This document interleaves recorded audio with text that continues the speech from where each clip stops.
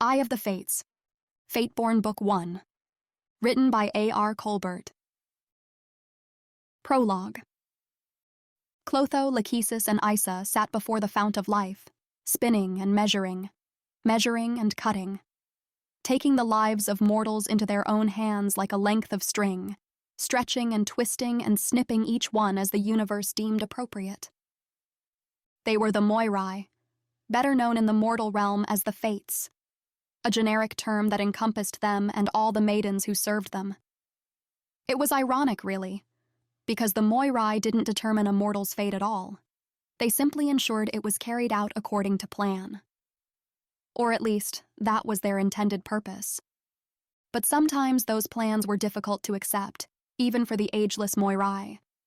That's why one of the sisters bit her tongue when she noticed a change in the fate of one they knew well. She did not tell her sisters when the girl's orb flashed with light. She said nothing when the light faded to blackness. She simply sheathed her shears, willing to let the girl's life play out as it may. Perhaps the universe would allow it, or perhaps it was beyond her control, and the law of necessity would correct the girl's path somewhere along the way. But for now, the sister was content to sit back and watch. For in all the centuries of her life, she'd never seen anything quite like it. If the girl succeeded with this change of fate, thousands of mortal lives would be saved. If she failed, the world would be shrouded in darkness for an era, maybe longer. But even in the worst-case scenario, eventually the world would recover. There was nothing to lose, not in the stretch of eternity that lay before the Moirai anyway. The sister kept her lips sealed as Lachesis abruptly sat taller in her seat, eyes staring vacantly ahead. Something has changed. Lachesis stood, her toothless jaw sagging into a frown.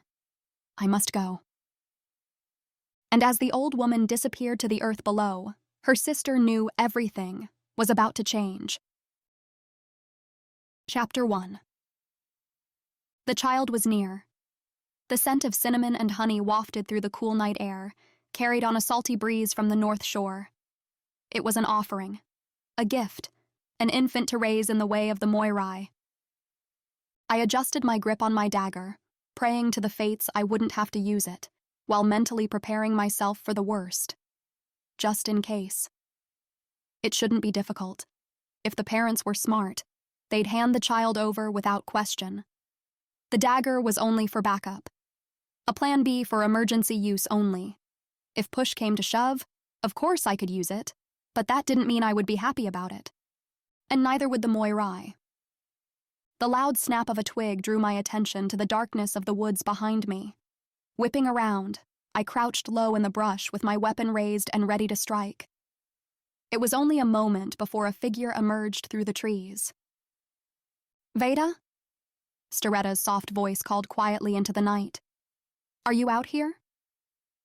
She scanned the forest until her eyes narrowed at the spot where I crouched. If not for the dagger, I probably wouldn't have been seen. But moonlight glinted off of the blade in my hand, exposing my position. And Steretta, perceiving the weapon as a threat, wasted no time reaching for her own knives. Before I had time to respond, one of the knives flew end over end toward my face. I narrowly dodged it, standing only after the second blade embedded itself in the tree behind me with a satisfying thunk. What were you thinking? I raised both hands in the air as I stood. You almost took off my head. Steretta's shoulders visibly relaxed. It would have served you right, crouching in the bushes like that. She released a heavy breath and put a hand on her chest. What are you doing in there? I was hiding from the perpetrator on my heels. I placed my hands on my hips, giving her a pointed look. This is supposed to be a solo mission. I think the real question is, what are you doing here? Lake sent me. She thought you could use some backup. I have backup. I slashed my dagger through the brush, climbing out and moving forward to the cottage that lay in the distant clearing ahead. Well, I'm already here, so you may as well let me tag along. I said nothing as Steretta retrieved the knives and followed me through the trees. It wouldn't do any good to object. If one of the sisters sent her to help, there was probably a good reason for it. Of course, I would never admit that out loud. We trudged forward toward the coast until the trees began to clear. The warm light of a fire glowed from the small windows of a cottage just ahead. Wow, Storetta stopped beside me. That smell is strong, I finished. There's no doubt the child is Fateborne. It was a good thing, too. It had been nearly 13 years since Silverloft last provided a child for the Moirai. It was the smallest of the mortal kingdoms, with fewer women to bear its children, but there was still no reason for 13 years to go by without an offering to the fates. I'd often wondered if there was some magic at play preventing the birth of a gifted child, but the sisters hadn't seemed concerned. Each fate-born child arrives in her own time, Clotho had once said. That is not for us to control. I surveyed the clearing, taking note of the shadows and any tools that could serve as weapons. While we preferred these retrieval missions to be peaceful affairs, there were plenty of stories of mortal families turning to violence on occasion. They didn't realize what an honor it was to offer their child to the fates. Silverloft was generally a gentle kingdom full of fishermen, but one could never be too cautious. Newborns made people irrational. Satisfied that I'd catalogued every possible threat, I nodded to Storetta. Let's go. We marched through the clearing, the moonlight reflecting off of our skin. It especially highlighted Storetta's light golden hair, creating a twinkling starlight effect that lived up to her name. It was beautiful, though I had always cherished my own chestnut-brown locks. My hair, like the rest of my appearance, wasn't anything special. It was normal, common. It would make it easy for me to fit in among the mortals, assuming I was successful in this first mission and granted the opportunity to return to the human realm again soon. Storetta, on the other hand, drew attention everywhere she went. Even the way she moved marked her as something from another realm. She was a stunning, ethereal creature, destined for life among the Moirai. She was impossible to mistake for a normal human, and yet she'd been assigned multiple missions already. It was hardly fair. But this was my chance to join the ranks of the Kamuto. Like Storetta, I knew I could thrive among the fates who were tasked with redirecting mortals who veered off course. I just had to prove that I was capable of handling myself appropriately among the humans. And I would start with this first task, retrieving a fate-born infant from a peaceful fisherman's cottage. Easy. Remember. Storetta put a hand on my shoulder, stopping me just outside of the cottage door. This is a really straightforward mission.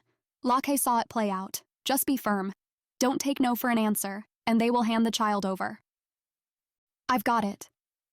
I shrugged my friend's hand off, annoyed that she felt the need to go over the basics.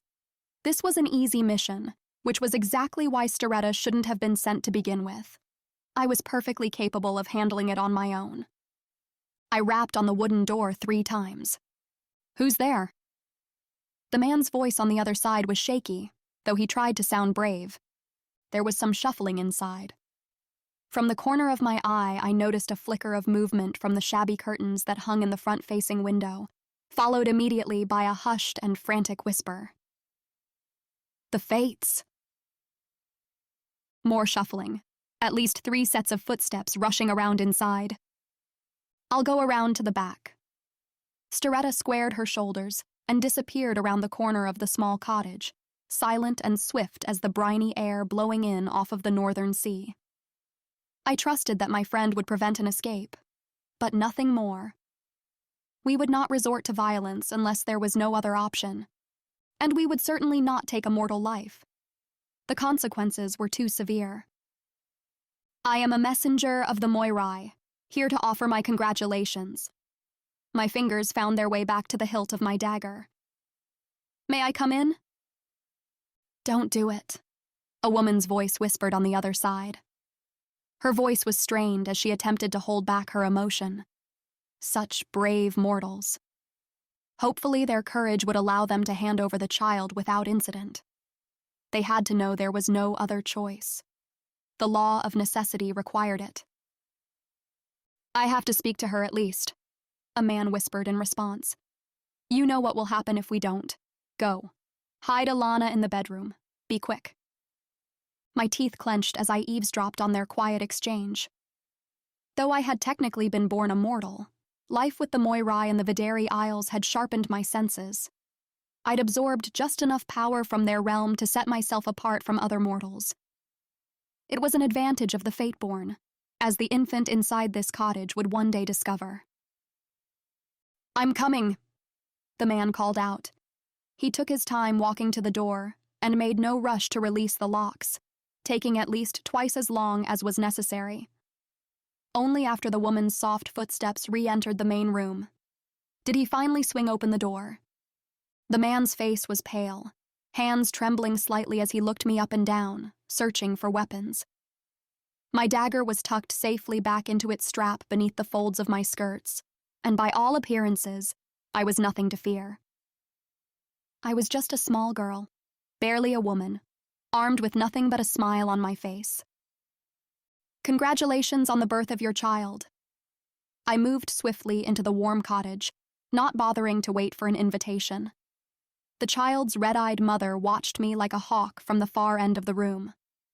Another man, a grandfather of the child perhaps, stood near the back door, glancing nervously from me to the window.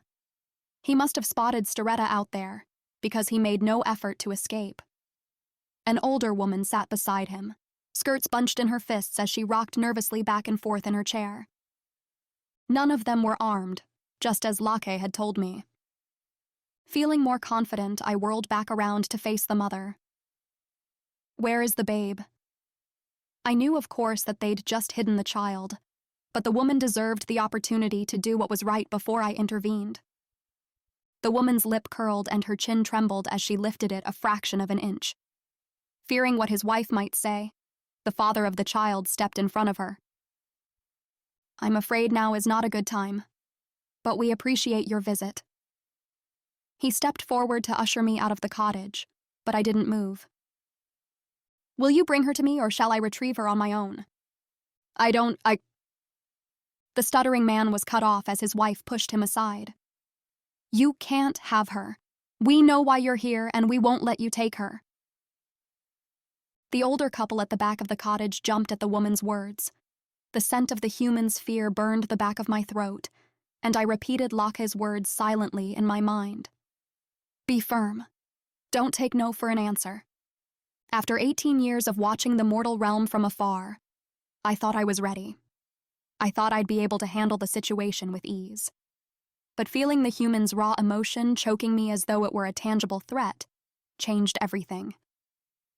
I inhaled once, steadying myself as I looked into the woman's eyes. "I'm afraid the decision is not yours to make any more than it is mine. Your child is Fateborne. She cannot remain in this realm, and there is nothing you can do to stop me from taking her." I moved for the bedroom. Even if I hadn't heard the couple plotting out their plan to hide the infant, I would have known right where to find her.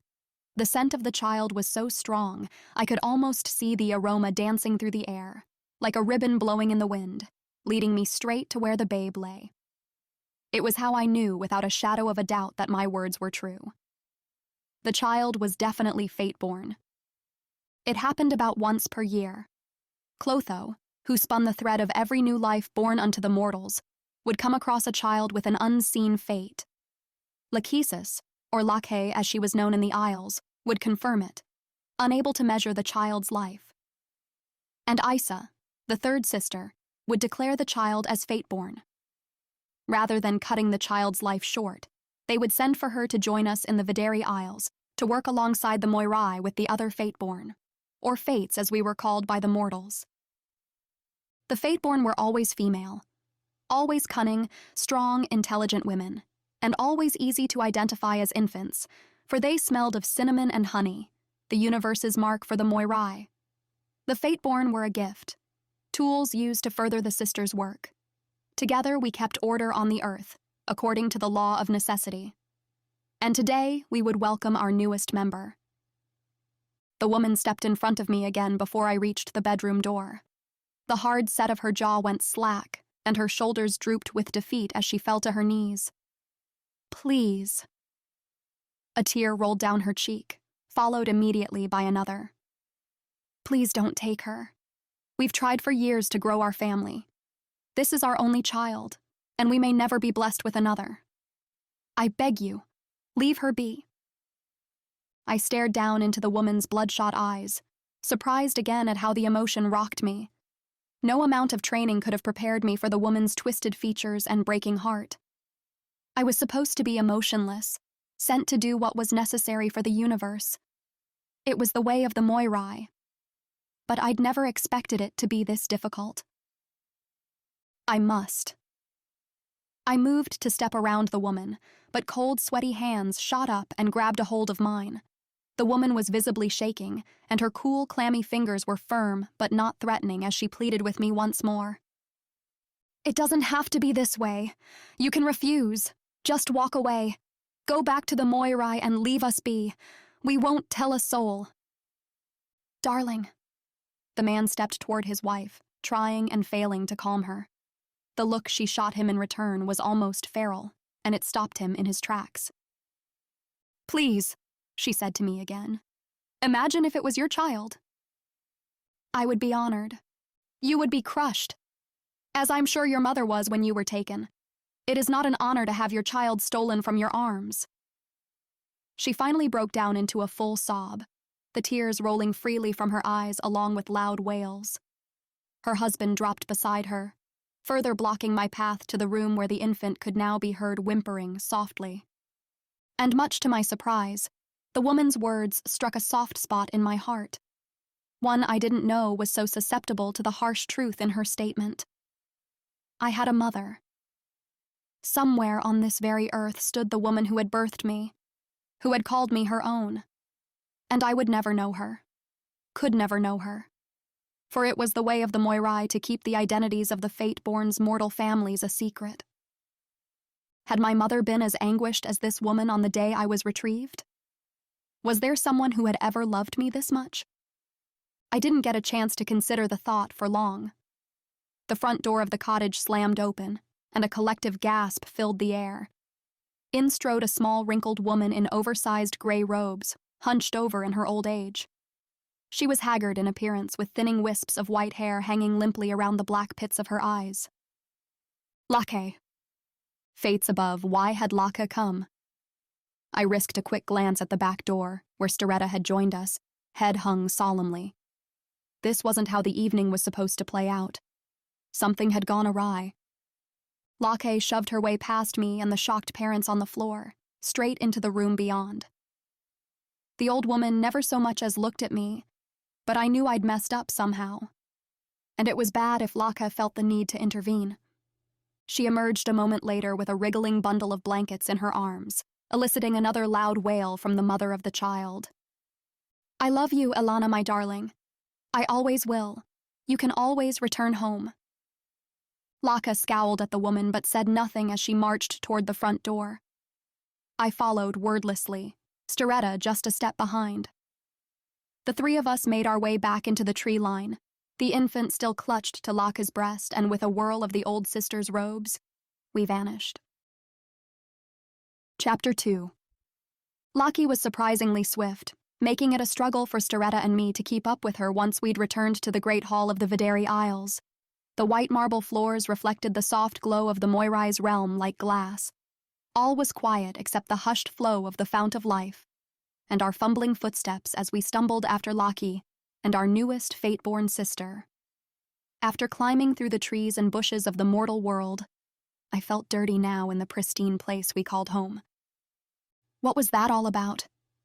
I tried to keep my voice down, even though I knew all three of the Moirai could hear my every word. Storetta grimaced. Something must have changed. That's not how it was supposed to happen. I was going to retrieve the infant. I know you were. Storetta's expression didn't match the confidence in her words. But Lake wouldn't have come unless something was about to go sideways. She's only looking out for you.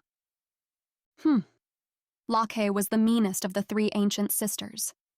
I found it hard to believe that the old hag looked out for anyone but herself, but I would never be so foolish as to speak that thought aloud. Storetta and I dropped our chins as we approached the fount of life, and the 3 rocking chairs that sat around it on the low dais in the center of the hall. Locke approached one of the chairs and extended her arms, passing the whimpering bundle of blankets to her sister. Clotho inhaled deeply and grinned, revealing her one remaining tooth. This is a good one. Strong indeed. She will make an excellent addition to the sisterhood. Her name is Alana, I said, and Staretta instantly tensed beside me. Ignoring my friend, I continued. I heard her parents call her by name. Locke grumbled something incoherent and moved to take the empty rocking chair between her 2 sisters. Interesting, Clotho murmured, moving the blanket back to reveal the child's face. She stared at the babe briefly before nodding. Yes, Ilana. It suits her. Clotho, that's not how it works. We can't allow the child to retain its given name. That could be disastrous in the future. Locke's gums moved back and forth as though she still had teeth to grind. Do you see disaster in the child's future? Locke stared vacantly ahead for a moment before grumbling again. I didn't think so.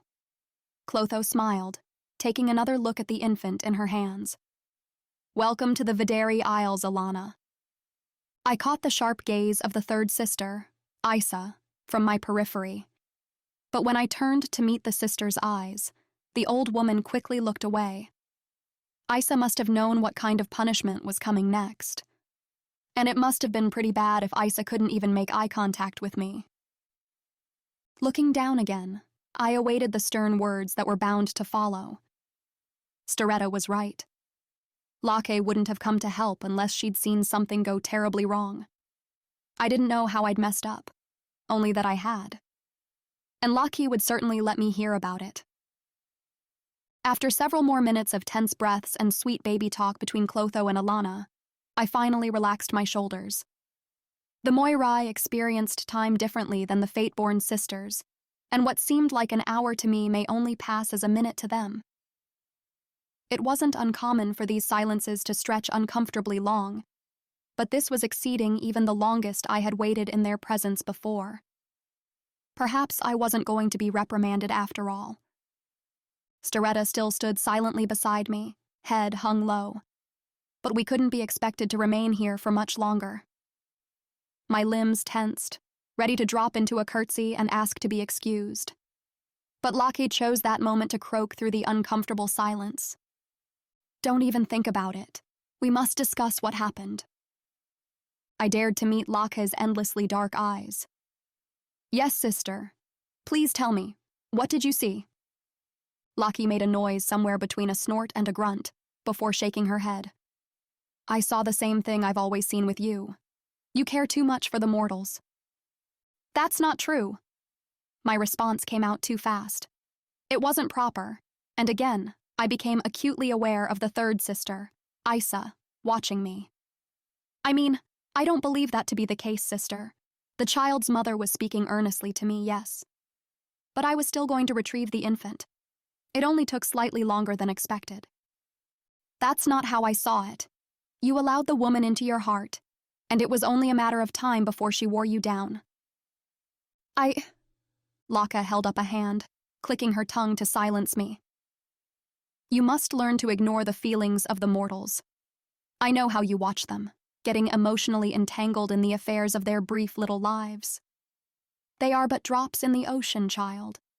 They are next to nothing as individuals. Ignore the drops, for it is the entirety of the ocean we must watch over. We must keep the sea calm, and getting involved in the individual aspects of mortal lives is the quickest way to stir up a tempest. Yes, sister. It would do no good to argue with the woman. No matter what Locke thought she saw, I would not have left the cottage without that child. Too much was riding on the success of that mission.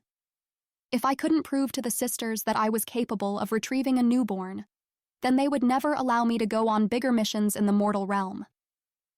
My hopes of joining the Komodo would be dashed in an instant. But if I showed respect, perhaps they would give me another try. Enough, Locke. Now, shall we go on and bind the Fateborne child to our realm? Or did you want to continue your lecture? Clotho lifted one wrinkled brow. When there was no response, she and her sisters stood, Laka grunting all the way to the fount. Staretta and I dropped to our knees in a show of respect as the old women each placed a hand on the Fateborne child. The infant began to whimper, her tiny face twisting in preparation for a real wail, but the soft chanting of the sisters quieted her. It was a beautiful, enchanting sound, spoken so softly I couldn't make out any words, just a gentle cadence with a mesmerizing hum. All at once, the chanting stopped. Clotho took the babe away from her sisters and dipped the child directly into the fount, head and all, before quickly bringing her back up for air. Then she reached her leathery hand into the water and pulled out the infant's orb. With the child cradled in one arm, Clotho examined the clear crystal ball in the palm of her free hand. She stared into it for a long stretch of time, then nodded, satisfied with whatever she'd seen. "It's done. Come, let's put the orb away and introduce Elena to the rest of the sisterhood." This was the first binding ceremony I had ever personally witnessed. It was beautiful, but brief. And I'd expected the orb of a Fateborne to look different somehow. After all, we were called apart, marked by the universe as something special, something unique. But Alana's orb looked just like any other mortal orb I had watched through the years. The only difference was that this one went into the private chambers of the Moirai with the rest of the Fateborne orbs. The mortals were all kept in the observatory, where the sisterhood could keep a close watch on them. "You go on. I'll meet you in the nursery." Isa had been so quiet during the ceremony and preceding lecture that it caught me off guard to hear the third sister's voice. More alarming, however, was the intense focus Isa laid upon me again. Clotho and Lake went on their way, and Isa kept her scrutinizing gaze on me until they fully disappeared into their chambers. Then she turned to Staretta. "May we have a moment, please?" "Of course, sister." Staretta dipped into a curtsy and scurried back across the great hall, leaving me and the third sister alone. Not a word was spoken until after the large room boomed with the echo of the doors closing at the opposite end of the hall. Isa was the most reserved of the Moirai. She stood tall and thin, despite her old age, though the skin on her face was etched with deep wrinkles and her cheeks hung with lifetimes of gravity. It was obvious that she was once beautiful. Hopefully, that beauty reflected on the inside as well. I had never known Isa to be particularly frightening, but one couldn't help but feel a little nervous around the Sister of Death. My eyes flicked to Isa's robes, searching for the shears that were sheathed somewhere within. But Isa had no reason to cut my life short. I hadn't even done anything wrong. "Laka is looking out for you. You should take her words to heart." I took a deep breath and fought to keep my mouth shut. Hearing the sentiments expressed for a second time in the same day didn't help to make it any more believable. Lake wasn't looking out for me. She was trying to prevent me from returning to the mortal realm again. I would remain trapped here in the Isles forever if it were up to Lake. But I didn't say any of that. "Thank you, sister, I understand. And I will do better in the future." "Will you?" There was that look again. It felt like a test, where the most obvious answer may not be the correct one. "Yes," I said, forcing myself to meet Isa's eyes. "Of course. I know we must never interfere in the mortals' lives except to steer them back to the course the universe has laid out for them. It is not for me to decide what they do. And despite Lake's earlier misunderstanding, I do not care for them, or get emotionally invested in their lives any more than I ought to." That was mostly true. I had been known to linger by the pools in the observatory on rare occasions, but that was only to make sure none of the mortals on my watch strayed too far from their fates. I was dedicated. That was a strength, not a weakness. Isa said nothing. She simply stared on with a knowing look until I at last had to break our eye contact. I couldn't take it anymore. Whatever Isa had to say, I wished she would just come out with it already. "That's a good answer. Exactly as you were taught." Isa nodded. "And it is easy in theory. But as you experienced today, it becomes much more difficult in practice. Once you physically step into their lives, It can feel impossible to remove your own emotions and desires from the true fates of the mortals.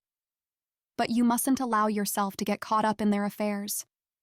Even changing the most insignificant detail can start a never-ending chain reaction that cannot be stopped. Do you understand? Yes, sister. Isa stared for a long while more before subtly shaking her head. I'm not sure that you do, but you will, sooner rather than later, I'm afraid. Go. Staretta is standing outside the doors of the great hall, waiting for you. Yes, sister. I dipped into a curtsy and dashed across the hall as quickly as I could without breaking into a full run. That was strange. The entire encounter left me feeling off-kilter somehow.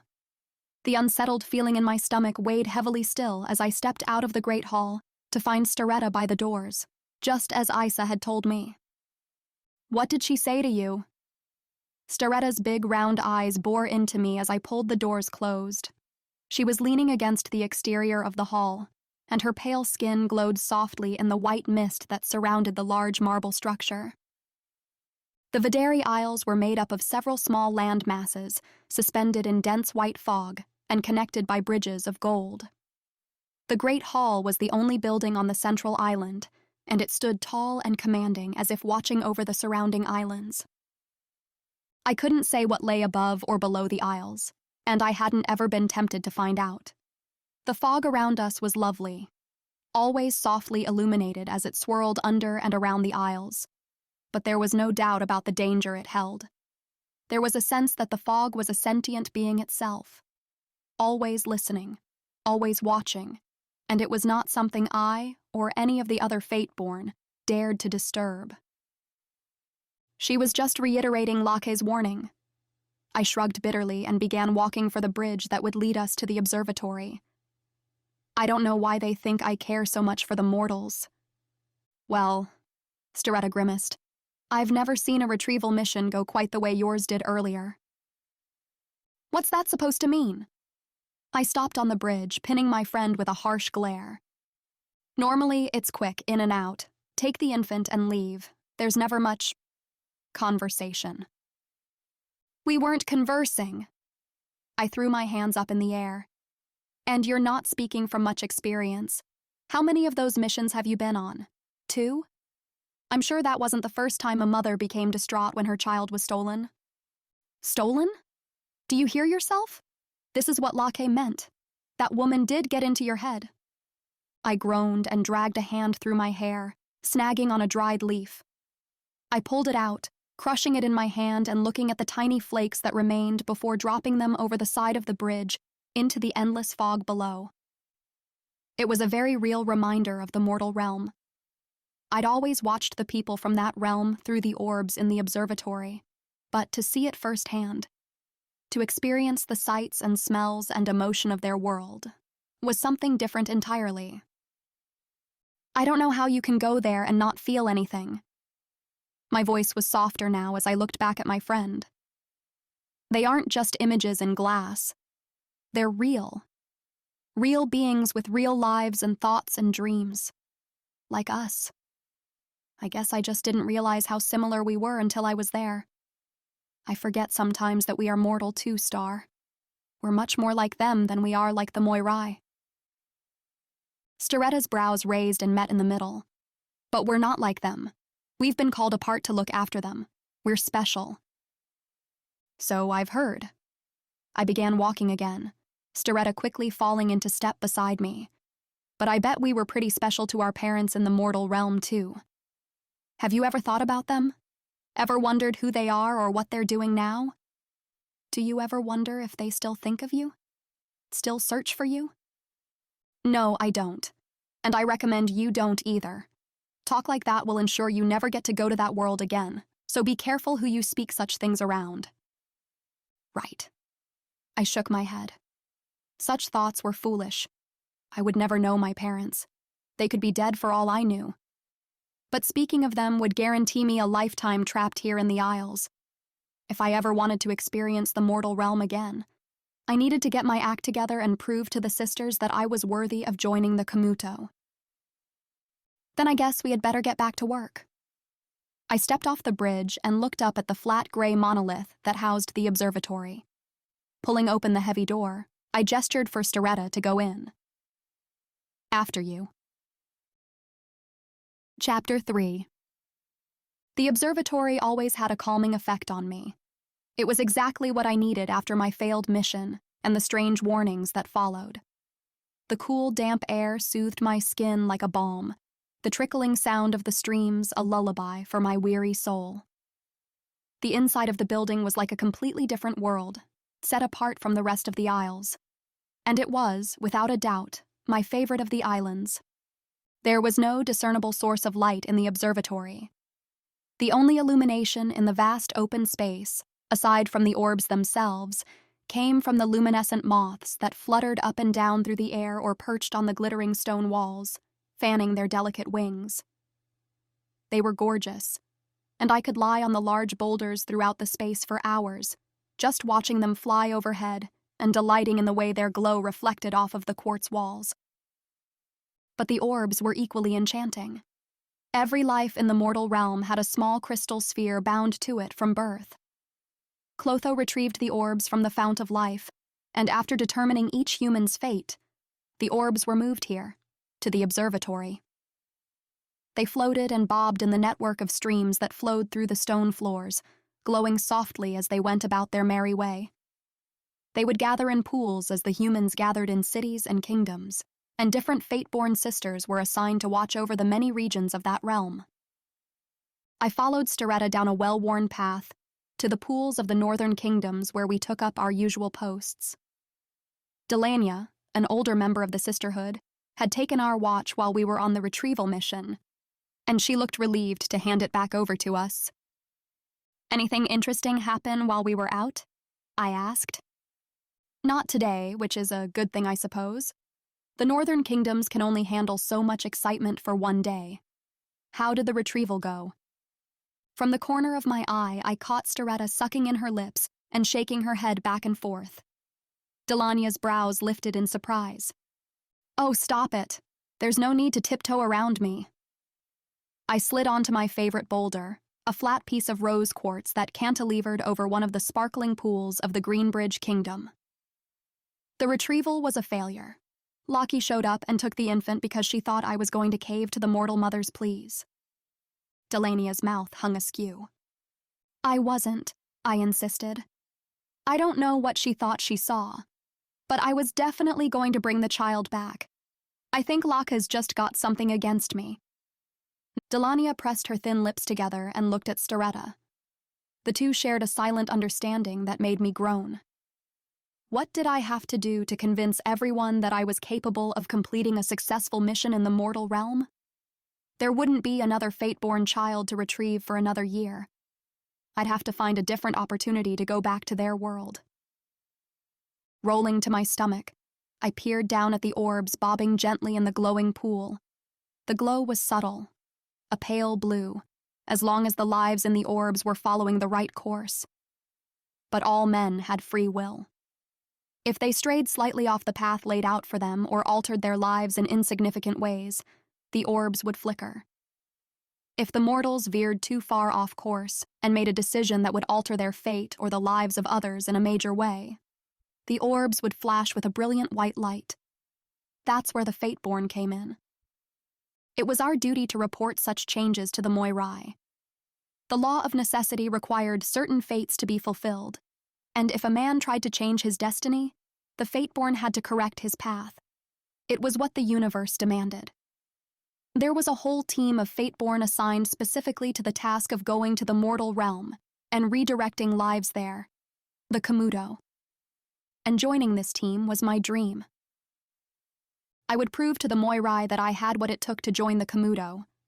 A lifetime as a watcher in the observatory or a caregiver in the nursery would never be enough.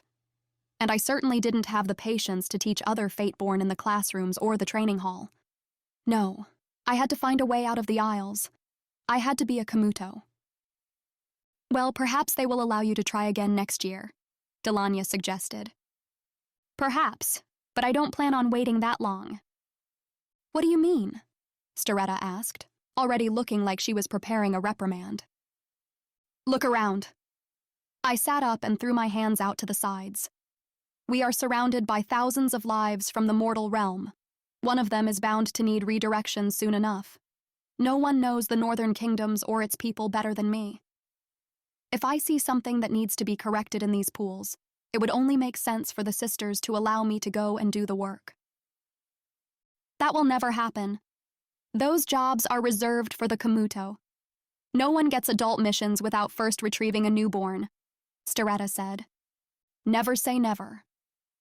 I rolled back onto my stomach to watch over the pool.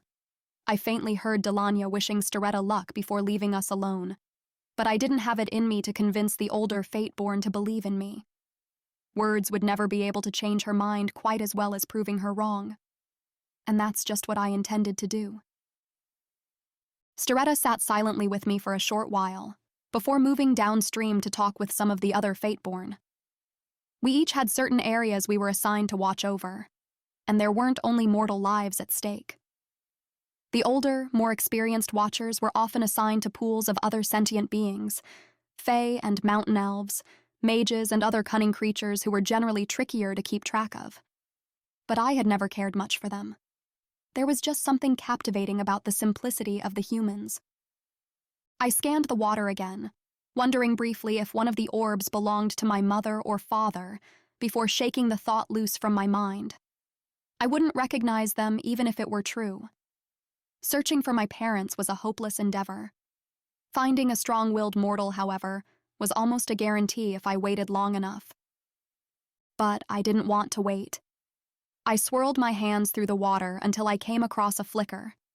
Picking the slippery sphere from the water, I rolled it between my palms, careful not to drop it as the sphere grew large enough for me to see the image playing out inside.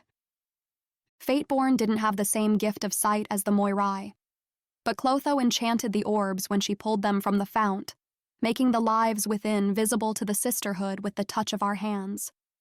We could always see the present, but never the past. The human fates were always clear, however, and when a mortal veered off course, another quick glimpse of their future would flash before us, signaling that a change must occur to right the course of their lives. The sphere in my hands revealed little. Mountains and trees filled most of the ball, and I didn't see any life moving within it at first. Pulling it closer, I gasped as an enormous scaled beast flew up from the trees, a man strapped to its back with his hair blowing wildly in the wind.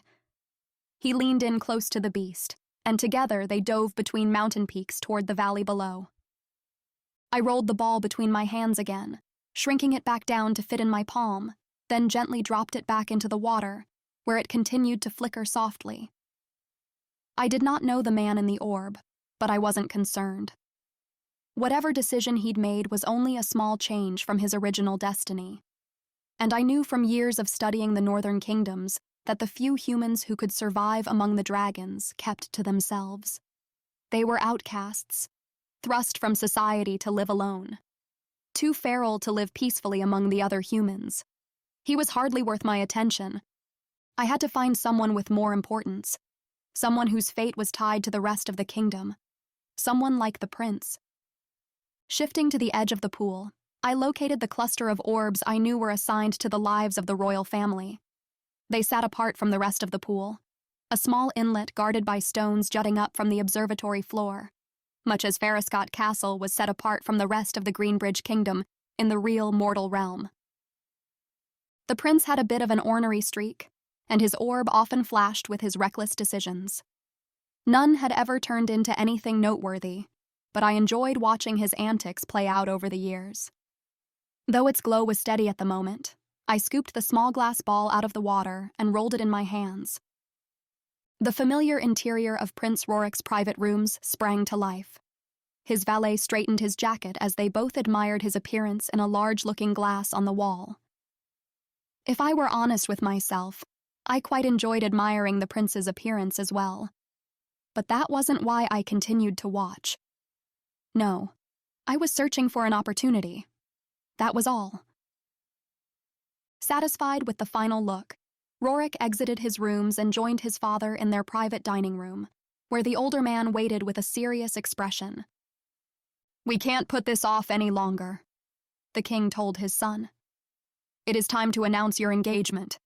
The people need some good news. It's been a difficult winter, and they need to know that next year will be easier with the new trade routes available." Rorik groaned and held up a finger to get the attention of a footman.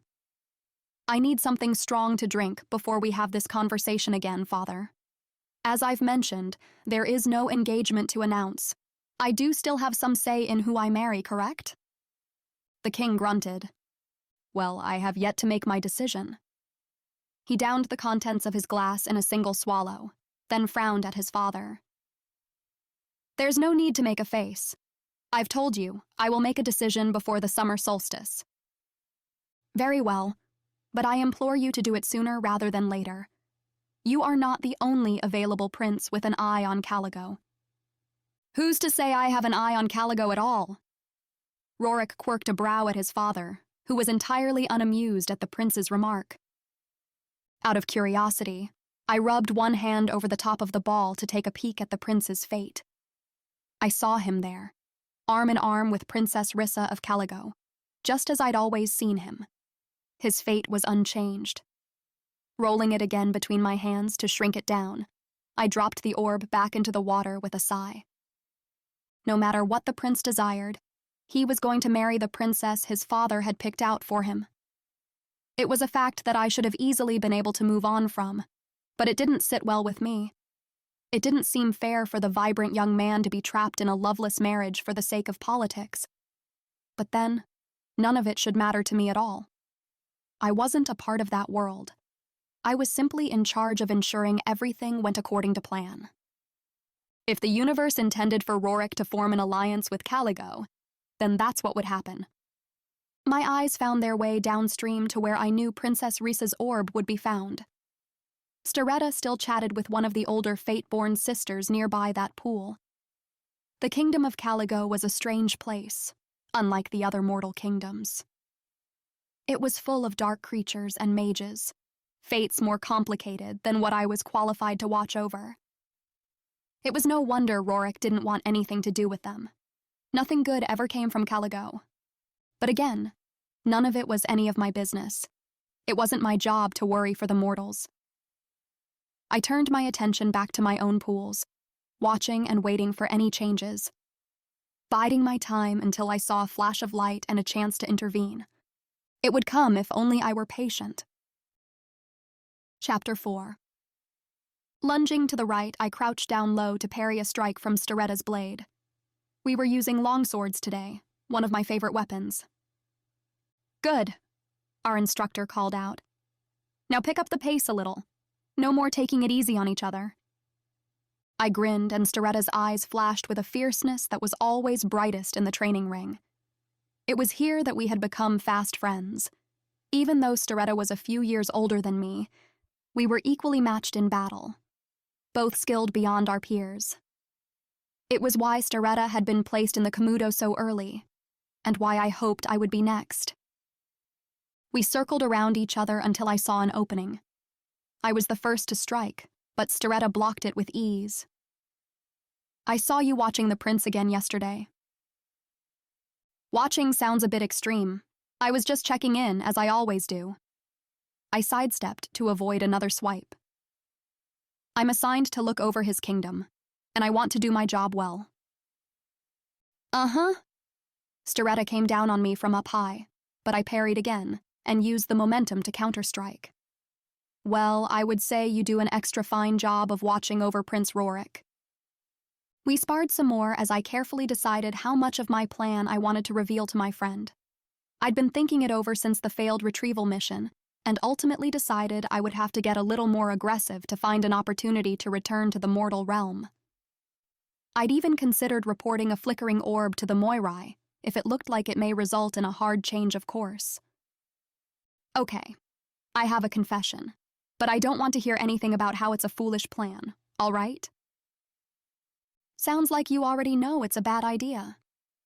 I chose that moment to strike, wrapping my blade around Staretta's to try and yank her weapon away, but it didn't work. She saw it coming. Okay, I won't say anything, relax." Staretta took a couple of steps back, breathing heavily before engaging again. Her body moved like liquid with more flourishes and grace than I could ever hope to achieve. Steretta's fighting style was elegant, with every move thoughtfully planned. Mine was more like brute force, ruled by raw instinct. It wasn't pretty, but it got the job done. If there is going to be a major change in the mortal realm, I figure the royal family would be a likely place for it to happen. Think about it. If there's an action strong enough to alter the fate of the royalty, all the other lives in that kingdom hang in the balance. Surely we would have to intervene at that point, so I've been keeping a close watch on them. I explained the rest of my plan to Steretta between the clanging of metal against metal, heavy breaths, and the occasional grunt. Any change at all, even just the tiniest of flickers in one of the royal's orbs, would be reported immediately. I wouldn't let anything slip by my attention. Some might call it desperate, but I liked to think of it as a strong attention to detail. We spun and ducked, slashed and struck, each move a little more determined than the last, and Steretta stayed true to her word. She didn't once tell me that my plan was foolish, even when I mentioned the extra hours I'd signed up for in the observatory. If there was a need for redirection, I was determined to be the one to spot it. "And what will you do when they tell you to stay here?" Steretta asked. "Because you have to understand that no one outside of the Camuto has ever been invited on a redirection mission. I guess I'll just have to cross that bridge when I get there." I struck once, twice. Steretta lost her balance as I swung a third time, and both of us went toppling down to the mat. I landed atop my friend and pointed the blade toward her chest. Our instructor clapped from across the room. "Well done, Vaeda. Now let the girl up. You will both want some time to rest after that match." I hopped to my feet and reached out a hand to help Steretta up. "Nice match." "You too." We cleared out of the training ring and went straight for the bathing hall to clean up. I intended to be quick so I could return to the observatory for another hour before dinner, but there was one thing I had to know first. I've been so focused on the royalty in Greenbridge that I haven't even had the chance to check in on Silverloft. I saw you over there this morning. Anything to report? No. Steretta ran a towel through her silvery blonde hair. "Why do you ask?" "I was just wondering about Alana's family." "Alana?" Steretta lowered the towel, looking thoroughly confused. "The Fateborne infant we retrieved yesterday. Her name is Alana. Remember?" "Oh, right." She stood and hung her towel to dry before she'd finished with it. Running her fingers quickly through her still wet hair, she moved for the exit. I honestly haven't given them another thought. And Vaeda? I really think you should drop it too. We're done with that. You need to forget about it. I let my friend's words sink in as I sat alone for a minute. Did the Moirai really think they could step in and totally change someone's life, then just forget about it? I wasn't capable of it. The realization crossed my mind that somewhere within the Camuto, perhaps in the Isles right this second, was the Fateborne who had stolen me from my own mother as an infant. Had that Fateborne sister simply forgotten about it? I shook my head again, shushing my own thoughts before running a quick plait through my hair and bouncing off toward the observatory. With any luck, time would help the memory fade and I could refocus on what was really important. The pools and streams of the northern kingdoms were especially quiet today, as if taunting me and my big dreams. I strode along the edge of the trickling water, watching for any light whatsoever, but all was calm. There weren't even any flickering orbs today other than the dragon man I'd noticed the day before. The mortals were on their best behavior, it seemed. After circling the main mortal pools and streams once more, I allowed my gaze to drift over to the Silverloft pool, where I would find Alana's family. I could check in on the family just once, and then forget about it. I only wanted to make sure they were doing okay. Then I could move on and never think about them again. But what if they weren't? I paused halfway to my destination. There was a very real possibility that I would find the orbs of the mother or father, and they would not be fine. In fact, I was almost certain they would still be mourning. And what then? Would I check on them again next week? Next month? I turned back on my heels, resolve building in my core. The Komodo would not think to check on the family at all. There was nothing I could do, no matter what I saw. A sorrowful mother did not require help from the Fateborne, and Alana's family would not provide a reason for me to return to the mortal realm. I needed to find someone who would. I turned back to the Greenbridge pool, looking for the orbs of Foscott. They glowed softly together, without so much as a hint of a flicker. One quick look at the prince, just to see if he'd made a decision regarding his engagement yet. Then I'd head off to dinner. I knew which one belonged to him now. The orbs all looked the same, but there was something about Rorik's little crystal sphere that drew me in whenever I was near. I reached for it, ignoring the flutter in my belly as the smooth surface rolled between my hands and enlarged. There he was, handsome as ever in a wool coat, riding on a horse through the woods with a couple of his men. They appeared to be headed back to the castle, and there wasn't any discussion to listen in on. I watched for just a moment, then out of habit ran a hand over the top to see his familiar fate play out again. Only this time it was different. I gasped and dropped the ball back into the pool at full size, causing a large splash. I scrambled to my hands and knees to retrieve it, then looked again, certain my eyes had deceived me. That was Prince Rorik. But he was not arm in arm with the Princess of Caligo. He was face up on the ice, his normally tan skin an unnatural shade of blue, eyes vacant, lifeless. One of his footmen was shouting behind him, "It was her!" The princess brought this upon him. I saw it with my own 2 eyes. In the next flash, darkness crept in over the entire kingdom, rolling across the land like an oily fog. Then came the mages, riding on horses the size of small cottages, staffs in the air as they shouted with victory. I recognized them as the mages of Caligo, Princess Rissa's kingdom. It couldn't be real. It couldn't.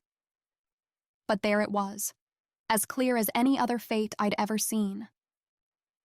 My hands trembled as I watched it again and again, before rolling the ball in my hands to shrink it back down to size. But instead of dropping it into the water where I'd found it, I tucked it away in my pocket to show the Moirai. Looking around the observatory, I was shocked that everything else seemed just as I'd left it, while inside somehow I knew everything had just changed. Surely it was a mistake. The fates of the mortals didn't just up and change, not unless someone got carried away with his own free will. But there were no lights. There was no indication that anything had gone awry. Not in Greenbridge, anyway. I looked downstream to the area of Caligo. Delania was there, walking casually beside the water's edge. Had she seen something happen? "Delania!" I rushed over to meet her. "Have you noticed anything strange today?" "What do you mean?" "A change of fate. Did someone go off course in Caligo?" "Not that I'm aware of." "Check Princess Rissa." "Why?" Delania crossed her arms over her chest. "There's been a change of fate in Greenbridge, but no lights. I think Rissa is connected. Please, just check. I'm begging you." Delania frowned, but with a huff of air she bent down to the pool of glowing water and fished around for the orb that belonged to Rissa. I had sneaked glimpses at the princess's fate before, just to see how it related to Rorik. I would know if something had changed. Delania pulled the small orb from the water and rolled it in her palms. The sphere grew, and I held my breath as an image of Princess Rissa in a gorgeous royal blue gown made of crushed velvet appeared before them.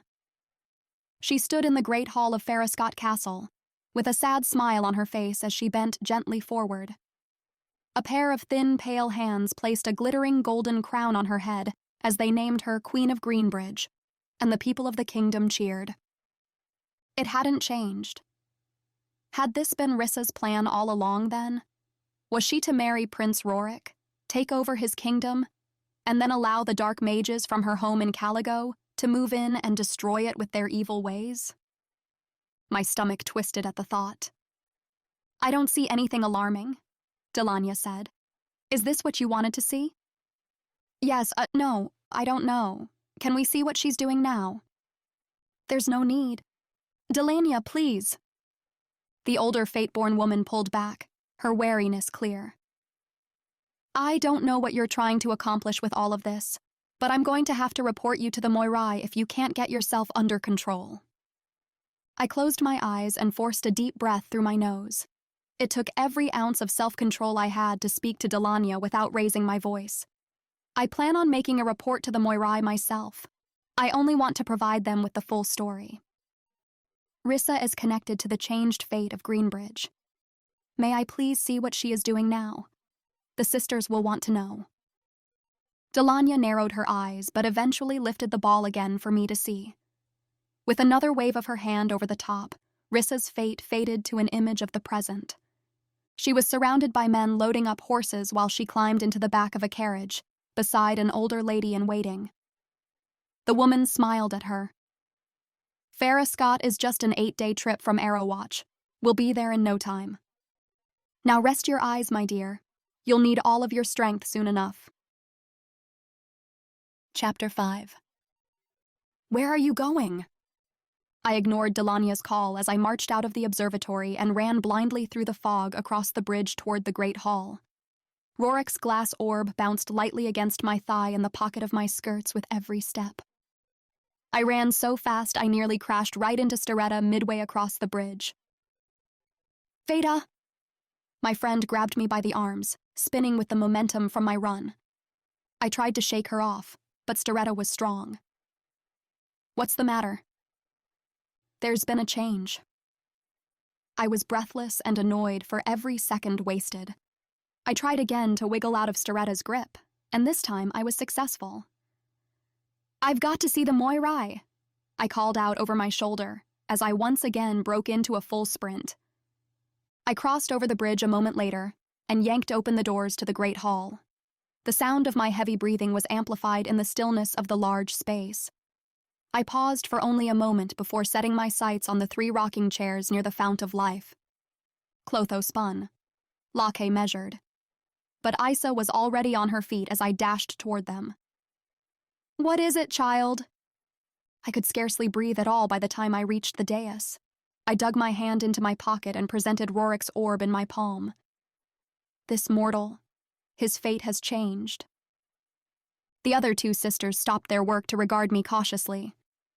Lake scoffed. That orb is as dull as your eyes. It's true that there is no light, but it must be broken. I've seen this man's fate before, and it's different now. It has changed in a major way, and it will affect the entire kingdom of Greenbridge if we don't intervene. Impossible. Laki went back to measuring, mumbling as she did. Any significant change would cause a flash. If not in this orb, then another. And we have seen no such warnings in recent days. Isa never peeled her gaze away from me. She watched me through the entire exchange with Lake, as though there was something she wanted to add. But she said nothing. Will you at least look at it? I slapped my hands to my sides in frustration. Please, see it for yourselves, then make your judgment. I'll look. Clotho set down her string and extended her palm. I dropped the orb into her hand and shifted nervously on my feet as the old woman brought the sphere to life. Clotho's eyes widened, then her brows dropped as she leaned in closer. Interesting. Very interesting indeed. Look at this, Lake. Did you know this was coming? I did not.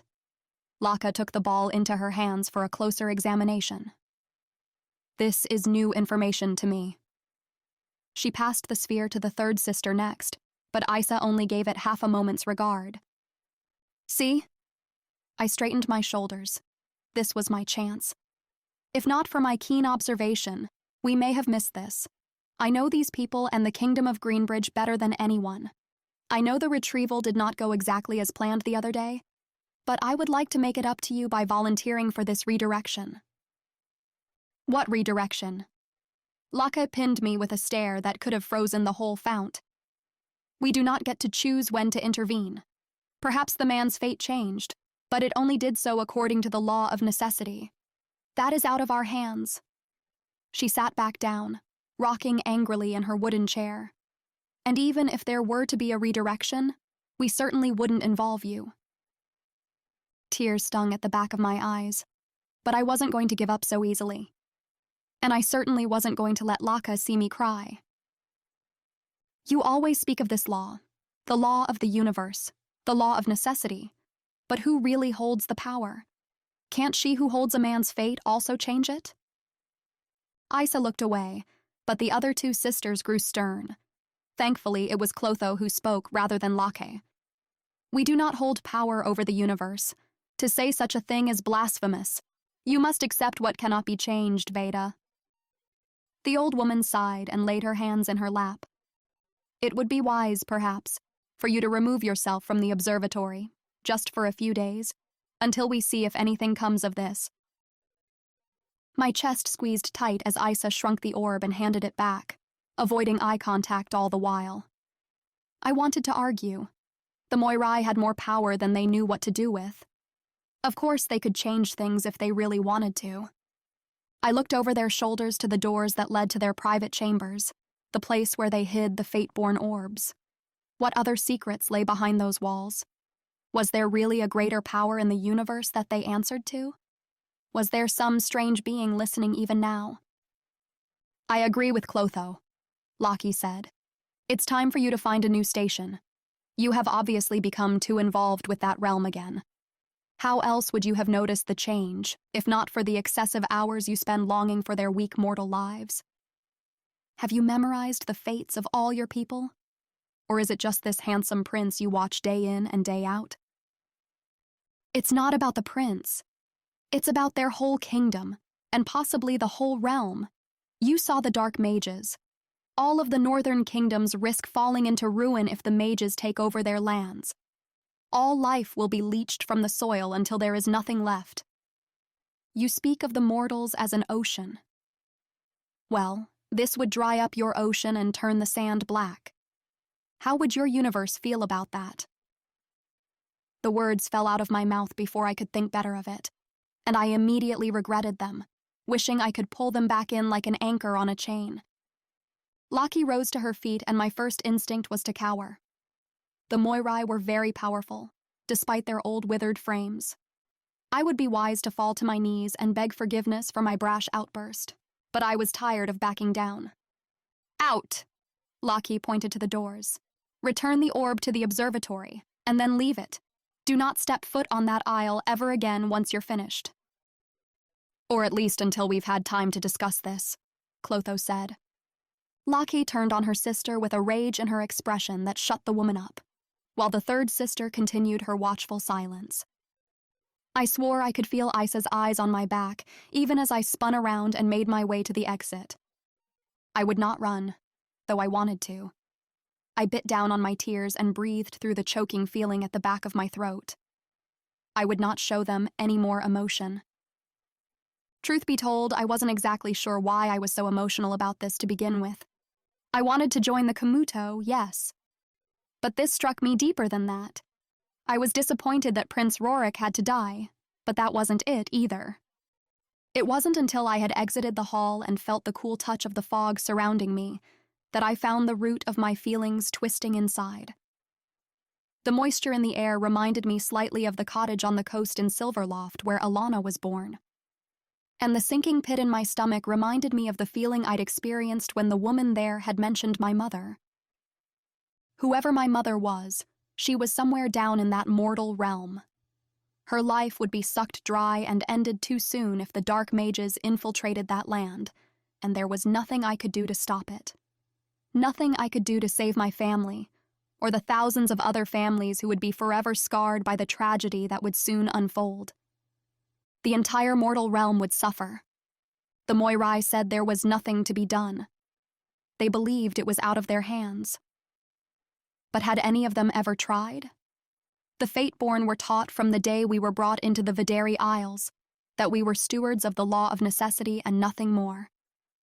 We did not make decisions. We simply carried them out. The fates of all mortals were handed down by some unknown force the Moirai referred to as the universe. But what if they were wrong? My pace quickened as an idea began to take shape in my mind. I could practically hear Storetta's voice already, telling me that this was the most foolish plan of all time. And she wouldn't be wrong. What I was considering could have dire repercussions, but I would gladly shoulder the punishment if it meant saving all the lives of those in the mortal realm. My heart pounded as I moved quickly through the observatory. I had only minutes before Locke was certain to come looking for me, making sure I'd left as I was instructed to do. I held Prince Rorik's orb over the pool of water where I'd found it, but in the last second, I changed my mind about replacing it and shoved it quickly back into the pocket of my skirts. Glancing quickly back and forth, I confirmed that no one seemed to have noticed. There weren't many Fateborne in the observatory right now, as most of them had gone to dinner. They were between shifts, which made this the perfect time to carry out the most egregious act against the Moirai imaginable. I was going to take fate into my own hands. I searched the stream near the Greenbridge pool again, until I located a single flickering orb. Snatching it from the water, I roughly rolled it in my hands, only long enough to confirm that it was the dragon man I'd seen before. He was alone, as I expected, but now he knelt beside a stream of water, filling up a canteen. Good, I whispered to myself. You're going to need that. I wanted to shrink the orb right then and put my plan into action, but my conscience required me to make sure I wouldn't ruin this man's life in the process. I waved a hand over the top of the ball and watched the image of the present shift to his future fate. The man stood alone in the mouth of a dark cliffside cave, looking into a starlit valley below. I got a better look at his face now, and beneath the grime and overgrown hair, he was almost handsome. Or he might have been. But there was a deep sorrow in his expression that was too heartbreaking to watch for long. A single tear rolled down the man's cheek, and then the image faded away. Such a sad fate. With any luck, my plan might just help him see better days as well. At any rate, I didn't think anyone would notice or be affected by this one little change. He was all alone, after all. But it may make a big enough difference that I could stop the princess before she got to Greenbridge and tore the realm apart. I shrank the ball down again, and with another quick glance around the room, scurried downstream to the pools of Caligo. Princess Rissa was likely on the move already, traveling to fulfill her own destiny of becoming queen. Maybe that's what the universe intended, but the universe hadn't seen me coming. Before my better judgment stopped me from making a huge mistake, I dropped the Dragon Man's orb into the water near Rissa's caravan. I didn't know if it would work. Perhaps it would take much more than moving orbs from one pool to another to really have an impact on the lives that floated before me. But I had to try. I stood and watched silently for as long as I dared, before finally admitting I'd done all I could for now. And as I turned to leave, a bright flash of white light shot up from the stream at my feet. It worked. You've really done it now, haven't you?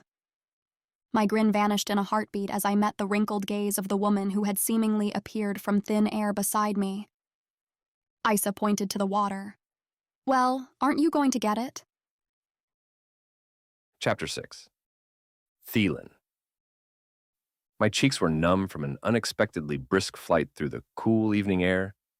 I still didn't understand what had possessed Gladys to emerge from her cave and eagerly toss me onto her scaly back, but I'd learned long ago not to question a dragon. My hair still didn't grow properly on the scarred skin of the lower half of my left calf, as a result of the last time I'd tried to argue with one of the beasts. Gladys kept low, close to the treetops, as she flew us out of the mountains where we dwelt and over the forests toward the coast. I could just see the glisten of the setting sun on the tops of the waves in the bay, and knew we must be nearing Arrow Watch. You're not kicking me out of Greenbridge completely, are you, old girl?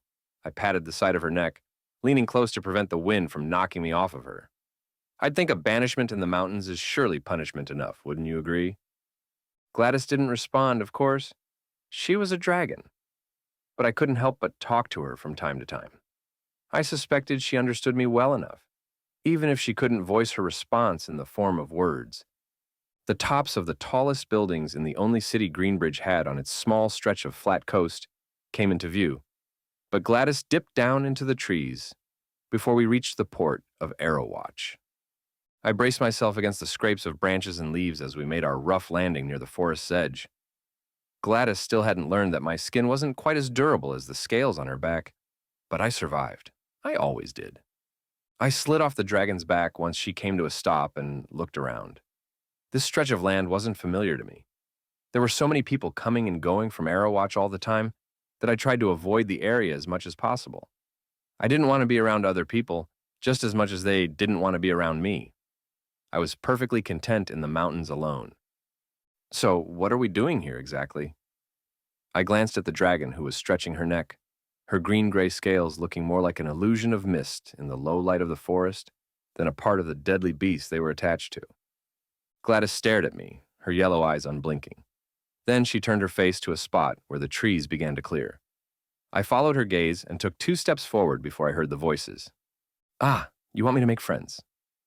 The dragon whipped her face back to me, a thin wisp of smoke lifting from her nostrils. No? Okay, I was just kidding. I lifted both hands until I was sure Gladys would give me room. Then I crossed in front of the beast the rest of the way to the clearing. Crouching low in the brush, I worked my way forward until I had a clear view of the person, or persons rather, on the road beyond. It was a large group. 3 horsemen rode in front, followed by a drawn carriage with 2 men paired up on either side, keeping guard over whoever sat inside. Behind it were 2 more horsemen and 5 men on foot, each with large bows and a quiver of arrows attached to their backs. The crude humor of the 2 guards closest to where I crouched was reprimanded by a female voice from within the carriage. "Apologies, milady," one of them called back. The horses that pulled the carriage came to a stop and the woman's face appeared. Never mind it. Let's just remember to be respectful in the presence of the princess. Now, it looks as though darkness will fall very shortly. Shall we set up camp for the night? Certainly, milady. This looks to be as good a spot as any. Princess. What kind of princess would ride several miles outside of town to set up a camp in the woods rather than stay at one of the nicer establishments in the portside city of Arrowwatch? And though the woman in the carriage was lovely enough, she looked a bit old to be a princess. I angled myself to get a better view. I hardly dared to breathe as one of the guards came close to the spot where I hid. But the man was just tossing out the putrid contents of an old bucket. Thick brown liquid landed with a splat just a few feet away from my bush. Even without breathing, the stench crawled its way to the back of my throat, working up a gag. I crawled back to the clearing where my dragon patiently waited and wiped tears from my eyes while taking in big lungfuls of the fresh air. "Don't look at me like that," I muttered to Gladys. "I don't think it's funny." The dragon snorted like a horse in response. Once the guard returned to the rest of his group, I worked my way to a new spot in the trees, upwind from the dumping grounds. Here I had a better view of the carriage. The woman I'd seen earlier climbed down with the help of a guard. Right behind her was another woman, younger and extraordinarily beautiful. She must have been the princess. She didn't look much like the people of Greenbridge. Her hair was dark as a raven's feathers, her eyes almost feline. Her pale skin stood out against the deep violet of her low-cut dress and the large ruby hanging from a chain in the center of the V. I quickly averted my eyes.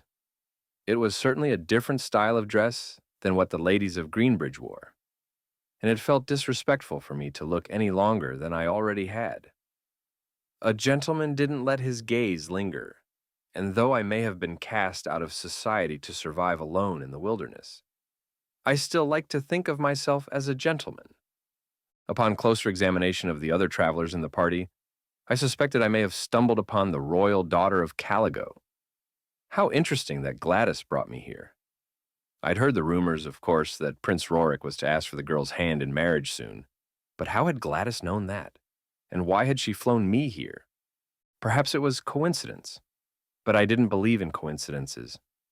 No, there was a reason for this. Excitement built in my stomach as I considered the possibility.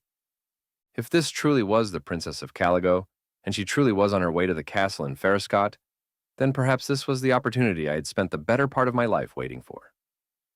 I listened and spied for the next hour or more, long after the sun sank low over the tree line, and a cloudy darkness crept in around the edges of their campsite.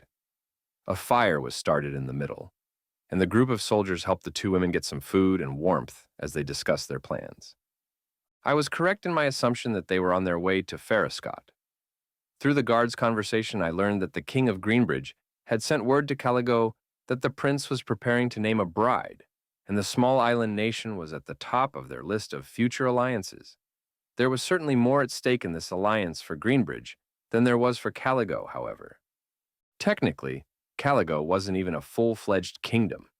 They referred to their leaders as royalty, and the girl, Rissa, was called a princess. But the actual royalty of the land had fallen long ago when the mages crept in. The island wasn't known for its military strength or political negotiations. It had no real resources at hand. Really, the most valuable aspect of Caligo was its location and the fear its mages instilled in all the surrounding nations. It was a small island, but it lay directly off the coast of Greenbridge, separating the larger kingdom from those to the south and blocking its trade access to the sea. Though Greenbridge was much larger and better established, it was caged in by impassable mountain ranges to the east and west, and the Feywood to the north. Many a caravan fell victim to the dangerous peaks and more dangerous Fey folk of the wood. So the only true point of import and export for Greenbridge was its port at Arrowwatch. And in order to access Arrowwatch, one had to sail past Caligo. Princess Rissa knew her value. She had to. She knew that the Prince of Greenbridge needed their alliance, or he'd risk cutting off trade entirely with a single command from her or her father. She could be quite confident that he would take her hand in marriage. But that didn't mean she was happy about it. On the contrary, she didn't seem excited about the union at all. But I didn't care how Rissa felt about it. All that mattered was that the princess was on her way to Foscott, and if I played my cards right, I could sneak into the castle along with the rest of her caravan. Then I could finally seek the justice I so desperately craved. I looked back fondly at the dragon now asleep in the bushes behind me. I may never know what spurred Gladys to bring me here tonight, but it definitely wasn't coincidence. For once, the fates seemed to tip the scales in my favor. Fortune was finally on my side. I continued to watch until I discovered a way to insert myself into the caravan. It would be much easier to enter the castle if the group believed I was actually a part of them, and I had just figured out how to do it. One of the men sat away from the others. He seemed less comfortable than the rest of the group, almost out of place. There was no rapport between him and the other men, and the women hadn't so much as cast a second glance in his direction all evening. He was approximately the same height as me. His hair was a slightly darker shade of brown, and he wore it tied back at the nape of his neck. But I could work with that. In fact, once I was dressed in full armor with his mask and all, I doubted the others would be able to tell any difference between us at all.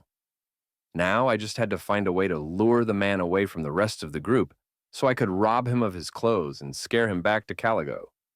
It should be easy enough with a dragon by my side, but how to separate him? I looked around the campsite but came up short. The man sat apart from the rest of the group, though. Perhaps if I caused a noise in the trees behind him, he would get up to investigate on his own. Then I could seize my chance. I dropped to my hands and knees, feeling through the darkness across the forest floor until my fingers wrapped around a stone the size of my fist. I wiggled it back and forth, scraping away the hardened soil surrounding it until it came loose enough for me to yank free from the earth. Standing, I inched my way closer to the campsite while still keeping myself hidden. Then I pulled my arm back, preparing to launch the stone into the trees on the other side of the clearing.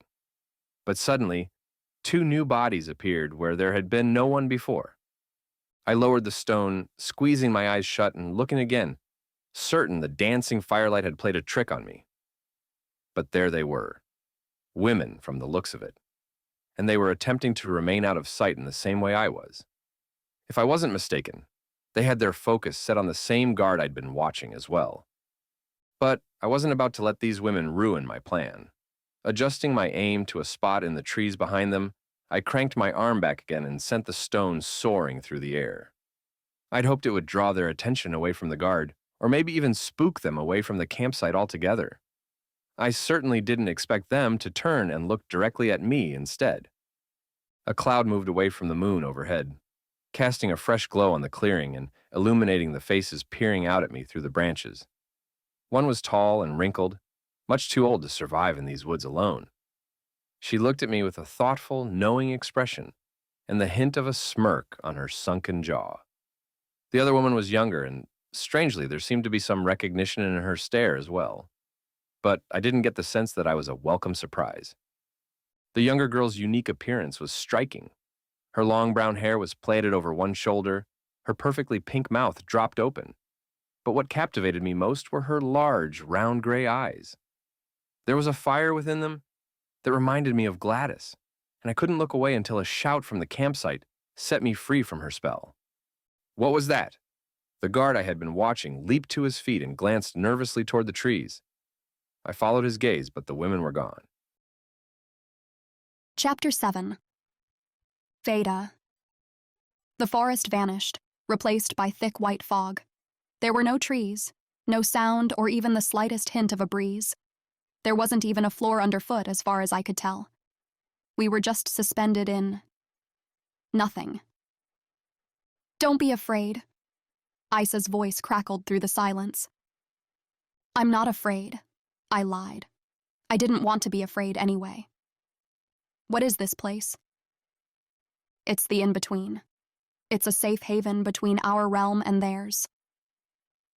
I tapped my foot and found the fog to be solid somehow beneath me. It was a relief to know we weren't falling or floating, suspended in time and space. But I still didn't like the place. Why did you bring me here? Because he saw you.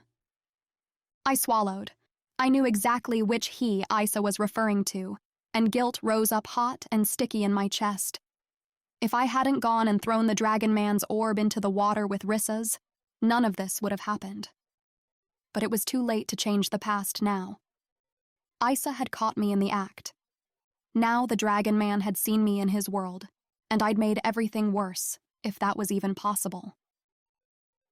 I was surprised by the sisters' reaction, however.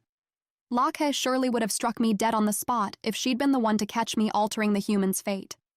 Even Clotho would have been beyond angry. But Isa didn't seem very surprised at all. After she caught me in the observatory, she'd asked me to retrieve the new flashing orb. Together, we looked to see the changed fate of a blacksmith from Caligo. Isa was disappointed in my actions, of course, but she'd graciously agreed to give me the opportunity to help the man and restore what should have been.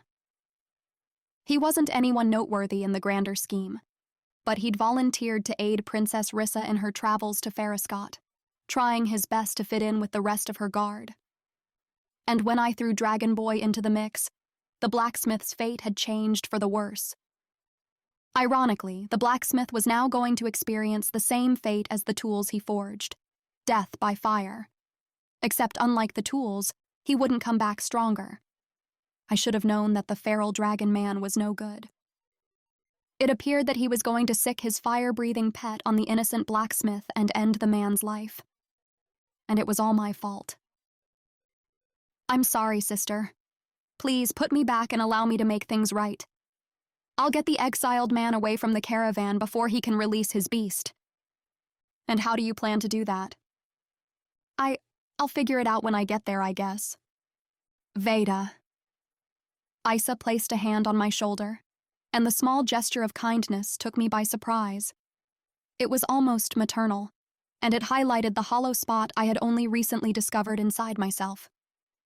That's not the reason I brought you here. What do you mean? If you had been patient, you would have learned the ways of the Fateborne through your additional training with the Kamuto. You see, living in the Videri Isles has a certain effect on you girls. You are still mortal, just as mortal as the rest of the people in that realm.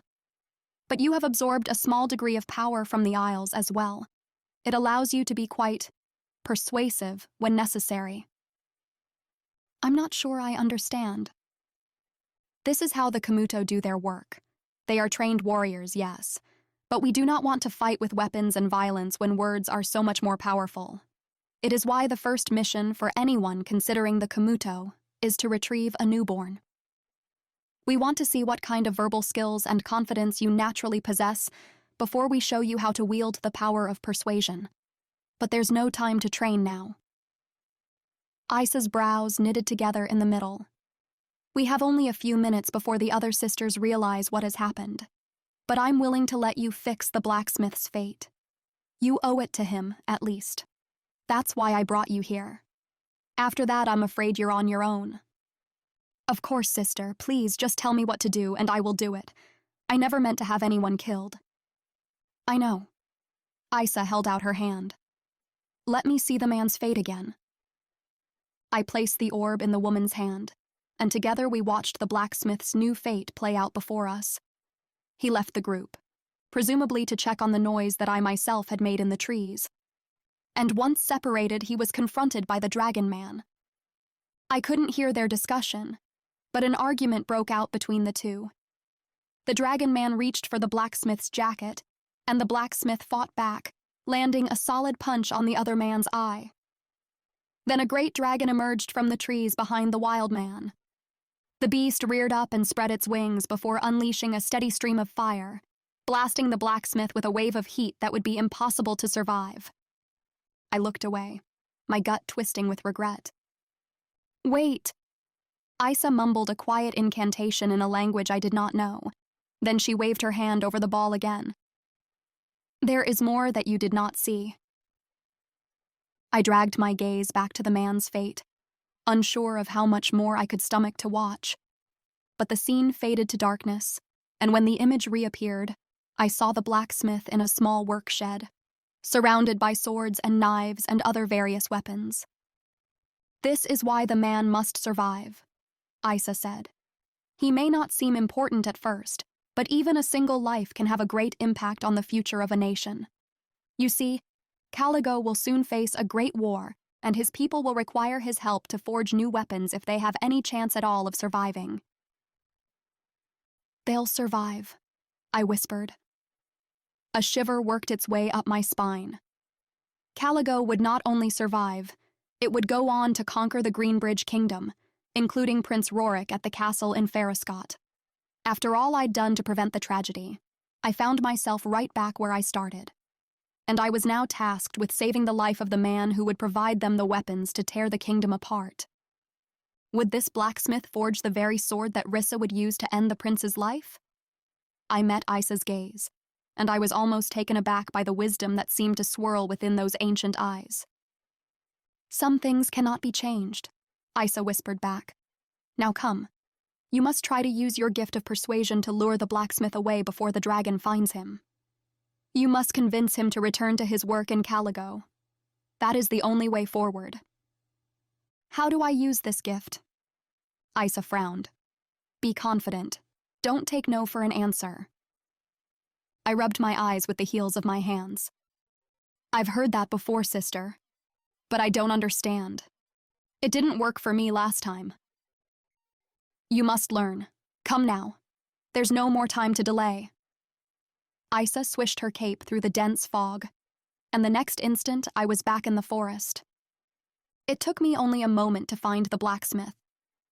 He stomped through the forest with all the stealth of a bull, snapping twigs and crunching leaves as he huffed his way through the trees. I hoped he made a better blacksmith than a guard. I called out to the man. Hello, sir? The blacksmith drew his bow with shaky hands. Who are you?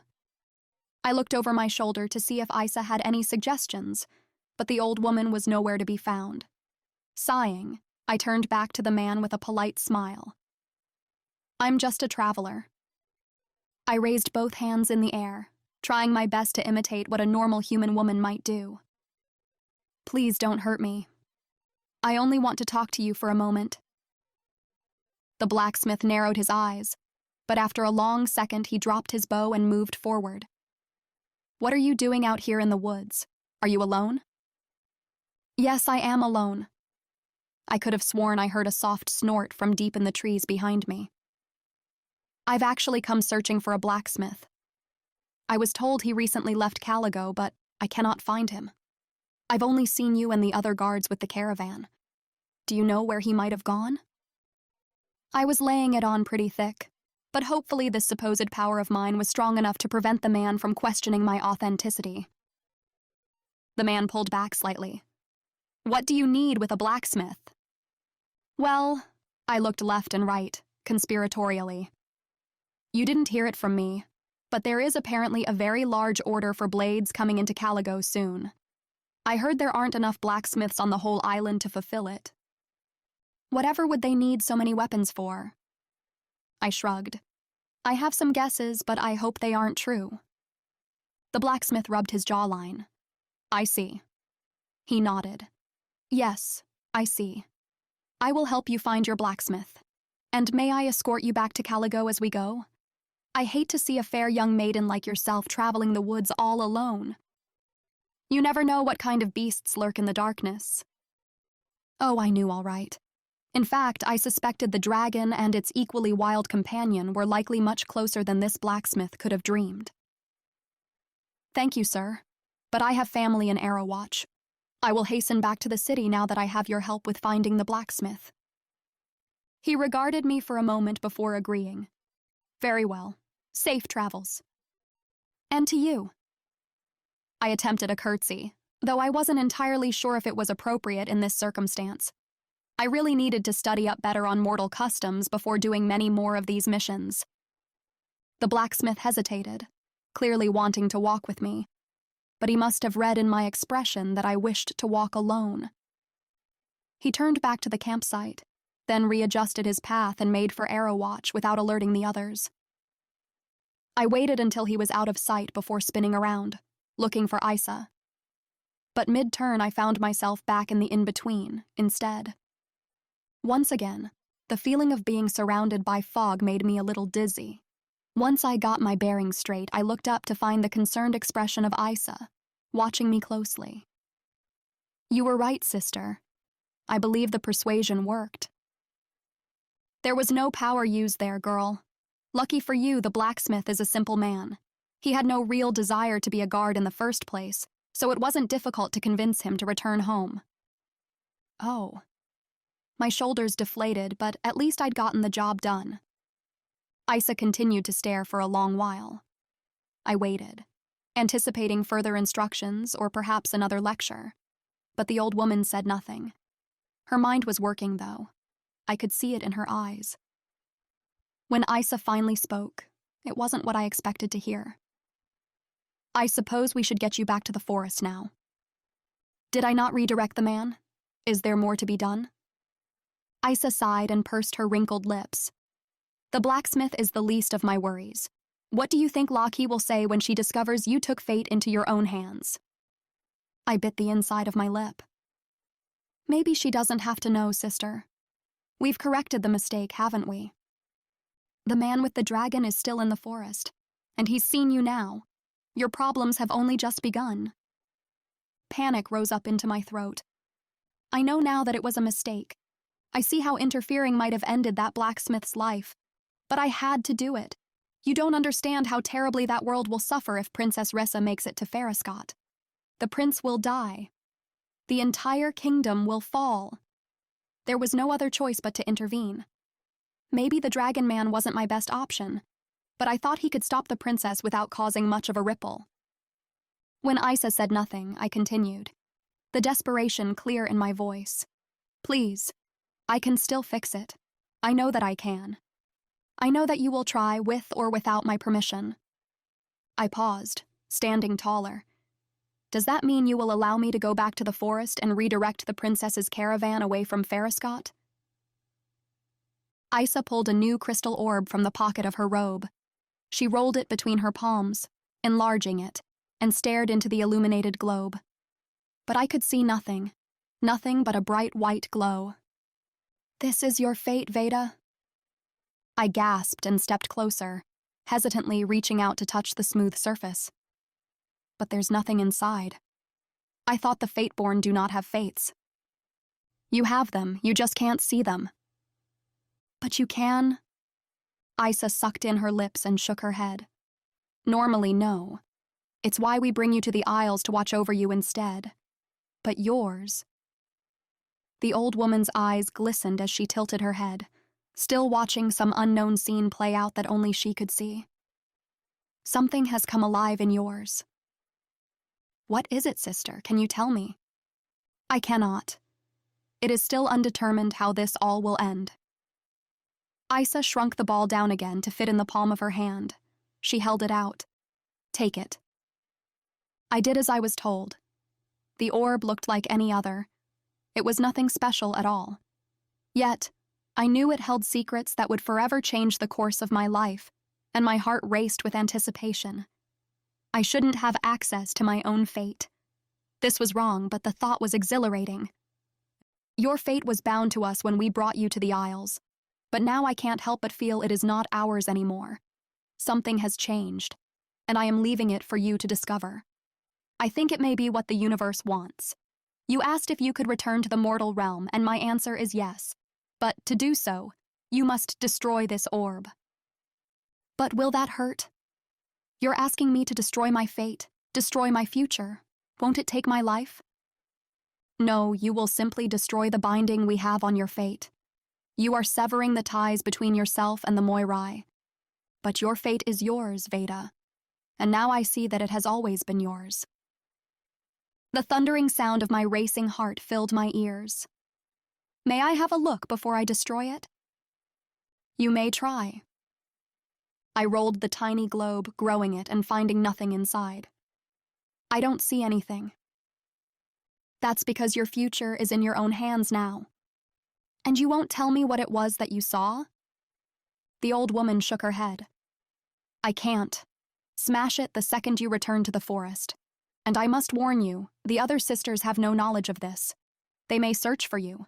Lake, especially, will not be happy. I do not know how this will end, only that you must try to survive. Follow your intuition, Vaeda. It will not steer you wrong. And remember, the mortal world is not what it appears to be from the Isles. Not all humans are kind. Not all of them are worth saving. Now go. And hurry away once your orb is broken. Get as far from it as you can, or else the Komodo will find it and come searching for you next. She whirled her robes, and I found myself alone again in the forest before I could blink. I rubbed my thumb gently over the glassy surface of the ball in my palm and looked up into the dark sky, the clouds making it appear moonless. I wished I'd at least gotten to say goodbye. Thank you, sister. I will never forget you. I dropped the orb onto the hard dirt on the forest floor, and with a deep breath, I brought the heel of my boot upon it with all the force I could muster. There was no sound as the orb shattered, no fragments or shards left behind. There was only a small cloud of white fog. I stood silently, watching until the vapor disappeared completely, carried off on a breeze into the chilly night air. Then I ran. Chapter 8. Theilen. The woman was strange, but she certainly knew how to move through the woods without making a sound. I had to give her that. I'd nearly lost her twice even before she took off running, only to find her standing in a completely different spot moments later. I should have let her go. There was no reason to concern myself with mysterious gray-eyed maidens, but she was running in the same direction I planned to, so it wouldn't hurt to follow her just for a short time and determine what it was that she wanted. After all, she scared off the guard I had planned to rob, thereby taking away my opportunity to join up with the entourage from Caligo. So really, I had no other option but to follow her, at least until we caught up with the rest of the caravan. I didn't know when the group had picked up and left their campsite or where they had gone, but the singed leaves around the edges of the clearing gave me a pretty good guess at what had scared them off. I'd have to have a talk with Gladys later. The dragon had disappeared as well while I was distracted by the girl. I should have paid the caravan more attention, but there was something off about the young maiden, and I hadn't been able to pull my attention away from her.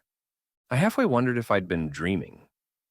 That would have been a much more logical explanation for the girl's ability to seemingly disappear from thin air and reappear moments later in a new spot. And that glass ball she'd broken. It was all so strange. Even her appearance was like something from a dream. I shook the thought from my head and refocused on tracking her. I'd been following her for at least 10 minutes now, and I had no better guesses as to what she wanted.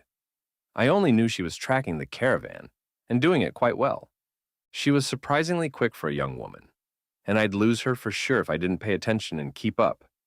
The top of her head dipped out of sight behind a small wooded hill, and I sprinted to catch up. I only realized my mistake after my foot caught in the vine She'd pulled taut, just over the opposite side. Aha! She shouted as I tumbled down the hill, crashing into a bush at the bottom. I knew I was being followed. What do you want with me? I came to a stop and jumped back to my feet, instinctively reaching for a weapon, but I was unarmed. Gladys had taken me out of the mountains without the opportunity to prepare, though I wouldn't have known to prepare for something like this anyway. The girl's eyes flicked to my hand, and I watched her reach for a fold in the side of her skirts. Unlike me, she was armed, and judging by the way she'd silently run from me and expertly caught me in her simple trap, I suspected she knew how to use whatever weapon she had stored away. What makes you think I want something from you? I asked. I'm simply looking for the rest of my party. It seems they've taken off suddenly in the night. You wouldn't happen to know what happened to them, would you? I took a step toward the girl, keeping my hands carefully raised in front of me so she wouldn't perceive me as a threat. She narrowed her eyes. Your party? Why didn't she believe I was a part of the caravan? I looked down at my tattered, mud-stained attire. Perhaps it was a bit of a stretch, but it was too late to change my story now. I'd have to double down on my lie. Yes, my party. And now that you mention it, you seem to be running after them. You don't mean to cause any harm to my people, do you? The girl scoffed, and I noticed her hand stayed conveniently close to the area near her hip, where I believed her weapon to be tucked away. Her fingers twitched, as though she desperately wanted to reach for it. But she didn't. She shot daggers with her stormy gray eyes instead. If anyone means to cause harm to those people, it certainly isn't me. She practically spat the words at me. Are you accusing me of... I'm not accusing you of anything. Now quit following me. Go back to where you came from. The girl turned and continued ahead into the dark night. I was stunned into silence. But only for a moment. There was no way I was going to allow that small woman to get away with speaking to me like that. Who did she think she was? I stormed off after her. Now you wait just 1 minute. These woods aren't the kind of place one finds young maidens wandering around at night unless they're up to something. But I suspect you're not just an ordinary young maiden, are you? I saw you behaving strangely back there near my people, and I see you following them now. Who are you? I'm no one. She didn't even look over her shoulder as she marched ahead through the trees. You're someone, all right? And I watched you scare off that guard earlier. What is your motive exactly? Are you trying to hurt the princess? That one got her. The girl stopped and threw her hands into the air. I could ask the same of you. What is your motive, sir? Because I know those are not your people. She took a step toward me, pointing a deceptively delicate finger at my chest. You need to go back home. You don't belong here. And I will not allow anyone to get hurt tonight. What are you talking about? I don't want to hurt anyone. I didn't before you started running your mouth anyway. Throwing accusations around like I'm some kind of criminal, I grumbled under my breath. I stepped forward, closing the gap until there were just a few feet left between us. The faint scent of honey tickled my nose as I stepped nearer to the girl. Or is this all part of your plan? Are you trying to chase me away like you did that other guard so you can get the princess alone and hurt her? The girl's lips pressed together, jaw moving back and forth. But she stood her ground. I towered over her by nearly a foot, and I knew my muscular frame could be intimidating. One didn't survive 20 years in the wild mountains with dragons and not gain some impressive strength. But the girl was unafraid. Whether from courage or foolishness was still to be determined. She didn't answer, so I thought I'd switch tactics. Where's the other woman who was with you? The old one. There is no one else. Only me. The girl gritted her teeth once more before closing her eyes briefly. When they opened again, her entire disposition was different. She forced a smile, though it looked more like a grimace. Her voice was softer as she blinked up at me and said, You must have been imagining things, sir. I am alone and trying to find my way home, and at this late hour, I must suggest you do the same. She dipped into an awkward curtsy, then locked her eyes onto mine and repeated herself in a louder, uneven tone. You want to go home now, sir? Was she trying to cast some kind of spell on me? I wouldn't have guessed her to be a witch. Such a strange woman. No, actually. I think I'd much rather get back to the caravan, thank you very much. Someone is going to have to protect them from assassins, disguised as innocent maidens who creep through the night. Oh, I'll show you, assassin! The girl reached into a pocket hidden in the folds of her dress, but paused, when a blast of wind from the wings of a dragon blew her hair back. I turned to see Gladys flapping gracefully down from above. Looking back, the girl was watching Gladys with wide eyes, but still she didn't run. Even when Gladys landed behind me and took a heavy step forward, the girl didn't budge. If anything, she looked less afraid as her lip curled slightly at the beast. I didn't care for the mouthy little witch at all, but I couldn't help but feel a small dash of respect for anyone who could stand up to Gladys. You were saying? She turned her gaze back to me. I was saying, I've had enough of you following me. What do I have to do to make you go home? From the edge of my vision, I watched the girl reach into her skirts and retrieve a dagger. Gladys saw it too. The dragon lurched forward, snorting smoke as she snarled at the girl. No! I put an arm in front of the beast. I couldn't physically stop her. She was bigger than a large horse. But I hoped the dragon would listen to me. We'd spent a good number of years together, and I knew she got testy when I was in danger. But I wasn't afraid of this girl, and I didn't want Gladys to harm her. Not yet, anyway. I wanted to know who she was first. The girl stared the dragon down, her chest rising and falling with heavy breaths. She was afraid, as she should have been, but she still refused to back down. I suspected such recklessness might get her killed one of these days if she wasn't more careful. Not that it would bother me too much. Eventually, Gladys stepped back, but I could feel the dragon's golden gaze drilling into my back. She probably would have been calling me all kinds of names if she could speak.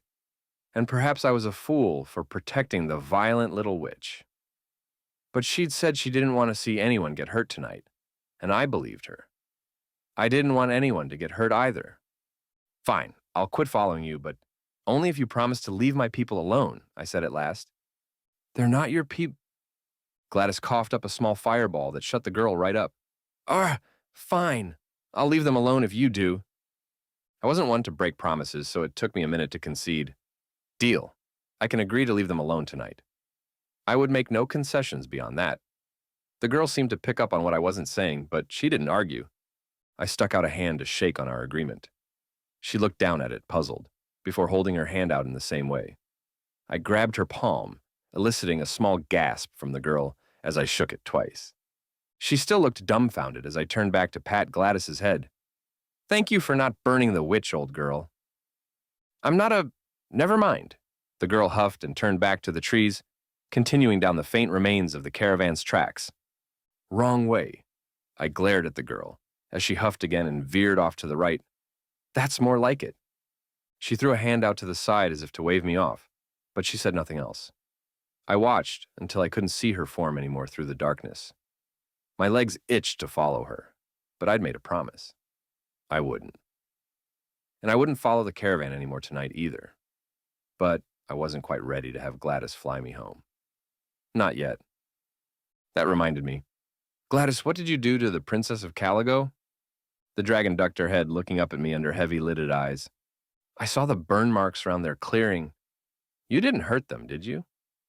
She lifted her head higher, almost as though she took offense to my question. She'd only scared them off then. Good. You can't hurt anyone. Even if you think they may be a threat, you've got to let me handle it. Understand? The dragon pushed her head forward, and I pressed my forehead against the beast's. She never meant to do any harm, but it was her nature. She would have to find a way to control her temper, or else I'd have to send her back to the mountains. And if I was going to make the trek to Foscott with the Caligo caravan, I would certainly want Gladys nearby while I did it. I patted the dragon's head again, forgiving her for scaring the people away. All right, girl, it's late. What do you say we rest for a few hours? We can continue after the caravan at daybreak.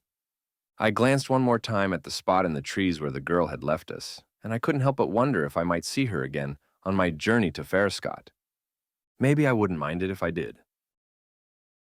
Chapter 9. Vaeda. I couldn't believe the nerve of the man. He'd lied through his teeth. Did he think I was a fool? That man was as feral as the scaly company he kept. They are my people, he'd said. Ha! No one would believe him to be traveling with royalty, Not even royalty from Caligo. I stomped ahead, playing our conversation over and over again in my mind. Why, oh why, had I thrown him into the mix? He was nothing but trouble, and he was proving to be a real thorn in my side. Or taking his dragon into consideration, perhaps he was more like a flame in my hair. I shouldn't have let myself get so worked up. Allowing my emotions to get the best of me would only make things more difficult here in the mortal realm. But that man was infuriating, and I'd seen what he was capable of in the blacksmith's fate. He was a killer, but at least he had prevented his beast from attacking me. It could have gone worse. It could have gone better too, though. Isa had mentioned the power of persuasion, but I was fairly certain I had exactly 0 power. The dragon man had looked at me like I was from another world when I'd tried to convince him to go home. It was a massive failure that only left him thinking I was strange. But I wasn't the odd one. He was. Everything about him was odd, from his pet dragon who almost killed me to the lies he expected me to believe. Even the way he'd grabbed my hand was strange.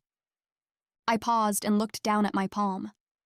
I'd never touched a human before, only other Fateborne, which, by default, meant I had never touched a man. He was larger than I'd expected him to be.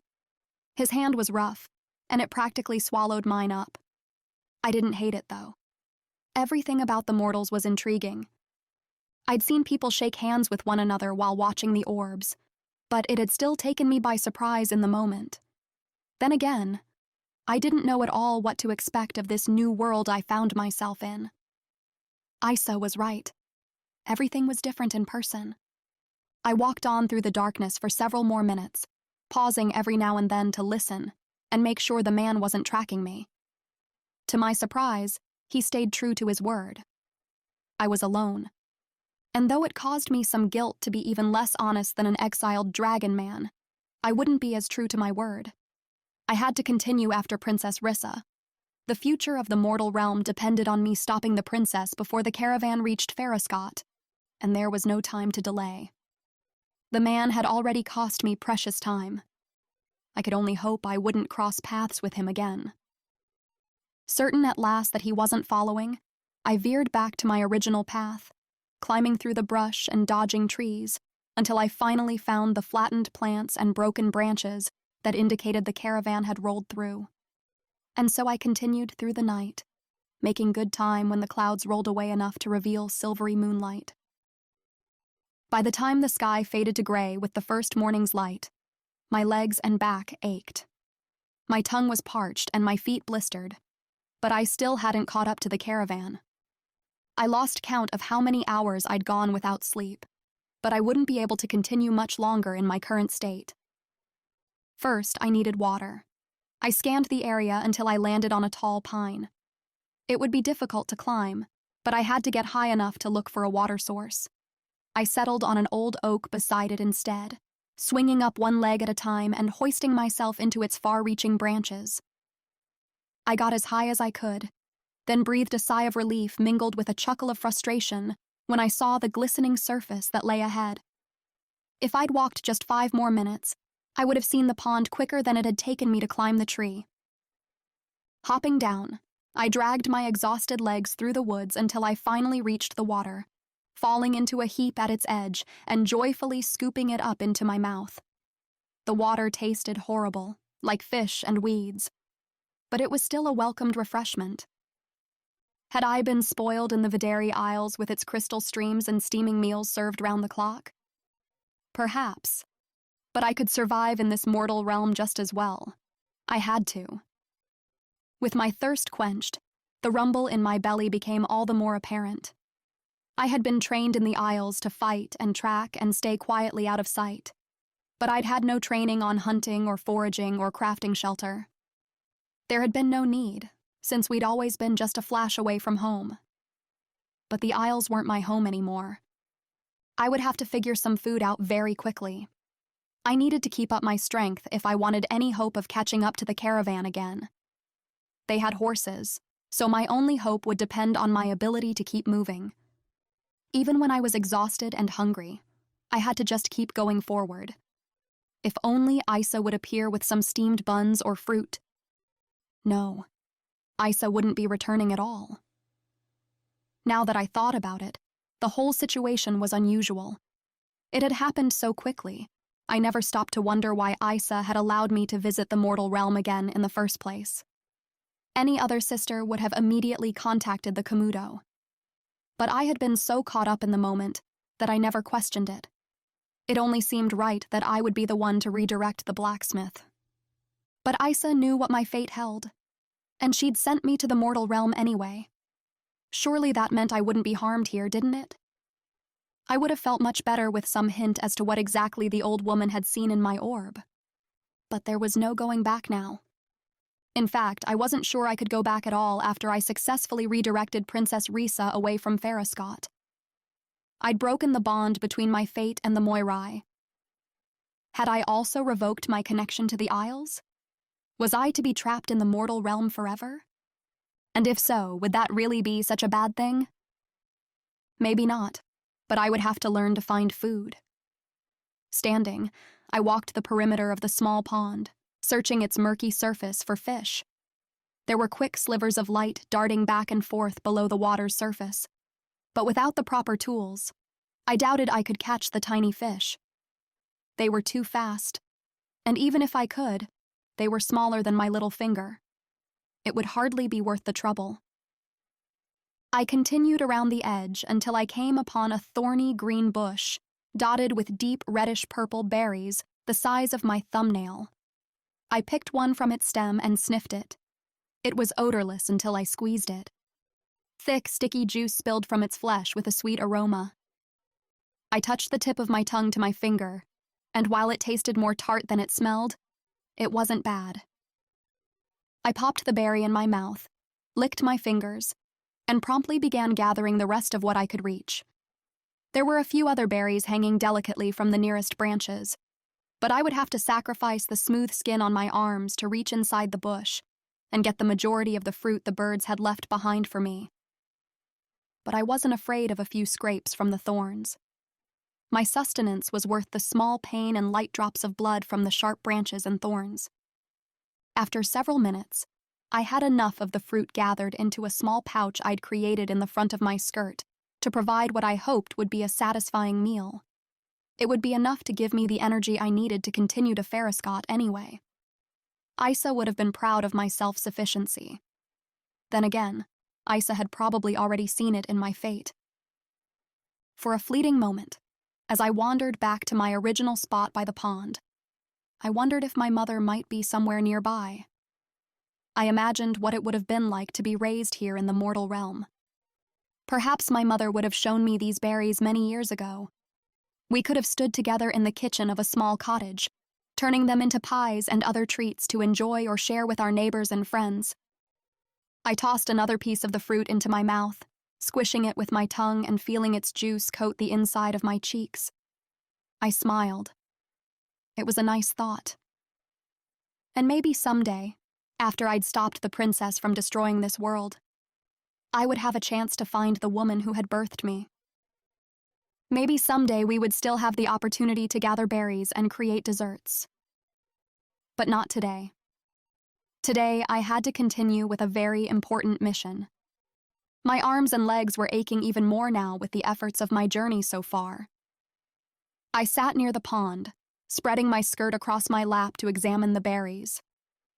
Their juices had leaked to create stains on the fabric that looked like a bouquet of roses, similar to the ones that surrounded the castle at Foscott. I ate a couple more, then reached into my pocket to retrieve the orb I'd stolen from the Isles. Prince Rorik's orb. Since I was stopped for a short while anyway, it seemed like a good time to check in on the prince. There was no one around, no one to see what I did or guess at who I truly was. I finished another handful of berries, then rubbed the orb between my palms, enlarging it to see what the prince was up to at that moment. He lay there, sleeping in his enormous bed with the dawn's light barely trickling in through the oversized windows of his bedchamber.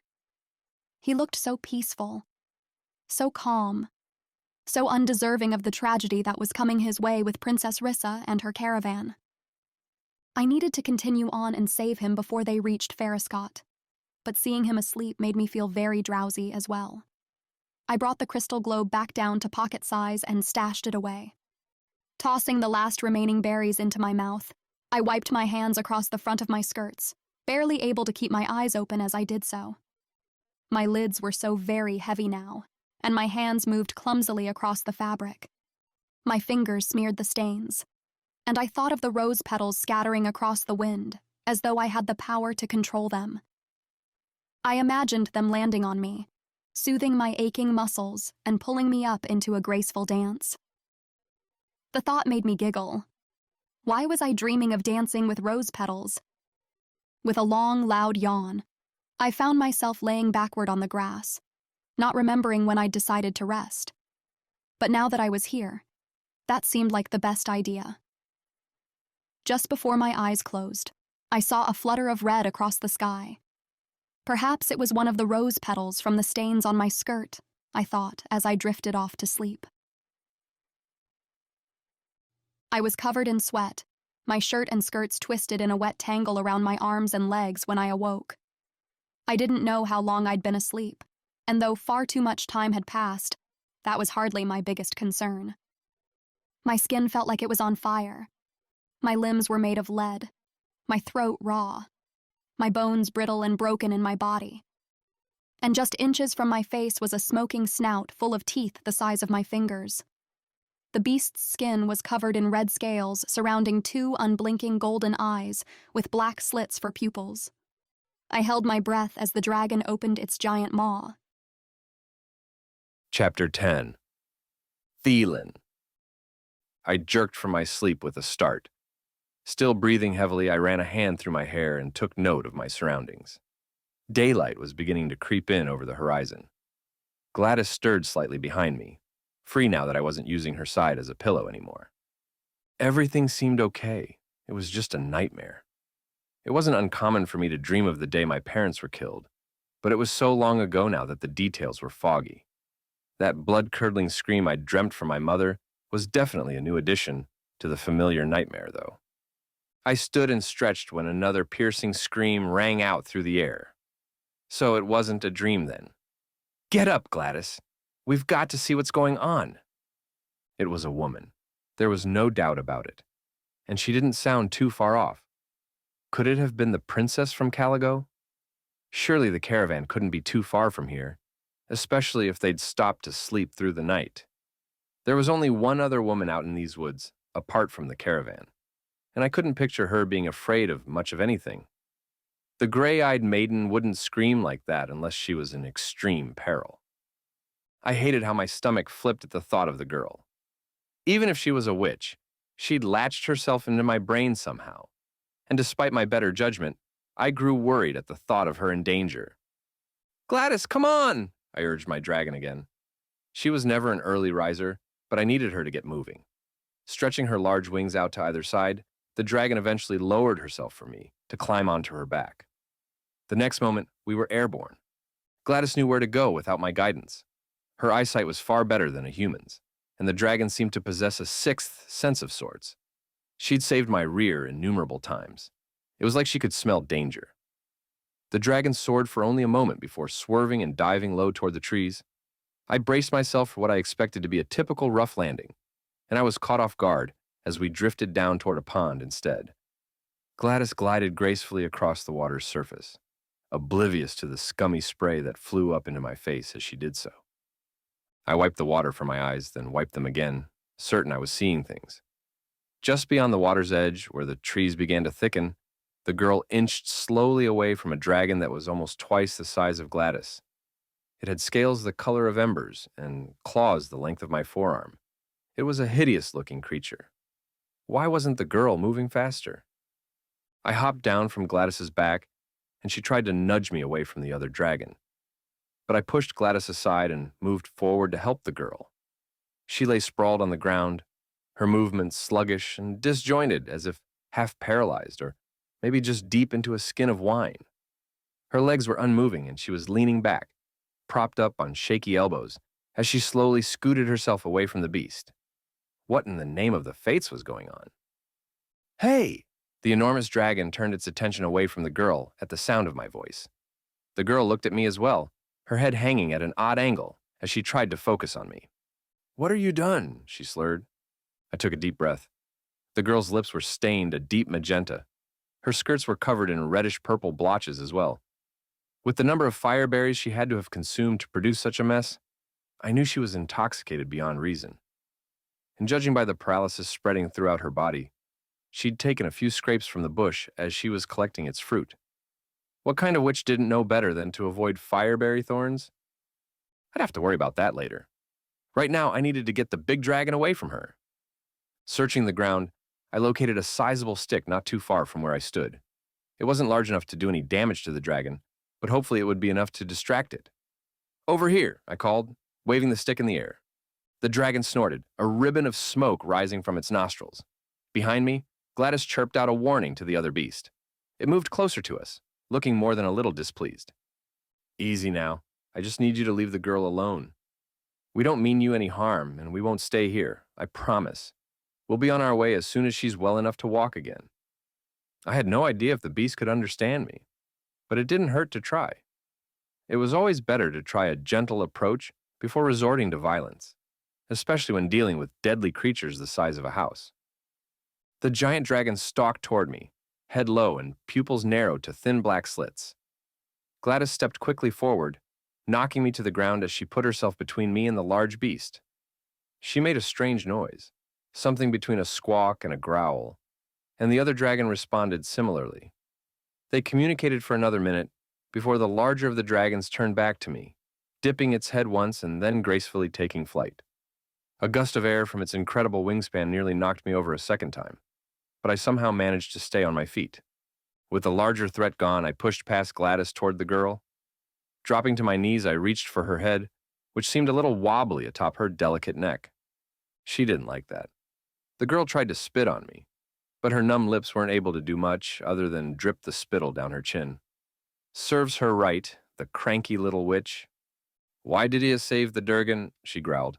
I laughed humorlessly. "I didn't save the dragon. I saved your ungrateful tail."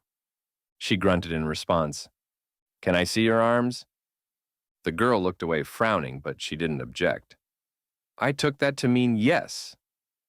Carefully, I leaned her back to take the weight off of her arms and extended one before me. It was just as I'd suspected. Ugly scratches oozed a dark substance from the swollen mounds where her skin had brushed against the fireberry thorns. There wasn't a witch in all the northern kingdoms who would be foolish enough to cut herself up like this. Did the girl not know what they would do? She slurred something incoherent, and I decided that she definitely did not know that this would happen. She was far too intelligent to get this intoxicated on purpose. She'd nearly poisoned herself beyond return. "Gladys!" The dragon sauntered over with an expression that said she didn't want to do what she knew I would ask of her. "Please?" I said. "I've never seen anyone in such bad shape from the fireberry toxins. You're the only one who can help." I wasn't sure at first if Gladys would agree. She paused a long while before finally approaching us. The girl's eyes grew wide as Gladys leaned in close. "It's okay," I whispered to her. "This will help." With strength she could only have mustered from the dark abyss, the girl swung her arm at me, knocking me across the head with its dead weight. The move got me away from her, but it effectively zapped her of any remaining strength. She collapsed back to the ground, face up. Her eyes glistened, but she didn't cry.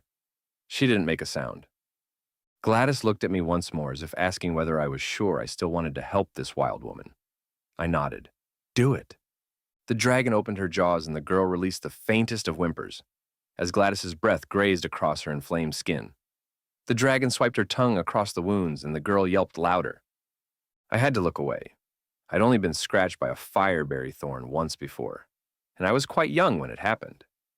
But I could still remember the feeling of flames boiling my blood an hour or so after I came into contact with the plant. The effect wasn't immediate, but it grew in intensity until the pain became unbearable. And if the pain alone didn't stop a man in his tracks, the paralysis would. The number of scratches the girl had sustained would have caused excruciating pain, and the only cure for the poison was dragon saliva. A few brave warriors had attempted to extract dragon's saliva from the eastern mountains, where I had grown up. I'd watched all of them fail but one, and even he didn't escape unscathed. The man had successfully retrieved half a vial of the precious liquid from the mouth of a sleeping calf. He'd nearly gotten away before the dragon's mother appeared. She'd chased him over a cliff, but didn't bother to finish the job. I had peeked over the edge to find the man bobbing in the river below. I liked to believe the man was still alive somewhere, probably wealthy beyond measure from the contents of that small vial. Of course, the saliva was much easier to get when one simply befriended the creatures. Gladys had licked my wound the time I was scratched. Her tongue felt like sandpaper, and it removed the top layer of my skin. But even that was better than the festering wound and eventual paralysis that would have developed had I allowed the sore to go untended.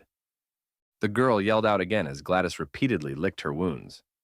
I turned back to the pond, chewing on the inside of my lip, until the girl's cries faded away, and all I could hear was the wet repetition of Gladys's work. Then at last, it stopped. I was afraid to turn around. I wasn't sure I could handle the sight of the maiden's raw skin, but I forced myself to look anyway. To my surprise, the wounds were already improving. The swelling was going down and the sores were beginning to heal. I suspected she'd be able to move just fine when she finally awoke. Gladys used her snout to toss my hand up onto her head. I patted the dragon and kissed the top of her head beside the small, dark crest that ran down toward her back. Thank you. I can't imagine a witch tastes very nice, but at least this one smells like honey. The dragon snorted, but I couldn't tell if it was her version of a laugh or a scoff. Either way, I was grateful. My work was done and it was time for me to move on. The girl would wake after a few hours, and she would be fine to find her way back home. But something nagged at the back of my brain, preventing me from leaving just yet. Maybe we should wait a little while to make sure the toxins are completely gone? Gladys tilted her head. Oh, don't look at me like that. As soon as I know the girl can walk again, we'll be going. But even as I spoke the words, I doubted their truth. There was something suspicious about the girl, and though it didn't concern me, I knew in the back of my mind that I wouldn't be able to let it go until I figured the girl out. Chapter 11. Vaeda. I lay still as a stone, hardly daring to breathe even though it would be impossible to hear me over the snoring of the dragon. Straining my ears, I heard another even breath. The man had followed me. Eyes still closed, I gathered as much information about my surroundings as possible. The weight of my dagger still pressed into my leg, which told me two things. First, I was able to feel my legs again. That was a good sign. And secondly, the man hadn't robbed me. Also good. But he had lied to me. He'd followed me, and worse, he'd brought his dragon with him. After being nearly eaten alive by one of the horrid beasts, I wasn't thrilled about facing another. I'd have to try and sneak away while the dragon slept. I slowly lifted my lids, just enough to see that it was still daylight, but several hours had passed.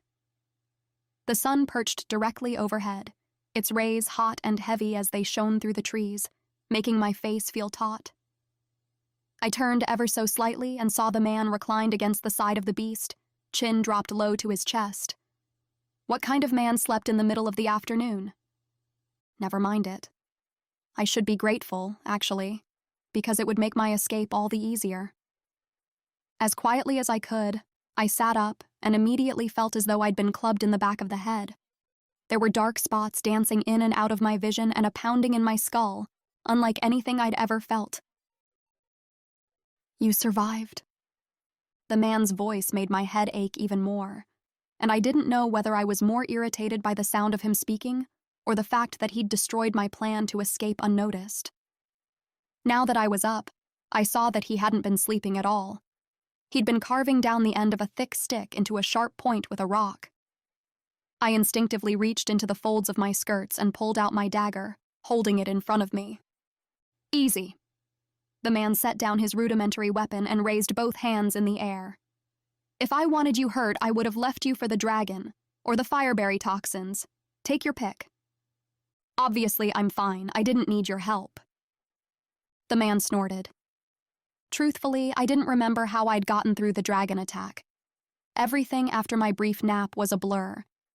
I'd been sleeping, then staring into the eyes of the beast, then fighting it off.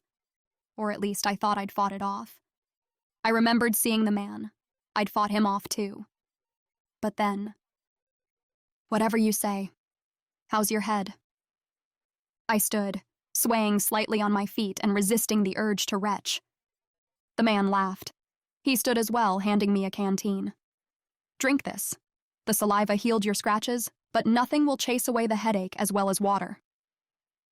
Scowling, I stumbled off toward the pond instead. I didn't need his help. For all I knew, he was the one who had given me this pounding headache and twisted stomach to begin with. I had no reason to trust whatever was in the man's canteen. As I knelt to the water and cupped my hands for a drink, I noticed that my arms were indeed healing. He'd said saliva healed my wounds. Did you spit on me? The thought made me shudder. He laughed again. No, the toxin from fire berry thorns can only be countered by dragon saliva. You really didn't know what you were getting into. I sipped a mouthful of scummy pond water, trying to mask my distaste for it, then went back for more. The man stood silently to the side, waiting for me to answer. Well, he would be waiting a long time. I had no intention of talking to him anymore. If I ignored him long enough, perhaps he'd get a clue and leave. After a beat, the man sighed and slapped his hands to his thighs, muttering something about a stubborn little witch. Those berries you ate are highly sought after. They're sold for top dollar by traveling merchants, prized for their ability to... He scratched his head, crinkling his brow before spitting out what he really thought. Well, they'll get a grown man drunk as a skunk in 15 minutes flat. But they're hard to come by because they only grow in dragon territory. That's why they're called fireberries. Well, that and the burn from the plant's toxins if you get scratched by a thorn. But I guess you know about that already. I didn't respond.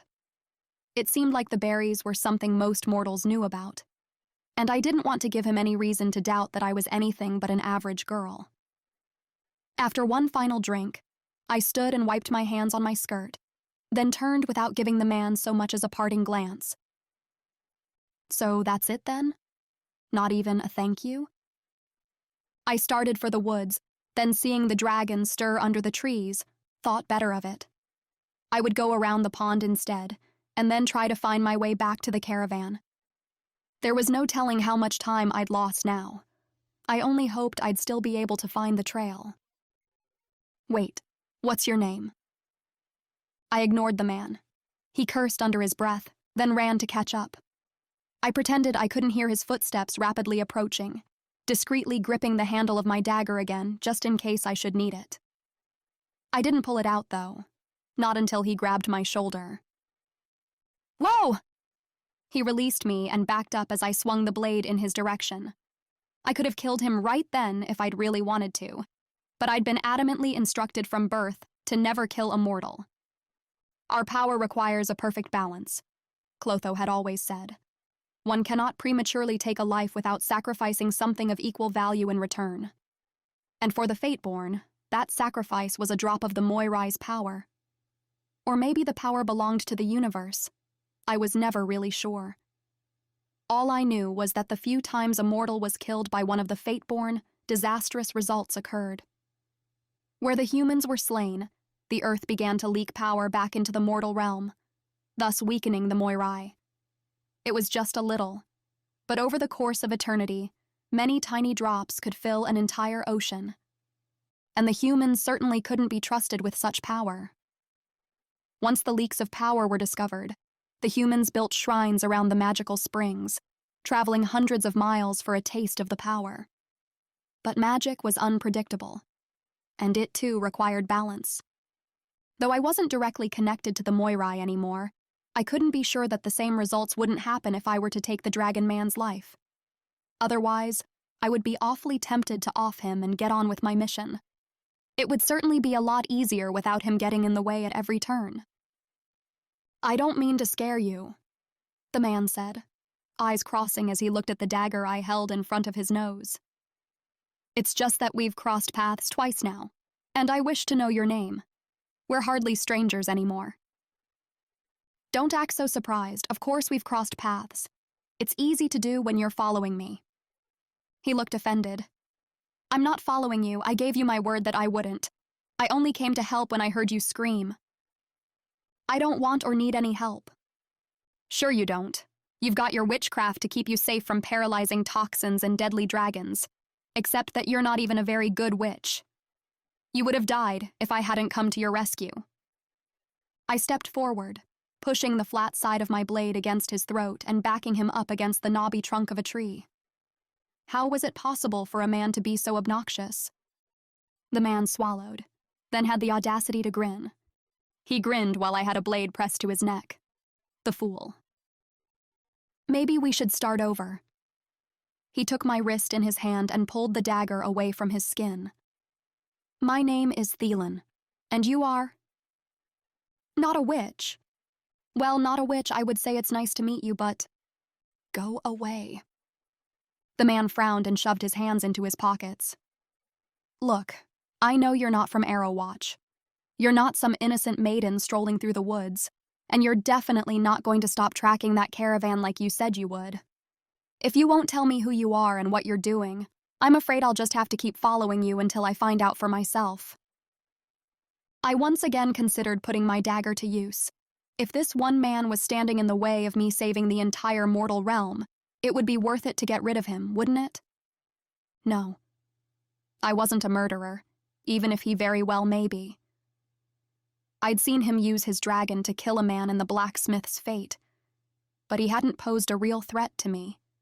Yet. But the moment he tried, I wouldn't hesitate to let him have it.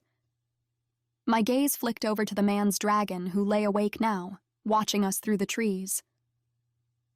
Good luck with that. I turned and marched ahead. The man did not immediately follow. Chapter 12. Theilen. Gladys wasn't thrilled to track the girl. I had to practically drag her along behind me. But I couldn't very well let the girl wander off on her own now. She was as hostile as they came, even when I'd tried my hardest to be polite.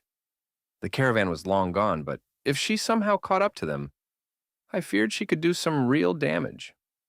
Of course, I had no allegiance to the Princess of Caligo, but I did need her caravan to help me enter Foscott. Therefore, it was in my best interest to protect them from the wild girl. Based on the size of their group, I estimated the caravan would reach Foscott in about 6 or 7 days. That meant I only had about 3 days to figure out the girl's intentions before I'd need to hitch a ride back to them on Gladys's back. Otherwise, I would risk getting too close to the small villages that surrounded the stronghold. The people of Greenbridge didn't take too kindly to dragons, and they would definitely try to hurt Gladys if they saw her. They were even less kind to the men who had been pushed from society and gone to live with the dragons in the mountains. I would have to catch up to the caravan before they got that far, and I'd have to come up with a good excuse for joining them. But I had 3 days to think up an idea. Right now, I had to chase down the girl. Gladys huffed as though she could read my thoughts. You're the one who started this, you know. If you hadn't dragged me out of our cave in the first place, we wouldn't be in this situation. We can't quit now. I pushed ahead through the woods, following the girl's tracks but keeping enough distance to grant her some degree of privacy. She knew I was following her. I'd told her as much. So I felt no guilt about sending Gladys up into the air every so often to check on her. If she got close to the caravan or made any other unwise decisions, the dragon would let me know about it. Besides, we would be getting close to the Vaeda River soon, and I was very curious to see how she would respond to the water. Witches avoided it, just like the dark mages of Caligo. It was rumored that the river could bear a man's soul. Those with hardened hearts and black pits, where their consciences should be, were unable to cross. It was the reason the mages kept to Caligo and the southern kingdoms. The girl said she wasn't a witch, but she'd already proven herself to be untrustworthy. Would she be able to cross the river, or would it swallow her up if she dared to try? I could hardly wait to find out. Thankfully, I didn't have to wait long. We reached the river just before twilight. The rays of the setting sun filtered through the trees like flashes of pure gold, lighting up the girl's silhouette like she was carved from the precious metal. Her hair practically glowed in the golden light. I swallowed, uncomfortable with the way I was enraptured by the girl's beauty as I watched her through the trees. It was only because I'd been living in isolation for so long. That had to be it. I hadn't spoken to a woman in years, not since the last time I journeyed to the small hunting village at the base of the eastern mountains. I'd been unwelcome there, much like I was unwelcome around the gray-eyed maiden. She turned then, focusing her large round eyes on me, knowing exactly where I hid in the trees. I waved, earning myself a scowl, before she turned back toward the river. Then, I held my breath as she stepped forward. There were no bridges across the Veritas River. Any that had ever been built collapsed before they were completed. Some whispered that it was old magic, designed to keep good and evil apart. Others said the river had been cursed by the Fae. But I believed it was purposefully designed that way from the time the earth was created. It was the greater power of the universe, something I would never fully understand. The water wasn't particularly violent or deep at all, but it was far too wide to leap over. And even on the coldest days of winter, the water flowed freely, warm and crystal clear, even when the rest of the world was covered in snow. It was another intentional feature of the river's design, for the only way to cross it was to pull up one's pant legs and wade through the water. Unless, of course, one had a flying dragon. Gladys breathed loudly over my shoulder, watching the girl just as intently as I did. She walked back and forth along the bank, inspecting tree branches and looking for another way to cross over the river. But eventually, she came to the same realization as every other traveler who had ever journeyed this way. There was no other way across. She yanked off her shoes and set them on the bank. Then she grabbed the bottom of her skirts, pulled the front and the back together between her legs, and tied them there like pants, exposing her legs from the knees down. I wanted to laugh at the sight, and yet I couldn't stop watching her. She was not like any other maiden I'd ever seen. She was clever and feisty, temperamental and violent, lovely and lethal, and I couldn't pull my eyes away. Gladys snorted out a puff of smoke, snapping me back to reality, and together we watched as she picked up her shoes and stepped into the water. She took one step forward, then another, more sure of her footing now, and she continued with one step after another until she safely reached the other side. So she wasn't a witch. I felt an inexplicable sense of relief at the thought. The girl put her shoes back on her feet but left her skirts tied up. Then she looked back over the river, right at the spot where I was poorly hidden. This time, she was the one to wave, smirking at me. Then she ran. Chapter 13. Vaeda. I ran hard for just a few minutes, long enough to make sure the man wouldn't be able to see me through the trees. Then I jutted sharply to my left, running parallel to the river. He'd made a mistake in allowing me to cross it alone, and I intended to take full advantage of it by getting him off my trail now that we were separated by the water. I stole quick glances to the sky every so often, just to make sure that blasted dragon wasn't following me either. He certainly had the beast well trained, soaring above me every now and again, like an enormous scaly spy. But now that my head was finally clear again, I hoped I would be able to lose them both with enough speed. I was looking at the sky when I came upon a small dip in the land. My foot slid down a gentle muddy slope, throwing me off balance. I landed with a thwack into a squishy mud puddle at the bottom of the slope, and after wiping the splats of dirt from my cheeks, I used the opportunity to catch my breath and listen for any evidence that I was being followed. The air was quiet, but I picked up on something even more frightening than the man or his dragon: the scent of honey wafting past me on the cool evening breeze.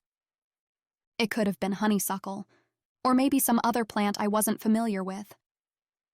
I only knew a small bit about flora and fauna in the mortal realm.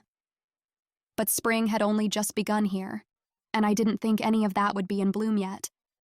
Especially not this far into the woods. No, deep down I knew exactly what I was smelling. And if I wasn't careful, they would smell me too. I dug my hands into the mud and frantically began smearing it all across my arms and legs, covering any flesh I could see to dull my Fateborne scent. But that wouldn't be enough. I ran my hands over my cheeks, forehead, and neck, then pulled a couple more handfuls of the gunk through my hair, twisting it into a knot atop my head. Satisfied that I was fully disguised, I lay down low, rolling in the mud to cover my clothes. I stayed there on my belly, flat against the mud like a snake for a long while as the scent of honey grew stronger and stronger. Then I saw them. 3 Fateborne carefully made their way through the trees. They were remarkably silent as they went. I recognized the 2 women in front as older members of the Komodo. I'd taken lessons from one of them when I was younger, and I'd seen the other in our dining hall in the aisles. Then the women stepped to the side to reveal the 3rd member of their party, and there was no mistaking the way the moonlight glinted off her silvery blonde hair. Staretta. It felt as though I had been punched in the throat. My best friend in the universe was stalking through the forest, looking for me, no doubt. And what would Staretta do if she found me? Had Laka sent the Komodo to drag me back to the Isles? Or worse? The women were definitely searching as they walked. I noticed weapons strapped to each of them as well. What if they found the Dragon Man? Would they kill him too? I swallowed, cheek pressed flat into the stinking puddle of mud, hoping against all odds that I could melt right into it, or that the darkness would conceal me in the very least. And I stayed that way until they'd moved out of my line of sight. But I could smell them for a long while. Well, after they'd moved past my small hill between the trees, I continued to catch occasional whiffs of honey on the breeze. And I didn't dare move until plenty of time had passed after the last trace of it was gone. Strangely, my first instinct upon standing after the women were gone was to check on the man and his dragon. I felt some small amount of responsibility for them, since I was the one who had thrown him into this part of the realm in the first place. Then again, he'd had plenty of opportunities to move on. So if he was hurt by the other Fateborne, it was nobody's fault but his own. I nodded to myself, satisfied with my conclusion, then moved back to the river to wash the mud from my body before it dried and caked up anymore. The water was delightfully warm, even as the night snuffed out the river rock's stored up heat from the day. The river seemed to laugh as it bubbled over the smooth stones, and the sound brought a smile to my face. Not only was the water warm, but it soothed my aching limbs, and what little remained of the scratches I'd sustained from the fireberry bush as well. I would have been content to tie my skirts to a rock and float in the river all night if I hadn't been so vulnerable there. But it was too risky. There was nowhere to hide in the water, and the moon was just bright enough to render any shadows useless. If the Fateborne didn't return and find me there, the man with the dragon surely would. Theilen. I whispered his name aloud, feeling it roll across my tongue. I'd spoken it as I would speak a curse, but it hadn't come out that way. No, the man's name was actually quite nice, much too pleasant a name for its owner. I preferred Dragon Man. It suited him better. After kicking my feet softly in the water for a few more minutes, I decided it was time to seek dry land. I squeezed the water from my skirts, which were now stained and dingy from the mud, then clambered up into a tree by the water's edge. A large bough would keep me out of the way of any beasts that crept through the forest, and the height would give me a nice vantage point in the morning. But before I could sleep, I wanted one quick look at the prince. The caravan was so far gone by now that I had nearly given up all hope of catching up to it. But that didn't mean I planned to forfeit my mission. I still had every intention of making my way to the castle at Foscott and stopping Rissa before she could get close to the prince. It was the only way to save the realm. I pulled the orb from my pocket, looking both ways over my shoulders to ensure that I was completely alone. I'd never considered myself a thief, but there was no other way to describe my action with the orb. I'd stolen it directly from the observatory pools, and there was no telling what would happen to me if I were caught with it. But there was no one around now. Aside from the burbling river below, the world was silent. I rubbed the orb between my palms, growing it to its larger viewing size. Then I waved my hand over the top of the globe to reveal the prince's fate. It was unchanged. I watched his lifeless body, heard his footmen shouting about the princess. I couldn't watch it again. With another wave of my hand, the image flashed over to the present, Prince Rorik was sipping amber-colored liquid from a glass in the castle's large library by candlelight. He pretended to read, but I noted a faraway look in his eyes. Did he know somehow what his future held? "Don't worry, Prince. I'm coming. I will see you soon." I shrank the ball back down to size and shoved it safely into my pocket. Then I rested my head against the hard bark of the tree and allowed the exhaustion from the day to overtake me. Chapter 14. Theilen, the prince. All this time I thought the girl was after the Princess of Caligo, but I'd gotten it all wrong. She didn't care about the princess. She was trying to reach the prince much like I was. And watching her with that crystal ball up in the tree answered another question I had. The pieces were all falling into place. The girl wasn't a witch. She was one of the Fates. I'd known something was off about her from the moment I saw her with the old woman near Arrowwatch. She was a little too quick, a little too clever, and definitely too skilled with her blade to be from Greenbridge. Then, of course, there was her whole disappearing act. But I still didn't put the pieces together, not even when I came across the other Fates in my search for the girl. They'd stopped me shortly after I crossed the river with Gladys, peppering me with questions about other travelers in the woods. I hadn't lied to them, but I hadn't exactly been truthful either. Their eyes were sharp and expressions hard, all except the blonde in the back, who looked quite uneasy. I wasn't interested in answering their questions, though. It was clear they weren't after me, and somehow in the back of my mind, I knew it was the girl they were after. I suspected they were Fates from the moment they crossed my path. There was something about the way they moved, like they were from another realm. And I couldn't explain why, but I'd felt like I should protect the girl from them. So I offered fuzzy answers, sometimes a little gray around the edges.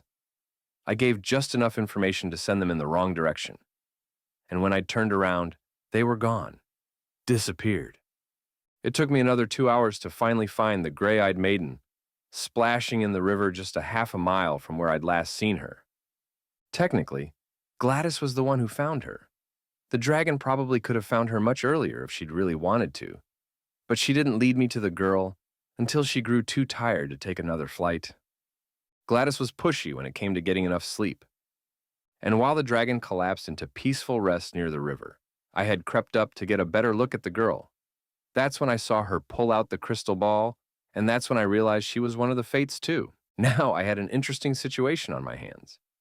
We were both after the same goal, reaching the castle at Foscott. I didn't know what she wanted with the prince, only that she planned to see him.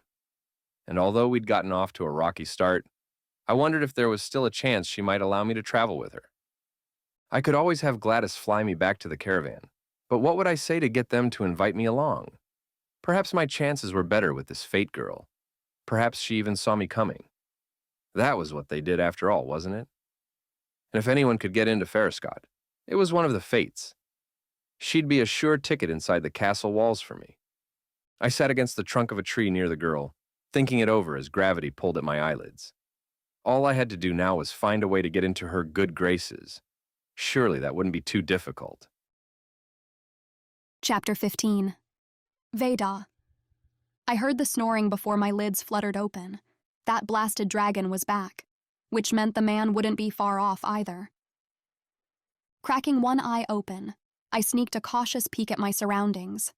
I didn't see the man, but the snoring was coming from somewhere in the trees near the river. Quickly checking my pockets to make sure my dagger and the prince's orb were still safe and sound, I swung down from my perch in the tree and tiptoed away. I was careful to keep my distance from the dragon, while scanning the brush behind me for any sign of the man as I crept away. And yet, somehow, he still managed to catch me off guard. He was several yards away from the dragon, on the opposite side of the area where I'd been sleeping. He sat against a tree, arms crossed over his chest, a smirk tugging at his dirty face. "You're pretty quick."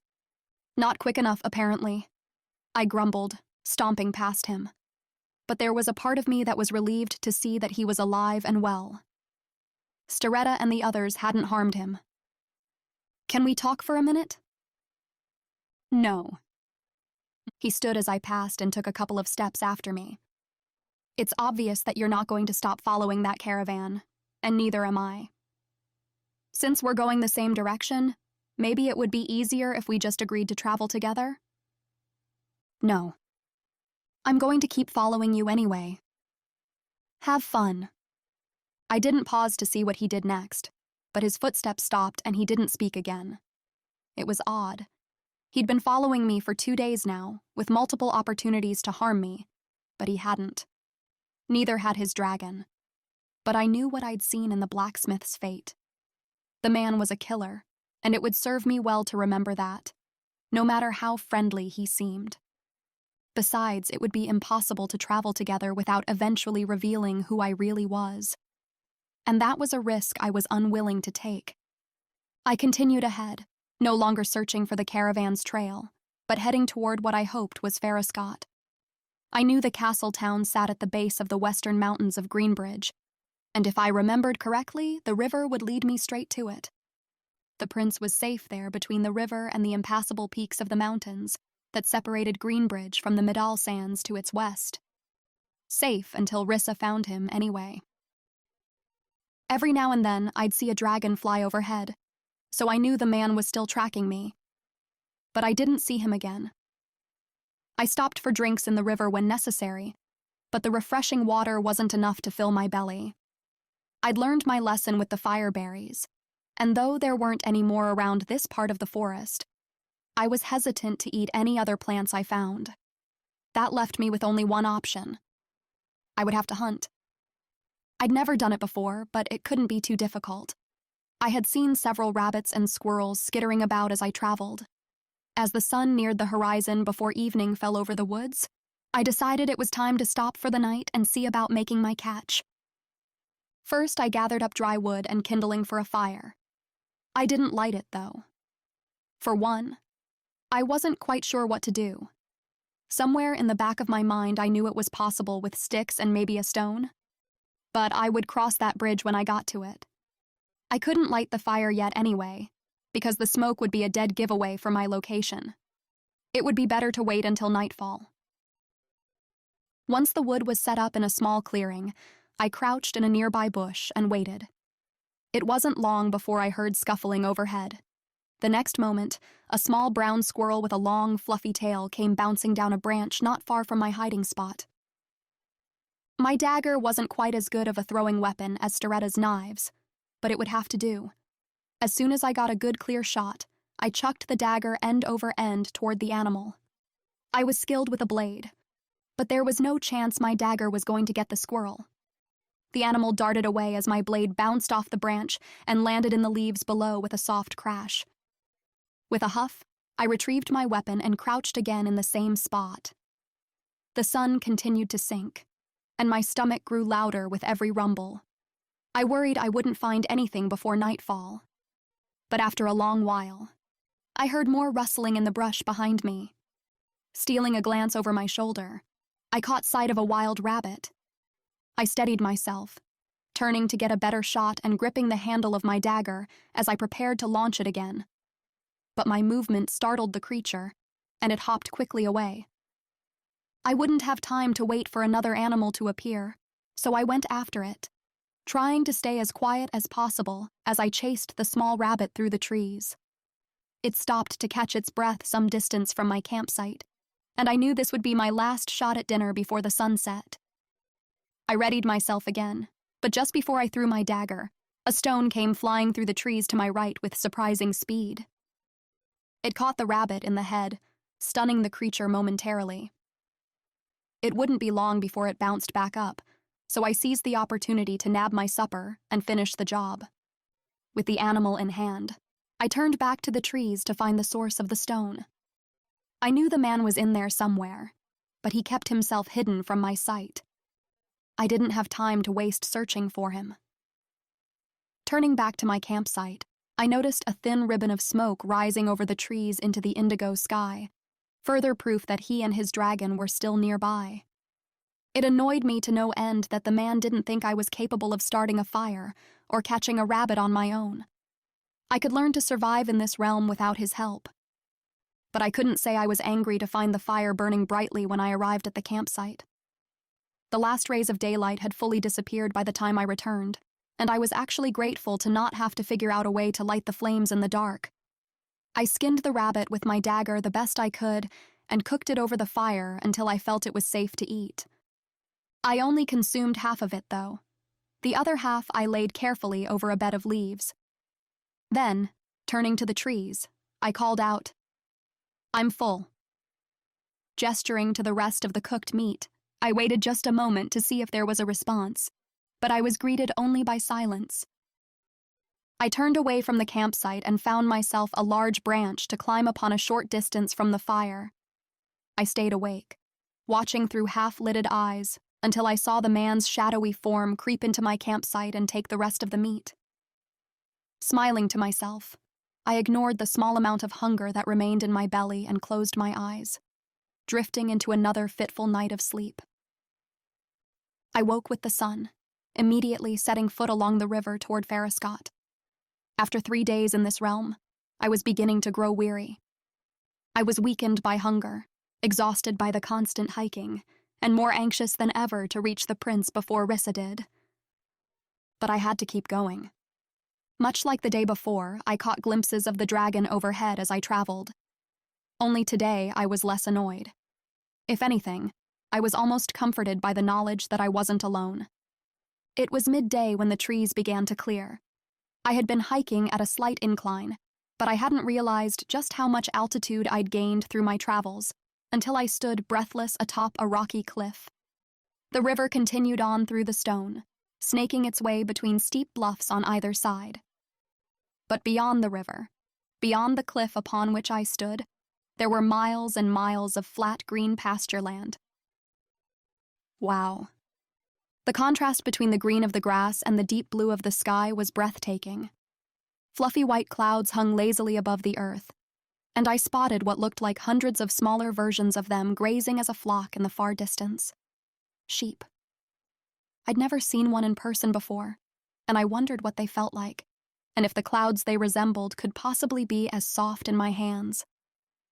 I'd never seen more of the outdoors than a few yards in front of me in the Vaeda Isles, and all my time in the mortal realm had been in dense woods. But there was so much more to this land. There was so much I hoped I'd one day get to see. So much worth saving. With renewed energy, I finally pulled myself away from the view and continued along the bluffs, following the river. A few more hours had passed when I finally reached the end of my path. The trail I'd been walking along came to a stop, and the only way forward was across a long wooden bridge that stretched over the river between two steep ridges. I was no stranger to bridges. They were the only way to travel through the Isles. But in the Isles, the paths were surrounded by thick fog, obscuring my view of anything around them. Here I was able to see all the way down to the river, and it was a long way down. In some ways, I preferred not knowing what lay beneath me if I fell. With a deep breath, I picked up my skirts and began walking. The wood creaked beneath my every step, and the entire structure seemed to sway slightly in the breeze. It was a good thing I didn't have any food in my stomach. Just a little further, I whispered to myself. I'd nearly reached the other side when a dark, cloaked figure appeared, stopping me dead in my tracks. If it was human, it was the largest man I'd ever seen. The figure stood 8 feet tall, with shoulders as wide as my arm span. I reached for my blade. If I had been on solid ground, I may have charged ahead, dodging the figure with my weapon in hand to continue on my way. But this was definitely not solid ground. One misstep could send me plunging to my death. And the figure was perfectly blocking my exit from the bridge. It stepped closer, and a gruff voice growled out from the darkness beneath its hood. "Hello, little lamb. What do you have for me today?" "Pardon me, sir. I only wish to cross the bridge." "Ah, but you must pay to cross the bridge." I looked around as though I might find some gold coins at my feet. Of course, there was nothing but the rotting wood planks upon which I stood, and wide gaps exposing the view beneath me. The sight of the river beating against the rocks hundreds of feet down below sent my stomach to my throat. "I'm sorry. I have nothing. But if you'll allow me to cross, I'm sure we can reach an agreement on the other side." The figure stepped closer still, until I could hear its gravelly breaths and smell the rancid stench emanating from beneath the cloak. The bridge shook with every step the enormous figure took. No payment, no crossing. But there may be another way. Yes, of course, I said, heart pounding in my ears. A cold sweat spread across my face and chest. I had to get off of this bridge. Anything. Solve my puzzle and I'll consider your toll paid. A puzzle? It was a strange request, but surely something I could handle. Very well, I will solve it. The figure made a rumbling sound, possibly a laugh. The noise certainly didn't help to calm my nerves. Excellent. Tell me, what is always watching but never seen? Over, under, and in between. The fairest game but cheats to win. Taking spoils of bone and skin? I repeated the words quietly to myself, but they jumbled together in my mind, my panic making a mess of my thoughts. Always watching but never seen. Could the figure be speaking of himself? He'd known I was crossing the bridge, but I hadn't seen him until it was too late. And this was a game. Perhaps he thought it fair to demand payment for me to cross. But the last line made my blood run cold. He would cheat to win, taking spoils of bone and skin. A chill shot down my spine like lightning. I tightened my grip on my dagger, prepared to use it at any moment. Then I straightened my shoulders and responded with as much clarity and confidence as I could muster. The answer is you. Wrong. I took a step back, extending the dagger before me. Please, sir, I must cross this bridge. I will return and pay you tenfold if only you'll let me pass unharmed. The figure rumbled again, and faster than the blink of an eye it appeared inches from my face. The movement had to have been magic, for it was physically impossible to close that distance in such a short time. A giant hairy hand wrapped itself around my forearm, large black claws digging into my skin and drawing single drops of blood. I couldn't strike with his deadlocked grip on my arm, but I refused to drop the dagger. Under the dark hood, I could make out the animalistic glow of two small, close-set eyes. The smell of the creature inside the cloak twisted my stomach, causing bile to rise up the back of my throat. But still, I held on. I wouldn't go down without a fight. You will not cross until you pay. I have nothing. What is in your pocket? I paused. It was only a fraction of a second, but it was enough time to confirm the creature's suspicions. He pulled me close, then picked me up by nothing but a fistful of hair wrapped around his massive claw and dangled me over the edge of the bridge. I didn't dare look down. Show me what you have in your pocket. I have nothing to give you. Nothing I was willing to part with anyway. Prince Rorik's orb burned against my thigh, a forbidden treasure that I'd rather die for than give away. But I would die if I was discovered with it too. There was no way to win this. The creature roared and shook me back and forth over the ravine. It felt as though my skin was being ripped from my scalp, and unbidden tears fell from the corners of my eyes. I wanted to kick and scream and thrash, but he would drop me if I did, and it would make no difference.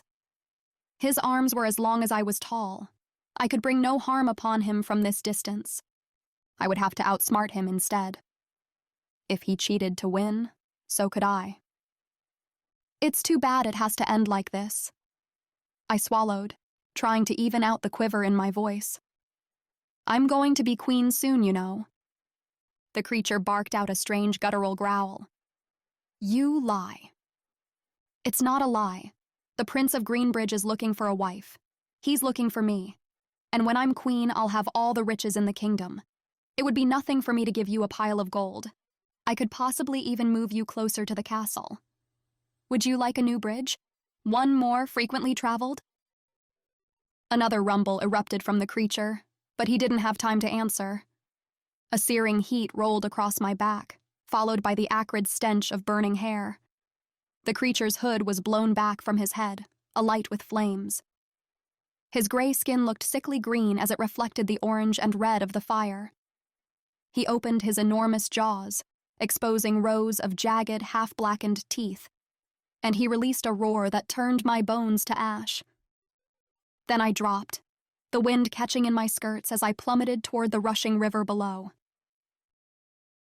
Chapter 16. Theilen. I leaned in close to my dragon's back, willing her to fly faster. Gladys wanted a fight with the troll, but we had to save the girl. The ravine was a blur of gray and green as we rushed toward the river below, and with little more than a few feet of clearance, Gladys finally straightened her flight as the girl came crashing down onto the dragon's back. I wrapped an arm around her, steadying the girl, as Gladys lifted us back into the sky and out of the ravine. She was shaking under my arm. "It's okay. I've got you." The faint scent of honey tickled my nose as I whispered to her, and I had the strangest urge to lean in closer and breathe her in. But that quickly faded when she turned and met my stare. Her gray eyes had become a pair of storm clouds, full of nothing but lightning and fury. She was shaking with rage, not fear. "What were you thinking?" "I was thinking I should probably get you before you crashed into a pile of broken bones on those river rocks." My surprise was quickly replaced with indignation. Was it really so difficult for this girl to give a simple thank you?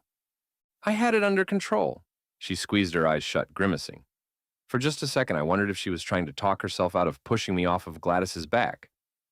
We were over the bluffs, flying out toward the meadows that Greenbridge was famous for. Gladys circled around once before dropping down toward the pasture. "Sure you did. Just like you had it under control with the fireberries and your hunting skills, or lack thereof. I suppose you think you have it under control with those fates who are following you too." "What did you say?" The girl's words were barely audible through her clenched teeth. She jumped from the dragon's back about 6 feet from the ground before Gladys even completed her landing, rubbing her temples and pacing. She took a deep breath and faced me when I dismounted. "I have no idea what you're talking about with the fates, but yes, I am perfectly capable of taking care of myself. And I was about to cross that bridge until you came along and ruined everything." She threw her hands in the air, allowing them to fall back against her legs with a slap. "That's strange because it looked to me like that troll had just dropped you over the edge." "A troll," she nodded, staring off into the distance. "Yes, a troll. And now I have to hike back up there and face him again. And he will likely be much less accommodating now that you've roasted his head." As much as I'd love to take credit for that, the fire was all Gladys. "Gladys?" I gestured over my shoulder to where the dragon munched lazily on some grass.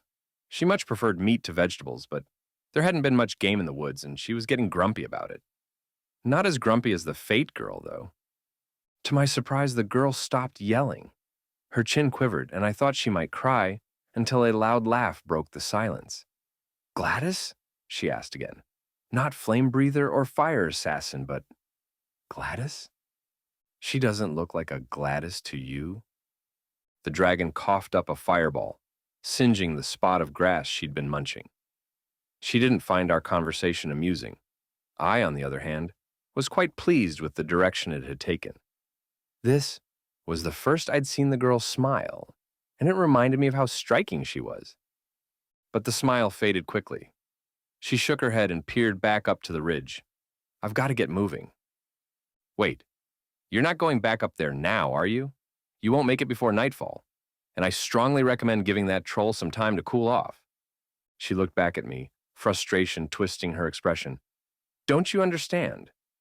I have no more time to give. The troll will kill you." I ran ahead, putting myself between the girl and the ridge. "You must know what you're dealing with." The look in her eyes told me she didn't. Again, I reminded myself that she was not from this world. And every time I spoke to her, I was a little more sure of it. I was speaking with one of the fates. She had to be. "Okay," I said, running a hand through my hair and snagging on a tangle. "Have you heard of the Fae?" "Of course I have. Everyone has." She crossed her arms over her chest. "Right. Sorry. Well, the troll was one of the Fae. He once possessed the same kind of powers. He did something to upset them. No one knows what exactly, but it was bad. Bad enough that they cast him from the Feywood, cursing him to never return. They stripped him of most of his power, his looks, his prestige. They made him nothing. But he is still as arrogant as the rest of them, and he believes humans are inferior to him." So he made a home here in the mountains, his own private kingdom, and he gained control of the bridge. He's mostly harmless as long as one can pay him to pass. But without proper payment, things get ugly. I'm surprised you survived as long as you did. Unless, of course, you had something he wanted. He's still got an eye for shiny things, and he can sense when you've got something of value. I glanced down at the woman's skirt where she kept her dagger, wondering if there was something special to it. Well, I don't! She grew angry again, turning away from me, and I wondered what I'd said to upset her. You can try again tomorrow, I added after a bit, though I truly hoped she wouldn't. The troll would most certainly be angry with her, but if she insisted on crossing that bridge, I would hang back with Gladys to ensure her safety. I wouldn't tell her that, though. Or if you'd rather, we can continue on our journey together. I left my statement hanging on the evening air, not quite a question, but still wanting a response. No. The girl shook her head, then repeated herself louder. No, we can't travel together. It sounded as though she were trying to convince herself, so I persisted a little more. I didn't want to scare her off, especially now that she was actually speaking to me, but I needed her help if I wanted to get into the castle. And I was beginning to think she might need me as well, to get there safely. What if I could get you there faster? And if we could avoid the troll? She paused and regarded me carefully through narrowed eyes. Get me where exactly? Back to the caravan, I said quickly. I didn't want to confess that I'd overheard her speaking about the prince while looking into that glass globe of hers. Or to their final destination. And do you know what their final destination is? She stepped forward, inadvertently destroying my defenses with that subtle sweetness that radiated from her skin. Yes, I do. I cleared my throat. I heard them say they're going to Foscott. Something shifted in her expression. I see. She glanced over her shoulder to the ridge once more, then faced me with a look of determination. Very well. I will hear what you have to say about getting there more quickly. I hid my grin as she marched past me, back to where Gladys still watched cautiously. But that's not a yes, she added over her shoulder. Gladys snagged us a lamb from across the meadow, and I cooked it over a fire with some roots I'd gathered along our travels for extra flavor. I'd learned how to make the best of simple meals over the years. Without parents to teach me how to cook, it had taken lots of trial and error. If it hadn't been for Gladys and the other dragons in the eastern mountains, I would have starved long ago. Do you like it? The girl licked her lips and considered my question. It's peppery. That's the kocho root. She took another bite, chewing slowly. The firelight danced across her smooth cheeks, which were flushed from the warmth and made her eyes look alive with light. I like pepper. Was that a compliment? I was going to take it as one, and I was relieved that the firelight camouflaged the flush creeping into my cheeks. Gladys moved closer to the campfire, bumping into my side as she laid on the ground between me and the girl. She gave me a disapproving look as she did it. You know, you never did tell me your name. Didn't I? She quirked a brow playfully. You know my name. Mm-hmm. She took another bite of her meat, and it made me happy to see her enjoying the food I made. And of course you've met my smoky-mouthed friend. The girl laughed, a short, small sound that made me feel like I could bounce across the clouds. But I would sure like to call you something other than not a witch. She leaned forward, propping her elbows on her knees, and looking at me in a way I wasn't used to being seen, as a person rather than a beast from the eastern peaks. At last, she answered, Vaeda.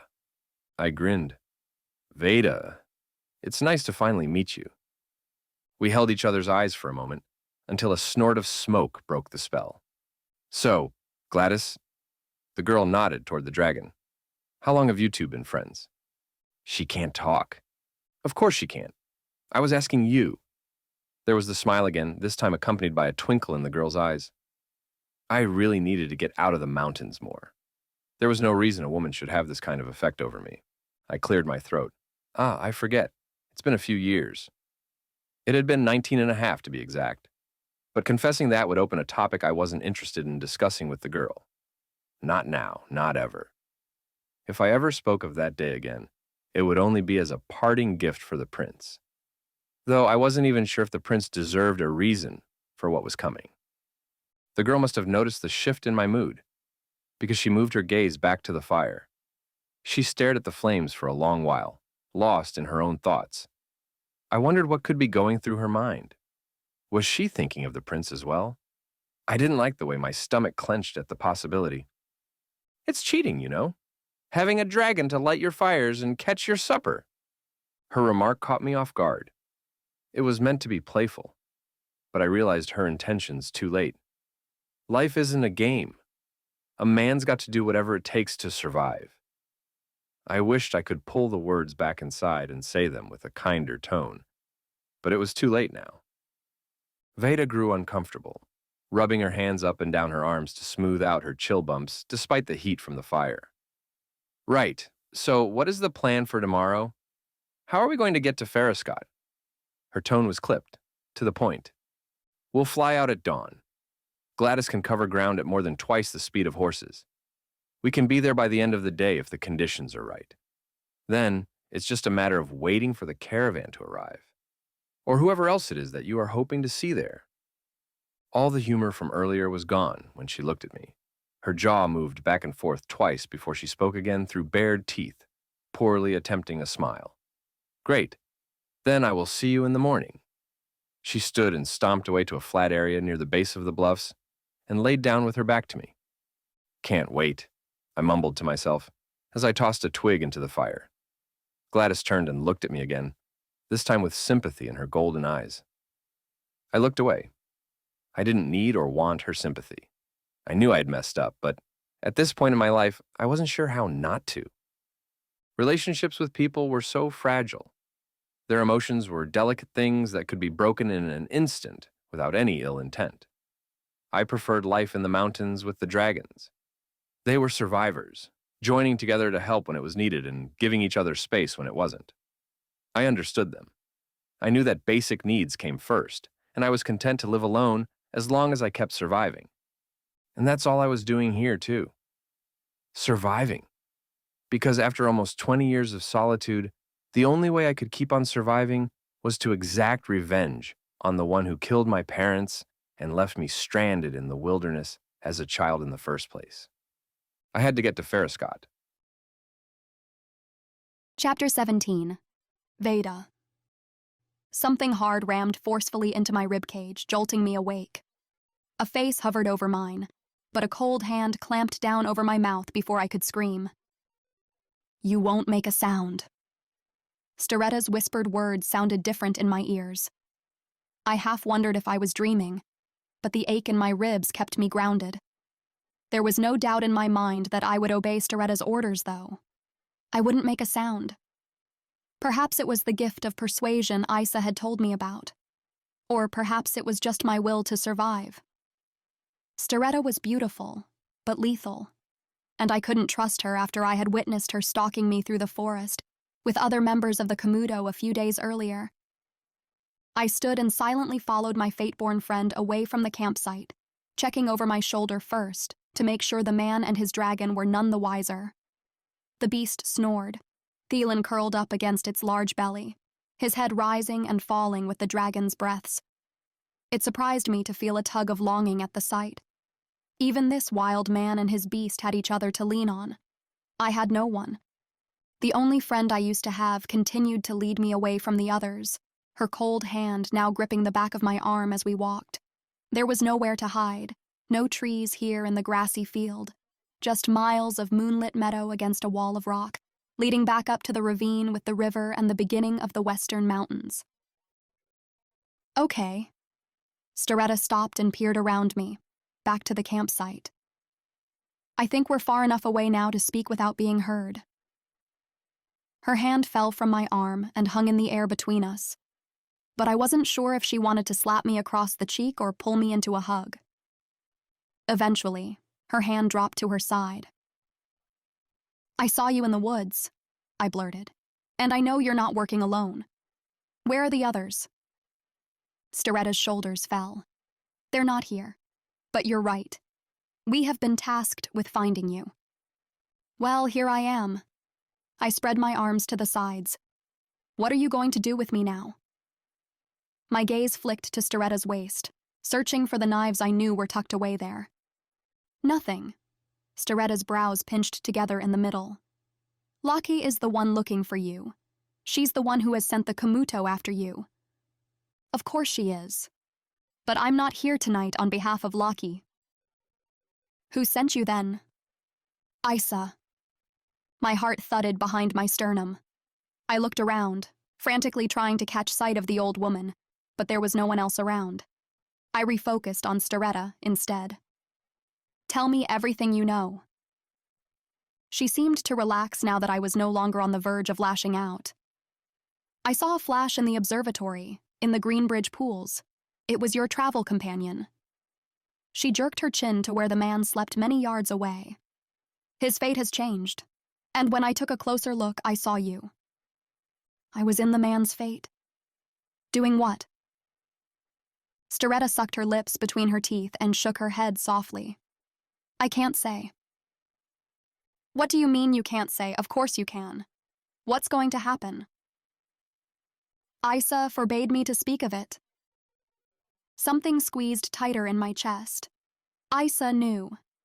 Isa had probably known all along, even before she sent me down to this realm to work alone. So, you took the orb to Isa? She shook her head again. No. She found me with it in the observatory. I think she may have been watching and waiting for me there. She knows things. Storetta wrinkled her brow. But she won't give much away. She sent me here with a warning for you, though. What kind of warning? You've got to stay away from the Dragon Man. His fate changed earlier than Isa expected it to. The Dragon Man has a name. It's Theilen. I didn't know why I felt defensive of the man now, but I wanted Storetta to see him as a person. Whatever his name, you need to go. Now that you are visible in his orb, it's only a matter of time before Lockie or one of the others sees you. And then you know as well as I do that they will have a window into your life. They will see your every move and they will find you. And what then? What will they do once they find me? Storetta looked away. You don't want to know. It felt as though my breath was sucked from my lungs. I sputtered for just a moment before objecting. I can't leave him yet. I need to stay with him for one more day. He and his dragon are the only way for me to get to where I'm going. And where is that? My jaws clamped together, refusing to speak the words. Storetta would find out soon enough if she watched the Dragon Man's orb, as I suspected she would do. But I wouldn't offer the information to her willingly. As badly as I wanted to trust my friend, I couldn't. Not anymore. Fine. Storetta breathed the word on a sigh. One day. I'll keep the orb out of sight for one day, but I can't make you any promises beyond that. Lockie is... well, she's not someone I want to cross right now. She doesn't like it when people steal from her. She glanced quickly at my skirts. I shifted on my feet, subtly trying to move Prince Rorik's orb away from my friend. Did she know I had stolen it, or was it just a suspicion? I'll do what I can to keep you safe for as long as I can, Storetta added, but I've got to look out for myself too. I know you do, and thank you. We stared quietly off into the meadow for some time, neither of us quite ready to say goodbye. What's it like? Storetta asked at last. Traveling with a man, I mean. I snorted. Bothersome. I would compare it to traveling with a rock in your shoe that you can't shake out. He's handsome. He's filthy, and he smells. Though I didn't hate the way he smelled. It was a combination of wood smoke and cedar, probably ingrained in his very being from all the time he spent with the dragons. It was just so different from the life I knew with my other Fateborne sisters in the Isles. Well, if I had the opportunity to live with the mortals, I think I'd want to experience it to the fullest. Storetta winked, and my cheeks heated. I hadn't had time to consider living with the mortals. If I failed my task, there would be no mortal life worth living anyway. Not with the dark mages in control of this realm, but Storetta wouldn't understand any of that. I'll do my best, I said with a begrudging smile. Storetta pulled me into a hug, holding me tight with no hurry to release me. Tears sprang to my eyes, but I wouldn't let them fall. This felt an awful lot like a goodbye. "Just make your shot count," she whispered into my hair. "And if you see me again, run, because it won't be on good terms." I nodded against her cheek. "Be careful." "You too," I said. And then, Storetta was gone, vanished like a handful of sand on a windy day. I wiped the moisture from my face and turned back to the camp, where I could tell right away that something was different. The man's position had changed. He still reclined against the snoring dragon, but it was less a position of rest and more a readiness to spring into action. I had closed half the distance between us when his eyes opened. "Who was that?" I chewed on the inside of my lip, uncertain of what to say. He'd seen Storetta, and not for the first time if what he said before was true. And worse, he had recognized her as one of the Fates. I couldn't risk him suspecting that I may be one of them too. But I couldn't lie to the man either. He'd seen too much now. "It's nearly dawn," I said instead. "Let's get to Foscott." He narrowed his eyes at me but didn't object. After the tense way our conversation ended the night before, I suspected he was likely still angry with me, though I couldn't imagine why. Something about his past was a touchy subject. It wasn't surprising, considering the only people who lived in the mountains were those shunned by their own society. He was probably a criminal, exiled from Greenbridge. I knew he wasn't afraid of murder. Of course, a murderer wouldn't be allowed to return. I was curious to see how he would handle himself back in the city. Would the people be accepting of him? Or would he draw more negative attention upon us? I didn't need any attention. It would only make my task of stopping Rissa that much more challenging. But then, I didn't need the Dragon Man either. Storetta's warning played again in my mind, and I knew I would have to lose him as quickly as possible after we landed. I thought through the ways I could get away from him as we soared over the land throughout the day. Gladys kept us close to the mountains, always within reach of the river that ran through the tall, rocky walls. With the river to the west and the meadows to the east, we were never without a spot to stop and rest or refill the canteen.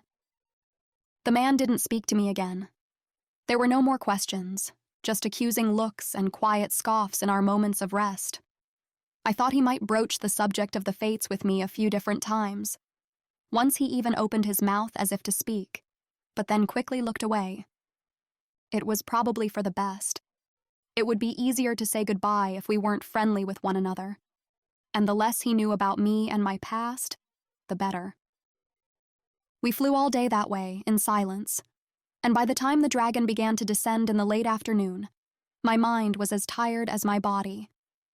We reached the green earth, and I hopped off of the creature's back, arching my own spine and cracking the bones in my neck and shoulders. My entire body ached from tense muscles holding on to the dragon for so many hours. But as glad as I was to be back on solid ground, this wasn't what I expected to see. I thought we were going to Foscott. Theilen faced me with a hard jaw. "We are." I looked at our surroundings. The river was on the opposite side of the bluffs, so we weren't here for a water break. There was no food, no shelter, no reason for us to stop at all. And if we didn't get back into the air soon, I feared we would run out of daylight before we reached the city. And I couldn't risk staying with the man another day. Not with Laka hot on my trail. Then we should keep going. I spun around to find him leaning in close to the dragon, speaking softly to the creature. I couldn't hear him well, but I could tell by his body language that it wasn't a conversation I wanted to be a part of. His shoulders were tense, back stiff. And then the dragon dropped her head. He patted the beast's forehead, then returned to where I stood, looking just as dejected as the dragon did. He didn't stop when he reached me, though. He stomped right past, growling as he left me behind. "Wait! Where are you going?" He didn't turn around as he called out, "Foscott." "But what about Gladys?" The dragon lifted her head at the sound of her name, her golden eyes full of sadness. The beast couldn't speak with words, but her communication was as clear as the afternoon sky. Theilen had mentioned before that the dragon wouldn't be welcome among the people of the Greenbridge Kingdom, especially those in the city. But I hated the thought of leaving her stranded here all alone. She'd done us a great service, flying us a full day over the countryside. This hardly seemed an appropriate way to thank her. He stopped and turned, face red. Do you want to go to Foscott or not? Because I'm leaving whether or not you decide to follow, and Gladys can't come. Something cracked in my chest. The beast I had once feared now stirred up an emotion I didn't think possible. At some point in the last few days, I had stopped viewing the dragon as deadly and saw her as more of a friend. Her sentient eyes told me that Gladys felt the same. And though Theilen marched on, I hung back for another moment. I took Gladys's face in my hands, staring into the beast's golden eyes. Thank you. You may not realize it, but you've just helped to save the entire mortal realm. And I will never forget you. I swallowed the lump in my throat as the dragon bowed her head and nuzzled against my chest. Goodbye, Gladys. When I turned around, Theilen stood several yards away watching our interaction with a look of shock, but he quickly cleared his reaction and continued his path forward without saying a word. He stayed several paces ahead of me for a long while. The sun dropped behind the bluffs, casting long shadows over our trail, and again I grew worried that we wouldn't reach the city before nightfall. I would have to leave him in his sleep and continue on my own. I was plotting my escape when the man's voice startled me back to the present. I recognized her, last night. I saw you talking to one of the Fates. What makes you think she's one of the Fates? I asked, trying to sound more sure of myself than I felt. The same thing that makes me think you're one. I stopped dead in my tracks. Theilen turned around with a gleam in his eye. He'd caught me and he knew it. It's time to tell me the truth, Vaeda. I have saved your life multiple times now, and I brought you all the way across the kingdom without incident. The least you could do is tell me who you really are. I breathed in and out 3 times, hoping each time that it might clear my mind or give me a viable explanation for what he'd seen. But I kept coming up short. I didn't know what to say. It makes sense. You said yourself that you're not a witch, yet I've seen you disappear and reappear moments later. I thought I was crazy at first, but then I saw the Fates. That's what they do. And I knew they were looking for you that first night they came stalking through the woods. I turned them away, but it looks like one of them found you anyway. What is it that she wanted? My hand instinctively reached for the orb in my pocket, protecting it from outside my skirts. I don't know what you're talking about. You're a bad liar, Vaeda. Well, I'm not the only one. I stepped toward him, pointing a finger at the man's chest. You pretend to be all good and kind, but I know what you are. You're not some innocent man traveling with the caravan from Caligo. You're a murderer. The color drained from his face. What did you say? You heard me. I saw it in the blacksmith's fate. Who is that? The guard I sent away from you in the forest near Arrow Watch. Theilen's eyes closed, and his whole body seemed to relax. I don't know what you saw, but I had no intentions of murdering or even hurting that man. That is the truth. I was only going to take his uniform to better blend in with the caravan. So you admit you lied, just as you did. We stared at one another, my hands curled into fists at my sides. I'd admitted it. He was right. He had tricked me into telling him the truth about who I was. What was I supposed to do now? Now tell me what you're really doing here, and I will lead you the rest of the way to the castle. Theilen crossed his arms over his chest, his expression triumphant. He had the upper hand here, and he wasn't shy about gloating over it. Fine. I inhaled deeply, pacing back and forth as I fought to find the right words to say. I am Fateborne, it's true. But I am not one of the Fates, as you put it, so there's no reason to be afraid of me. I am no longer welcome in that world. I was never afraid of you. he said, his expression more serious now.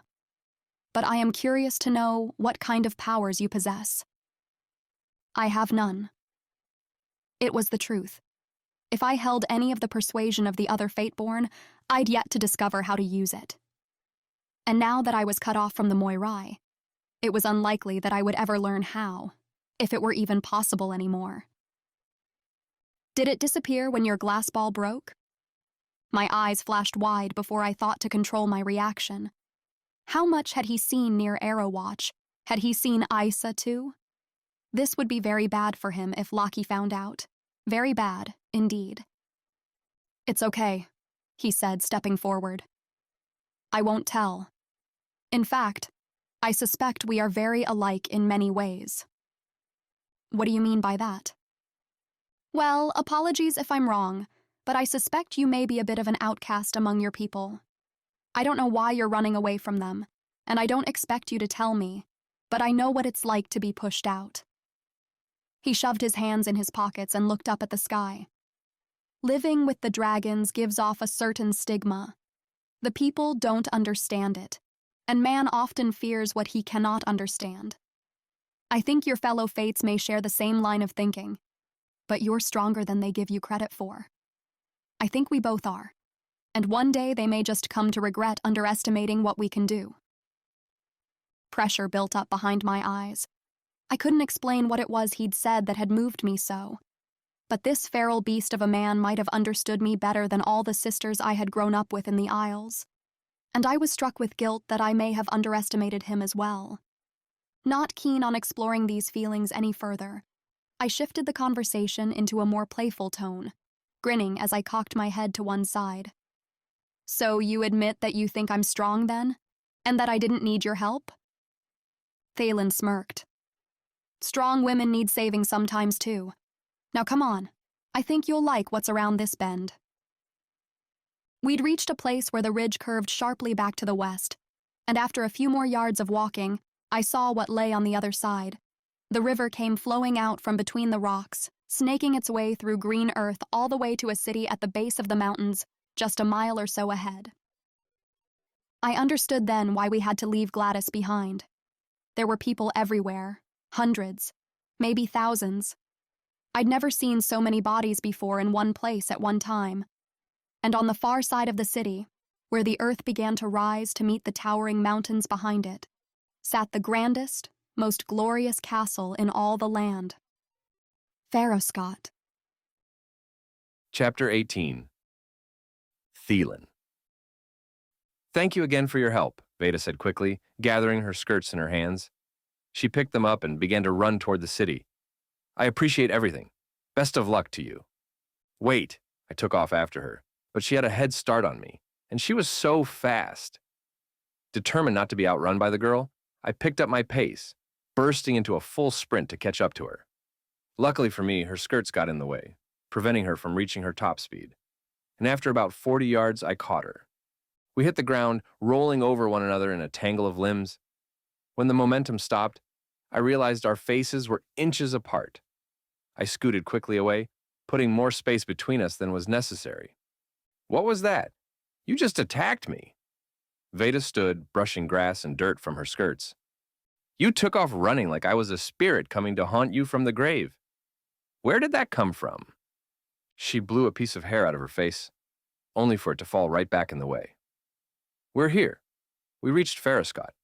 I thanked you for your help, and now I would like to continue on my way. That wasn't an excuse for running off. She was trying to lose me, and she didn't want to admit it. But I couldn't let her disappear without me. Do you even know where you're going? She gestured to the city. Foscott. We just established that. A groan escaped me. I mean, once you get into the city, do you have a place to stay, money for food, an identity made up for when people inevitably ask who you are? She grew more tense with every one of my questions. I knew she hadn't thought any of it through. Look, I was taught better than to leave a woman to fend for herself in a city as large as this. Let me help you. Help me do what exactly? She pursed her lips, studying me closely. I don't know. Whatever it is you're trying to accomplish, I slapped my hands against my legs. I know you're here for a reason. I can see the determination in your eyes, and I would venture to guess that I am the only person in this kingdom who knows the truth about you. Let me help, I want to. The truth was, I still needed her, and I hated myself for using the girl for my own selfish motives. But she was one of the fates. If the universe wanted her to be here, then it would surely happen. She would get into that castle, and I would too if I stayed close to her side. I would finally have a chance to fulfill the promise I'd made to my parents all those years ago. Vaeda remained silent, but I could tell her shell was cracking. She was at least considering my offer, so I thought I would sweeten the deal. You can't do anything tonight anyway. It's getting dark. Nothing good happens in the city after dark, and look at you. You're starting to look as bad as me with those stained clothes. Let's get you a bath and a fresh dress, maybe even a good night's rest in a real bed. And first thing in the morning, you can continue whatever mission you're on, with or without me. She dragged a hand down her face and looked back at the city before facing me again. Do you have a place to stay here in the city? I will soon. Is that a yes then? Vaeda sighed. Let's see what you've got. She seemed nervous as we approached the outer edge of the town, watching carefully as we were passed by farmers, finishing up their evening chores, and merchants closing up their shops for the night. But she grew a little more lively with every step, her pretty face breaking into a full smile as we reached the inner parts of the city. It's amazing, she said, eyes wide. She couldn't spin her head fast enough to take it all in, and while I enjoyed seeing the wonder on her face, I couldn't help but feel resentment at the cause of her happiness. These weren't my people, not anymore. They went about their business, carrying out their daily chores and living simple lives, but they had no idea how cruel the king they served could be. No idea what kind of tyrannical leadership they lived under. The king didn't care about his people, and neither did the prince that Vaeda was so anxious to see. Darkness had taken full control over the night sky by the time I spotted an inn with a restaurant and bar that catered to high-end merchants. I steered her toward the door, but she pulled me up short before we could go in. Won't we have to pay to stay here? It looks expensive. I've got it. But how? Surely the dragons don't pay you in gold coins for your chores in the mountains. A faint smile tugged at the corner of her mouth, matching the challenge in her eyes. I liked it when she was in a good mood like this. Reaching into an inner pocket of my tunic, I extracted a yellow-green scale the size of my palm. Actually, they pay in scales. Vaeda's jaw dropped. Did that come from Gladys? You didn't hurt her, did you? No. They shed them every few years as they grow. But like their saliva, dragon scales sell for big money in the dark trade. A few brave traveling merchants will come searching for them every summer in the mountains, but I get them just by asking. And the innkeeper will accept a dragon scale as payment? No, but the traders inside will pay handsomely for it. I pulled open the door. After you. The establishment I'd picked catered to traveling traders and the upscale merchants who purchased from them, so I had expected the place to look a little nicer than it did. Unfortunately, it was no nicer than the tavern I tried to avoid near the base of the western mountains. My shoes stuck to the wooden floor as I stepped inside. Small, shabby tables were gathered around the edges of the room, lit by tall, flickering candles that dripped wax into piles on the tabletops, between sloshing mugs of ale. It wasn't a boisterous crowd, but it wasn't one I wanted to hang around for any longer than we had to. Several sets of eyes looked up to see who had joined them, but they took little interest in me. They landed on the pretty girl behind me instead, and crude grins spread throughout the room. Perhaps I'd gotten the wrong idea about what kind of trade they dealt with here. A tall, thin, haggard-looking woman approached us, weariness tugging at her leathery face. What can I do for you? She set down the mug she'd been drying on the bar behind her and threw the stained and tattered dishcloth over her shoulder. I come from the western mountains. I'm looking for merchants who may be interested in what I have from that region. I was careful not to give away too much information. Those who were in the market for dragon scales would understand me loud and clear. As I predicted, my announcement snagged the attention of an older gentleman at a table in the back corner. The sound of wood scraping on wood filled the air as the man pulled out a chair. Only one. Aye, said the woman. Come see me when you're done if you want a drink or a room. I nodded and turned back to Vaeda. I can wait here, she offered. After a quick scan of the room, it was clear that several unsavory men still watched us a little too closely. Or rather, they watched Vaeda. I put my hand on the small of her back and leaned in close enough to whisper, "I think you should stick close to me. We'll make it quick." She opened her mouth as if to object when a large, hairy fellow began walking in our direction. "Okay," she murmured instead. I slid into the chair offered by the older merchant, only halfway listening as the man introduced himself. My other ear was listening for Vaeda. The hairy man had followed us back to the dimly lit corner of the room, and he pretended to make small talk with the table behind us. But I had a suspicion the man was only waiting for me to get distracted enough not to notice him making a move on Vaeda. She seemed to feel it too, shuffling nearer to where I sat at the table.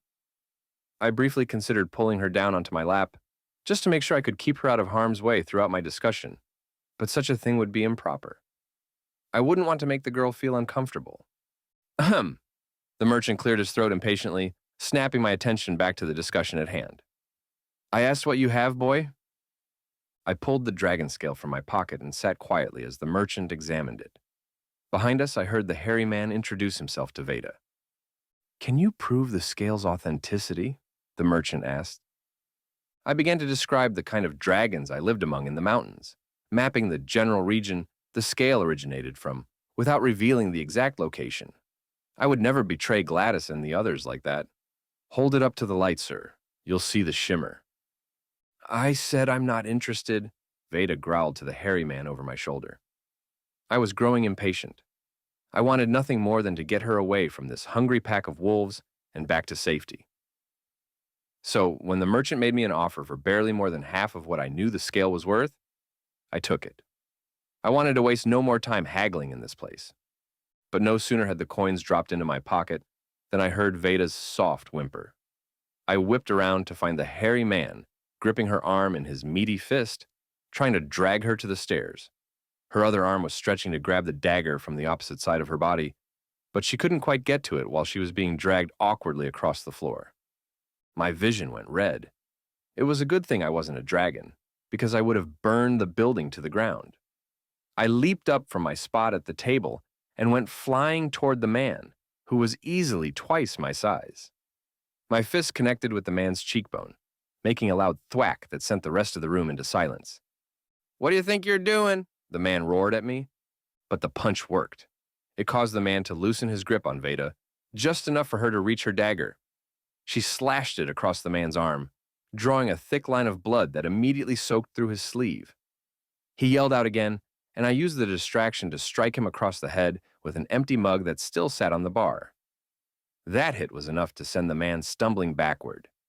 Several chairs scraped across the wood as men stood to leave or possibly join the fray. I didn't wait to find out. "Let's go!" I grabbed Vaeda's hand, and the two of us went running out the front door, sprinting down the alleyways and narrow streets of the city until we were gasping for air. Then, we heard shouts from behind us and took off running again. Sometimes I led, pulling Vaeda around corners or through tunnels on the streets. But after a few minutes, Vaeda took the lead, grasping my hand tightly in hers as she climbed up a stray cart onto a low roof and led me from rooftop to rooftop, jumping over the gaps with ease. Finally, we collapsed against a stone wall on the opposite side of town, desperately trying to get enough air. Vaeda turned to me with the biggest, most genuine smile I'd seen from her yet. That was exhilarating. I was too stunned to respond at first. I just stared at this beautiful creature in wonder. Most women would have been terrified, sore, exhausted, and too distraught to take another step. But this girl... I threw back my head and laughed, the adrenaline still coursing through my veins. "It was, wasn't it? Did you get your payment?" "I did." I jingled the coins in my pocket. "Good." I tried to hold the man off as long as I could. Her smile faded. "I could have taken him, you know." "I know, but I couldn't resist jumping in. There was no telling what would have happened if he'd gotten you up those stairs. That man was drooling over you like a roasted leg of lamb." She stared thoughtfully ahead for a moment, then turned back to me with that gleam in her eye that I was growing to appreciate. "If I were a leg of lamb, I think I'd be a peppery one." "Oh, you're peppery, all right."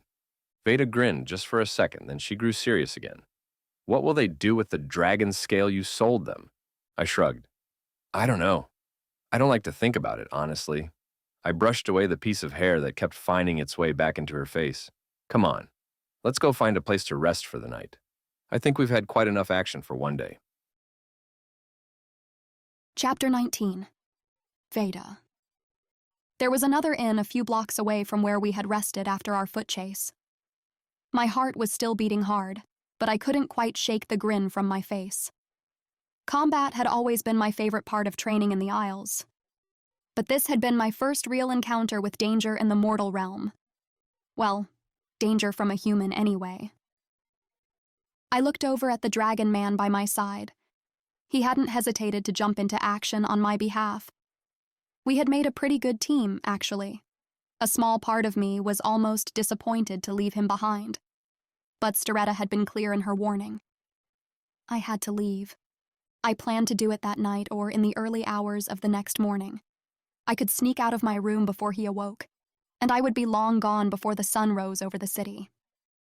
With so many people around, I was certain I could avoid running into him again. Theilen frowned as we approached the new inn.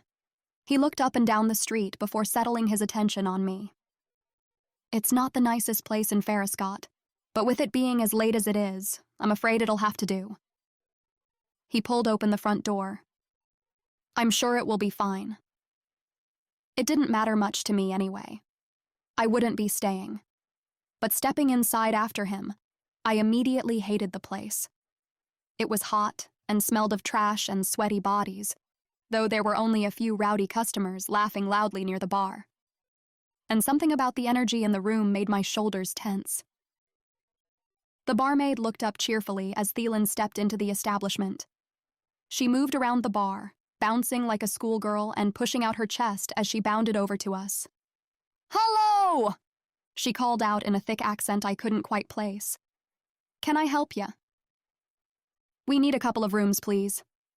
Theilen shoved a hand into the pocket where his coins were hidden, probably just to reassure himself that they were still there. The barmaid flashed a toothy smile, giving me the quickest of glances from the corner of her eye.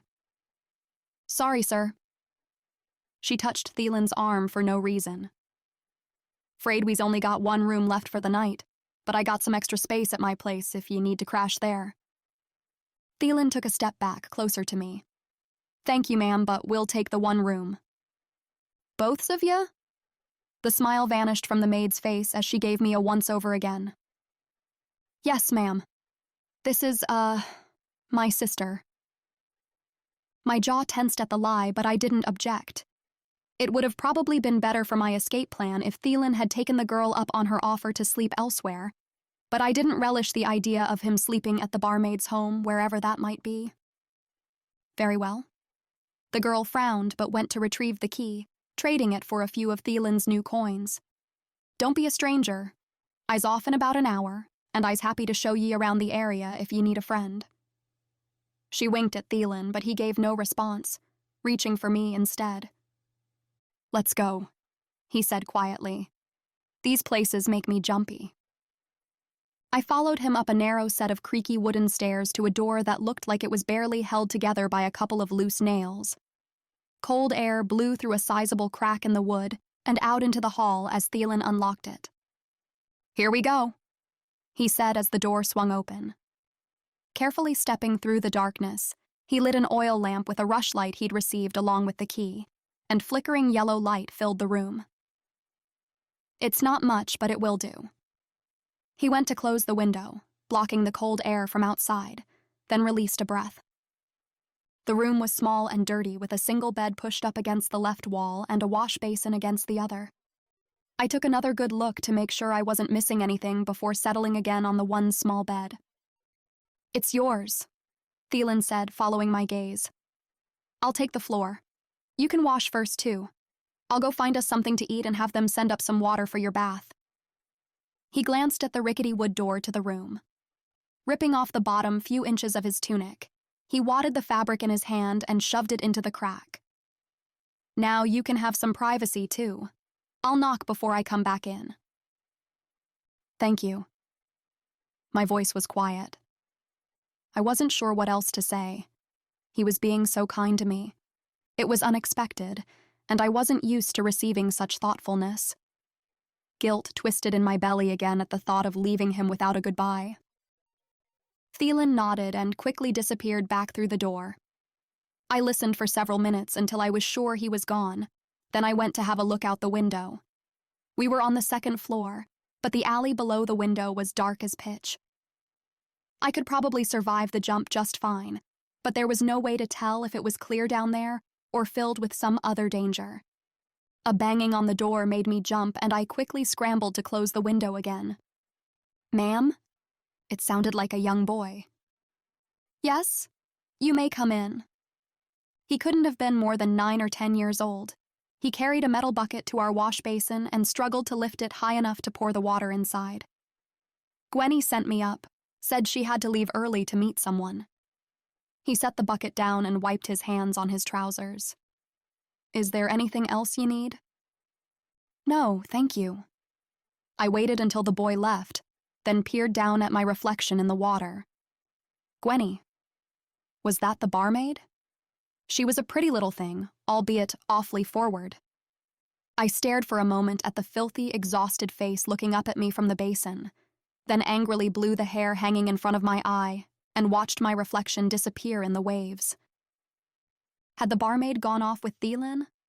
Surely he'd noticed her rosy cheeks and blonde hair, and she wasn't short on the attention she gave to him. I plunged my hands into the water, which was biting cold, and scrubbed the grime from my fingers and under my nails.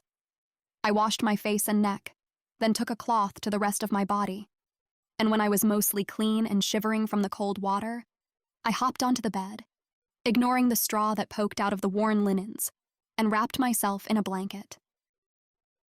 Theilen was still gone, probably cavorting around town with Gwenny.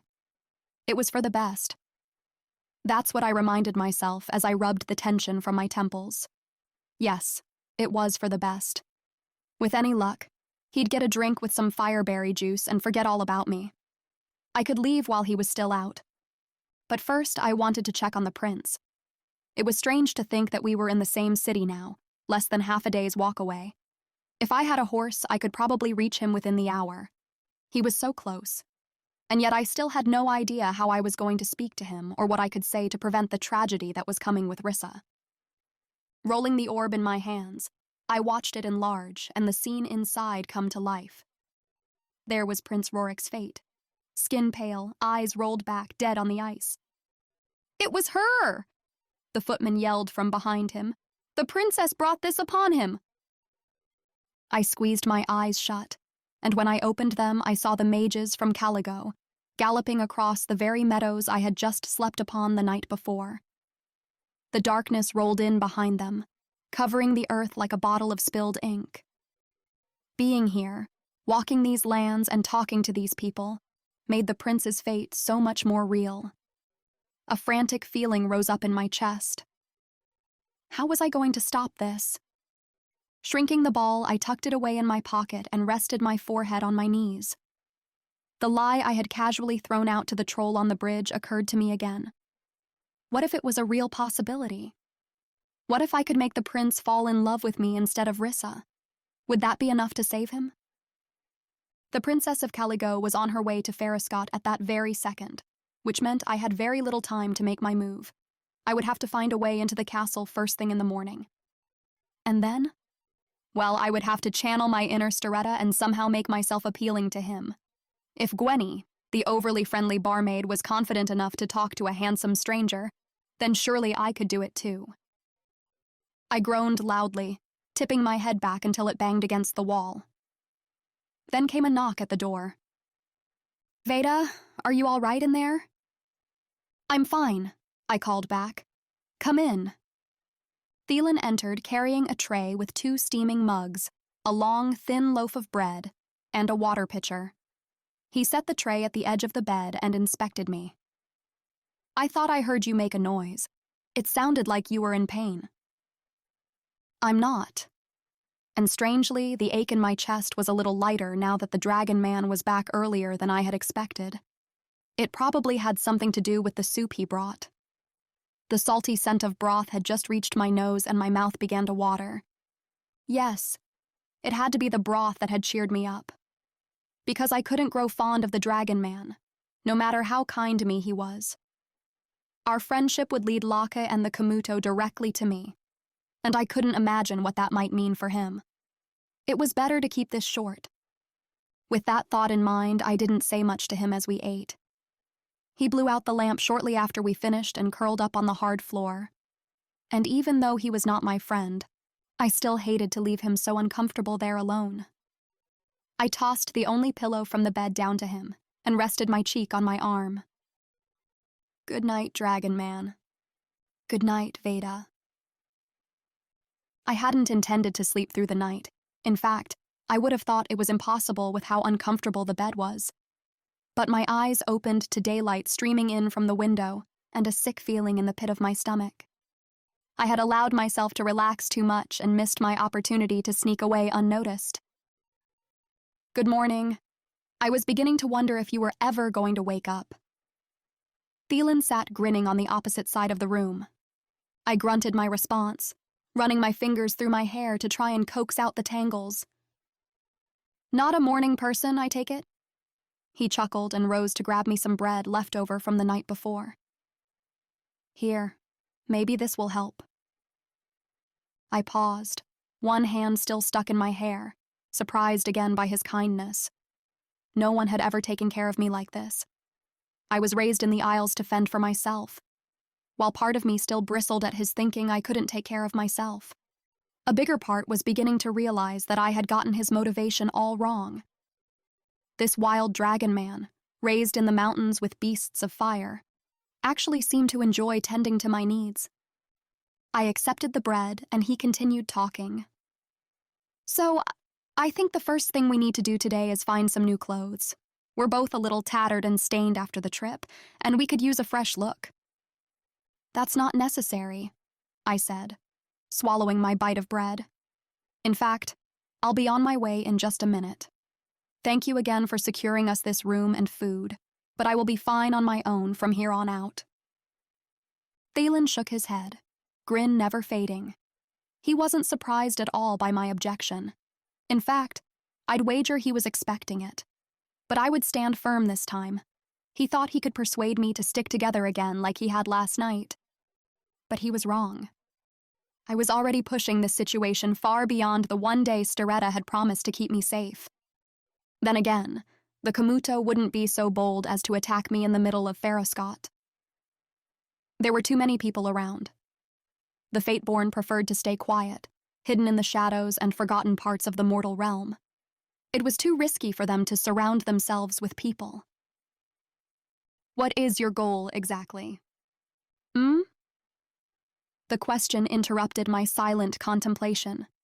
I reached for my water to wash down the bread that had suddenly become too dry to swallow. Your goal. What are you trying to accomplish today? It makes a difference in what kind of dress you pick out. I already told you, I don't need... Take me, for example. I'm planning to visit the castle today, so I will need to look dignified. These mud-stained rags will never do. He gestured to his clothing, then pinned me with a look, daring me to object again. I wanted to, but he had a point. I would not be permitted to enter the castle looking as I did. Fine, I grumbled. Perhaps I should look a little more dignified as well. Oh, are you going to the castle too? The look on his face suggested that he already knew my plans, but that was impossible. He couldn't know because I didn't quite know them myself yet. What are you going to do there? I asked, avoiding his question. He stretched his arms and cracked his knuckles, pretending a little too hard to look relaxed. Oh, you know, dragon stuff. Dragon stuff? I crossed my arms, ready to hear what kind of lie he could make up to save himself. Yes, these people don't know anything about them. They think of the dragons as wild creatures, ready to kill their women and burn down their cities. But you met Gladys. She would never do a thing like that. Not unless they deserved it, he amended. So I'm going to offer my services to the royal family. Teach them how to nurture a relationship with the dragons. It would be beneficial for them both in terms of protection as well as financially speaking. If Foscott and the rest of the Greenbridge Kingdom was known for dragon scales and saliva, Caligo would be much more willing to allow for open trade on the seas. You seem to know a lot about politics for a man who lives in the wilderness. I pick up on things here and there from travelers or in the taverns at the base of the mountains. Now how about you? What could the Fates possibly want with the royal family of Greenbridge? Shh! I looked nervously around the room as though his mention of the Fateborne might have somehow conjured them into our presence. You can't throw that word around so casually, I scolded in a loud whisper. Besides, I told you I do not work for them, not anymore. He nodded his agreement but said nothing more, still awaiting my response to his question. I had expected a lie, but his answer seemed based in truth. There could be many advantages to him teaching them about the dragons. I didn't know if the royal family would listen, but it would certainly be worth a try. And whether it was a result of the bed or the food or his looking out for me when the men attacked the night before, I was beginning to feel more comfortable around the man. Should I be honest with him? He knew so much more about the inner workings of these people than I did. Perhaps he could be of some help. Storetta would understand and step up to help, wouldn't she? If it was possible for my friend to keep Lockie away for one more day, I knew she would try. But even if Lockie found me now, I suspected she would be hesitant to make a move in the highly populated city. I want to see the prince, I blurted before I could think better of it. Theilen didn't seem surprised, so I continued, a new plan loosely forming in my mind. We have a sort of connection, and I must meet him before he asks for another's hand in marriage. It was halfway true. I did need to meet him, and though he didn't know me, it was possible that there was a connection there. If not, I would try to create one, because my time was running out, and I was short on options to save the realm. Besides, it could be my fate. Only Isa knew what my future held, and maybe that was why the sister had sent me down to this realm in the first place. Perhaps it was my destiny to win over the mortal prince and save the humans from darkness. It would be a noble task indeed, certainly worthy of breaking the other sister's trust. My hand found its way back to my pocket, where I cradled the orb from the outside of my skirts. Theilen looked swiftly at the movement, then met my eyes again, his expression hard. Great. Then we can continue together. We'll get new clothes and head to the castle. I agreed. But only to the castle. Once inside, we really should go our separate ways. Of course. He stood quickly, straightening his clothes. I wished I had a moment to look at the prince, just to see where I could find him this morning, but there was no way I would let the dragon man know about the orb I held. That was a secret I couldn't allow to get out. And part of me wished I had stolen Theilen's orb as well. It would ease my mind to see the dragon man's fate and make sure I wasn't leading him into trouble. Friends or not, I didn't want to see him hurt. Please, Storetta, keep us safe for just a little while longer. Chapter 20. Vaeda. Foscott was an amazing place in the early evening hours, but it really came alive in the daylight. I couldn't take it all in fast enough. Children ran alongside small pets, cats and dogs, laughing and causing trouble as they passed street vendors hawking their wares on the corners. Women moved through the streets in small groups of 3 or 4, gossiping between the occasional reprimand barked at a child passing by. And then there were the performers. Some sang or danced or told stories for money. A spare coin here and there as people passed them by. The smell of roasted meats wafted through the air, and I wanted to try it all. But there wasn't time because at the top of the hill upon which Foscott was built loomed the foreboding silhouette of the castle. Its walls towered over the city below, a constant reminder that the king and his men would protect the people of this great kingdom. What was that? Theilen nudged me with his elbow. What was what? I asked. You sighed. Are you frustrated or bored? I laughed. Neither. How could anyone be bored in a place as magnificent as this? Theilen's jaw clenched, but he said nothing. I simply followed along after him, taking in as many of the sights and sounds of the city as I could. One voice cut through the crowd louder than all the others. "Hello, little lamb. Care to have a look at my trinkets?" I stopped and turned to the voice, knowing somehow that it called out specifically to me. A little old woman stood in front of a shop, hunched over a cart filled with baubles and jewels. She grinned up at me with a wide, toothless smile. "They're fake jewels," Theilen whispered. "Don't let her appearance fool you. That old bat knows exactly what she's doing. She's a professional con artist, just like the rest of them."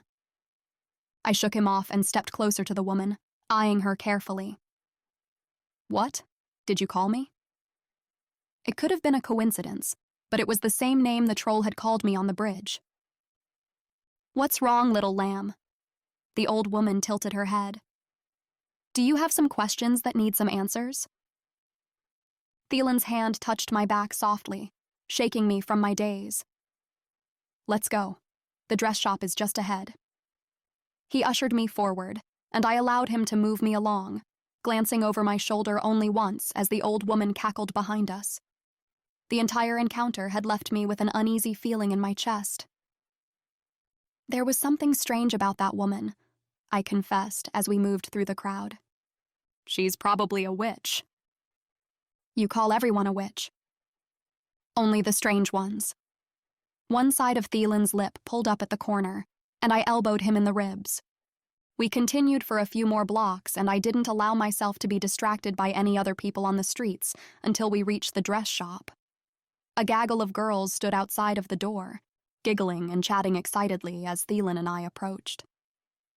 "Maybe he'll choose me as his first dance," one of the girls said, as she dramatically swished her skirts in front of the shop window. "Don't be silly, Cecily." Another girl, slightly older, pulled the first back.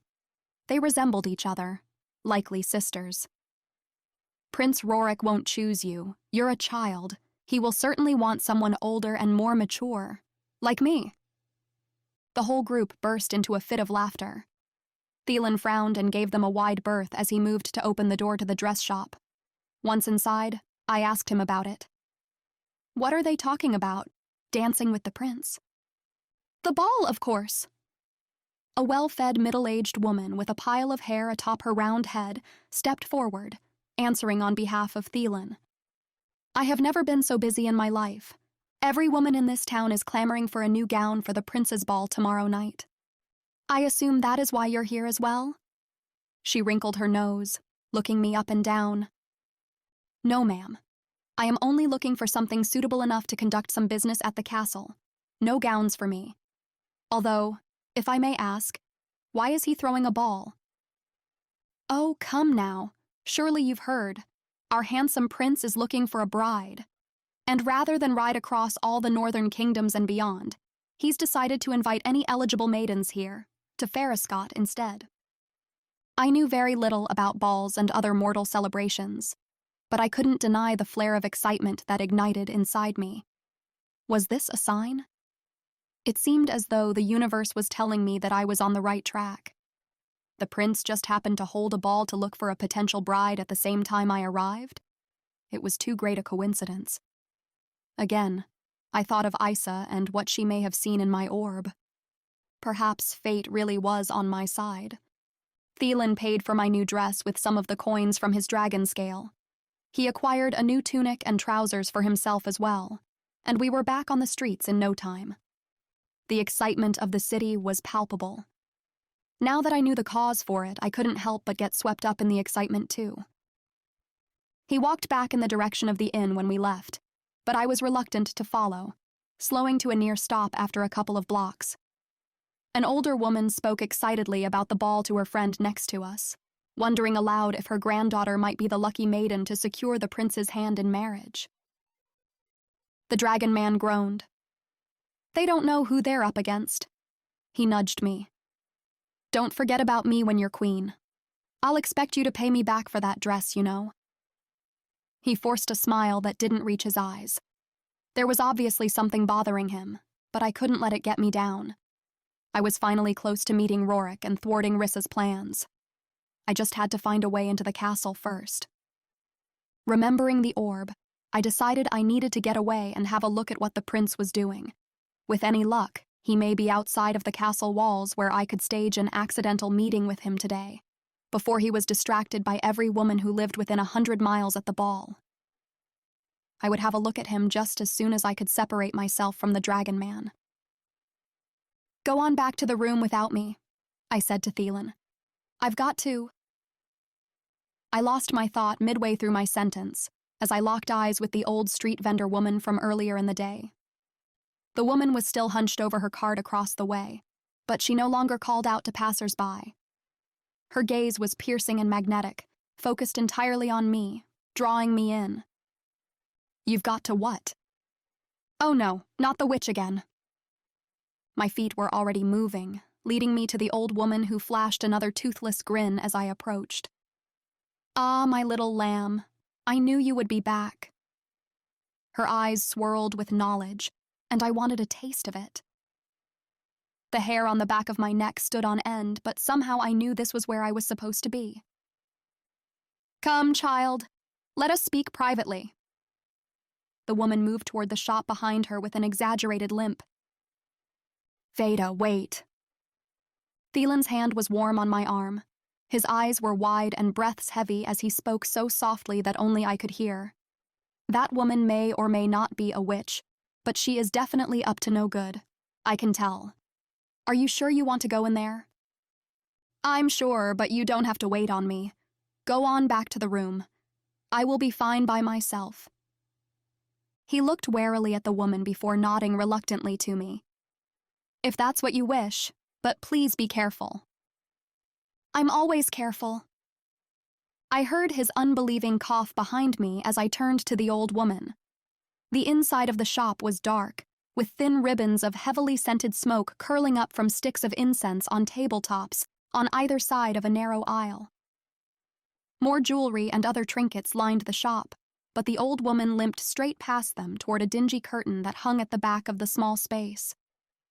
She leaned heavily on a twisted cane as she walked, and gripping the wall, she used the cane to push one half of the curtain aside for me. "Go on, little lamb." "Why do you call me that?" I asked as I stepped through the curtain. The room on the other side was even smaller, with a round table in the center covered by a heavy drape. The old woman pointed to a wooden bucket against the wall and instructed me to sit. Then she took the only chair in the room, scooting it up close to the table. "I call you little lamb because I can smell you, child. Magic recognizes magic. It's why you were drawn to me as well. But I'm not magic, and neither are lambs. No, perhaps not. But you reek of the Isles. Their magic still covers you like an oil that can't be rinsed from your skin. And lambs?" The woman cackled softly. "Lambs are sacrificial, and it seems your sisters have sacrificed you to the mortal realm."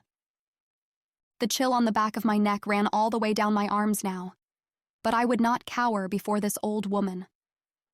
"How do you know so much?" My voice was surprisingly steady. "I have my ways." The woman rested her cane against the table and yanked the drape that covered it. Underneath was a perfectly round crystal ball, about the same size as an enlarged orb from the Isles. But it couldn't be. "Call it a gift from the universe," she said, resting her hands on the globe's smooth surface. "Where did you get this?" "I'm sure the Moirai have told you about what happens when a life is taken unjustly from this realm." "Balance must be restored," I whispered. "That's right. There's a place in the Middle Sands, a shrine built over the crack in our earth where the balance was restored. Magic leaks into the land there, but it is far too dangerous for most men of this world to reach. The magic protects itself, you see. Many have died in their travels to receive blessings from the shrine. But it offers great gifts, if one can survive the journey there." "And you did?" "Barely." The old woman coughed into her sleeve. "Gifts of the fates are not given freely, as you know. One must give in order to receive." She pulled up her gown to reveal the rotten flesh covering her bad leg. The bone itself looked withered and frail, visible through open wounds that I suspected would never heal. Bile rose in the back of my throat, and I had to look away. The woman cackled again. "Don't take pity on me, little lamb. The injury is nothing compared to the gift I received for my troubles." She gestured toward the crystal ball again. "Now, would you like to have a look at your fate?" "My fate? It's impossible." "Nothing is impossible for the powers of the universe, child. The gift isn't free, however. You'll have to pay me, of course." I remembered Theilen's warnings of the woman being a con artist, out to steal my money, but I had none. And I knew the woman was more than that. She knew of the Moirai and the Isles. She knew who I was, and apparently the troll knew too, since he had also called me a little lamb. Perhaps they were of the same culture then, creatures of the Fae. "Let me guess you want me to solve a riddle." The woman cackled loudly, hard enough to send her into a fit of coughs. When she was finished, she wiped her mouth on her shoulder and faced me with a wicked grin. "If only it were so simple, child. An eye for an eye, a fate for a fate." "I don't understand." "Give me what is in your pocket." I pulled out my dagger, hoping the sudden movement would distract from my thunderous heartbeat. "This is all I have, and it's not something I am willing to trade." "You lie." The old woman's grin disappeared. Her mouth hardened into a thin line, waiting for me to tell the truth. But I couldn't. I couldn't give the woman Prince Rorik's orb. It was clear that the old woman knew exactly what I held, however, and she wouldn't make a move until I confessed the truth. "I cannot give you a fate for a fate, but I can offer you a glimpse. A look for a look, we'll say. Would that suffice as payment?" The old woman's eyes narrowed as she considered my offer. "Lay it on the table." My hand trembled as I reached for my pocket. This already felt like something I would come to regret. I wrapped my fingers around the orb that lay inside and paused. "Before I do, how can I be sure that what you show me is real?" "You'll know it's real. You'll feel it in the marrow of your bones, child. And I won't lie and tell you that you'll be fine after you take a peek. No man can handle a glimpse into his future without losing a piece of his sanity. Many men have been driven mad for less." I could handle it. I was no ordinary woman. I was Fateborne, and I had to see what my fate had in store for me. I had to discover what was needed to save the mortal realm. Without another second of delay, I pulled the orb from my skirt and laid it on the small table beside the larger ball. "Show me what it reveals." Phlegm rattled in the back of the woman's throat as she issued her greedy command. I rolled the orb in my palms and displayed the prince's fate for the old woman, knowing the entire time that what I did was wrong. But I was too far to turn back now. I'd made a deal with the woman, and I had to know what my future held. I studied the old woman's face as she watched Rorik's fate play out before us. The woman was enraptured by the scene, a fire in her eyes smoldering with a very real, very raw emotion that I couldn't place. She leaned closer and closer, until the short preview of the prince's fate faded back to clear glass again. Then she leaned back and pierced me with a sharp gaze. "Well?" I asked. "It'll do." She flashed her gummy grin. "Yes, that will do quite nicely. Thank you." I quickly pulled the orb from the table and returned it to the safety of my pocket. "Now may I see my own fate, as we agreed?" The old woman sat for a moment, deliberating as she tapped her dirty nails on the table. The longer she waited, the more I began to feel sick. I was a fool to think the woman would follow through on her promise. Theilen had tried to warn me, but I didn't believe it. And now I had gone and betrayed my secret. And for what? The woman knew I had a stolen orb from the Moirai, and now she knew what was going to happen to Prince Rorik and the Greenbridge Kingdom. I squeezed my eyes shut, humiliated. "Don't despair, child, I will show you, but you may not like what you see." "Please, whatever it is, I would like to see it." "As you wish." The woman rubbed her hands over the glass, speaking an incantation I had never heard. There was a spark of light that illuminated the entire room before the glow faded to reveal my fate. A gasp escaped my lips as I leaned in for a better look. In the glass, I saw myself walking down a curved set of stairs. I wore a silk gown as blue as the sky with delicate sleeves and full skirts. My hair fell in waves over my shoulders, and I was radiant with joy as I looked down at the figure who greeted me at the bottom of the stairs. Prince Rorik. He extended a hand and pulled my arm under his as I reached him. Together we walked through a grand foyer, smiling all the way to the front doors of the castle. There we stood and waved to a large group of people from Foscott below, including, to my surprise, the Dragon Man, who stood alone near the edge of the crowd. Alive, safe from any harm that the Komodo may have brought down upon him. The scene disappeared, vanished into a puff of white smoke within the glass ball. And I looked up, unable to hide the smile that stretched my mouth wide. You do like what you saw then? The old woman's mouth twisted to one side, but otherwise her expression was unreadable. It'll do, I said, repeating the woman's response from earlier. I tried to rein in my excitement, steadying my features to look calm and collected. I like it too, little lamb. The woman laughed, but it was more menacing than joyful. Yes, great things are coming. Great things indeed. She laughed again, louder. Her cackle had a craze beneath it that made me feel suddenly uncomfortable. I stood to leave, but the woman hardly noticed. Her laughter echoed wildly even as I dashed out of the shop and ran for the inn. But even a block away, I couldn't shake the feeling that the old woman was still watching, still laughing, still drawing me into a future that was beyond my control, and far less enjoyable than the brief snippet I had seen. Chapter 21. Theilen. I tried to give Vaeda the privacy she requested, but I just couldn't do it. Not when I knew she was in the clutches of some witch. That's it, I muttered to myself, resigning to check on her. I can't just leave her behind. I had only gone a couple of blocks before doubling back toward the shop.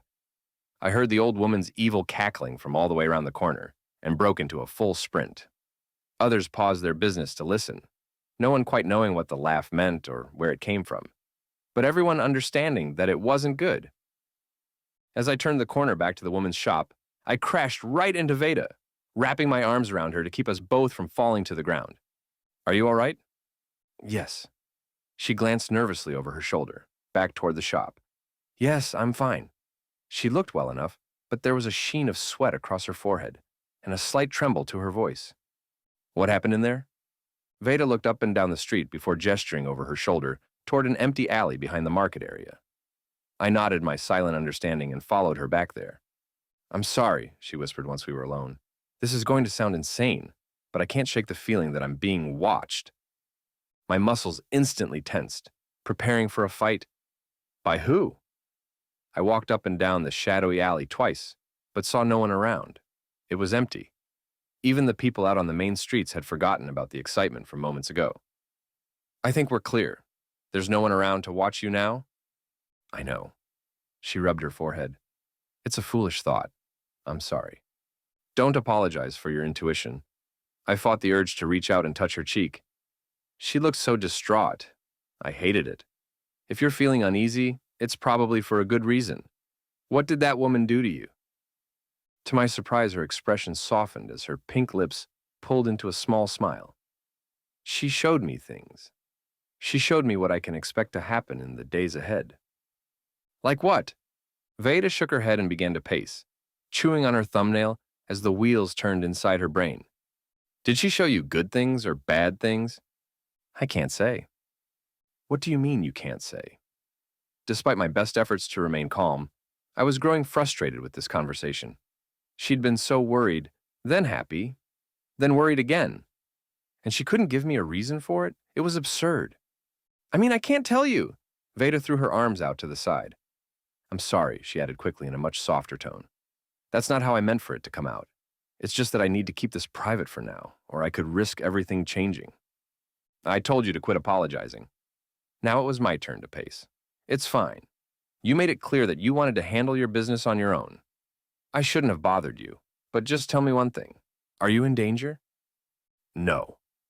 Vaeda stepped forward and lifted her hand. I thought for a second that she might reach out and touch me, but she didn't. It fell limply back to her side. And neither are you. She smiled again, but I didn't find it encouraging. Whatever that witch had done back there was unnatural. She was obviously dealing in things she had no business dealing in.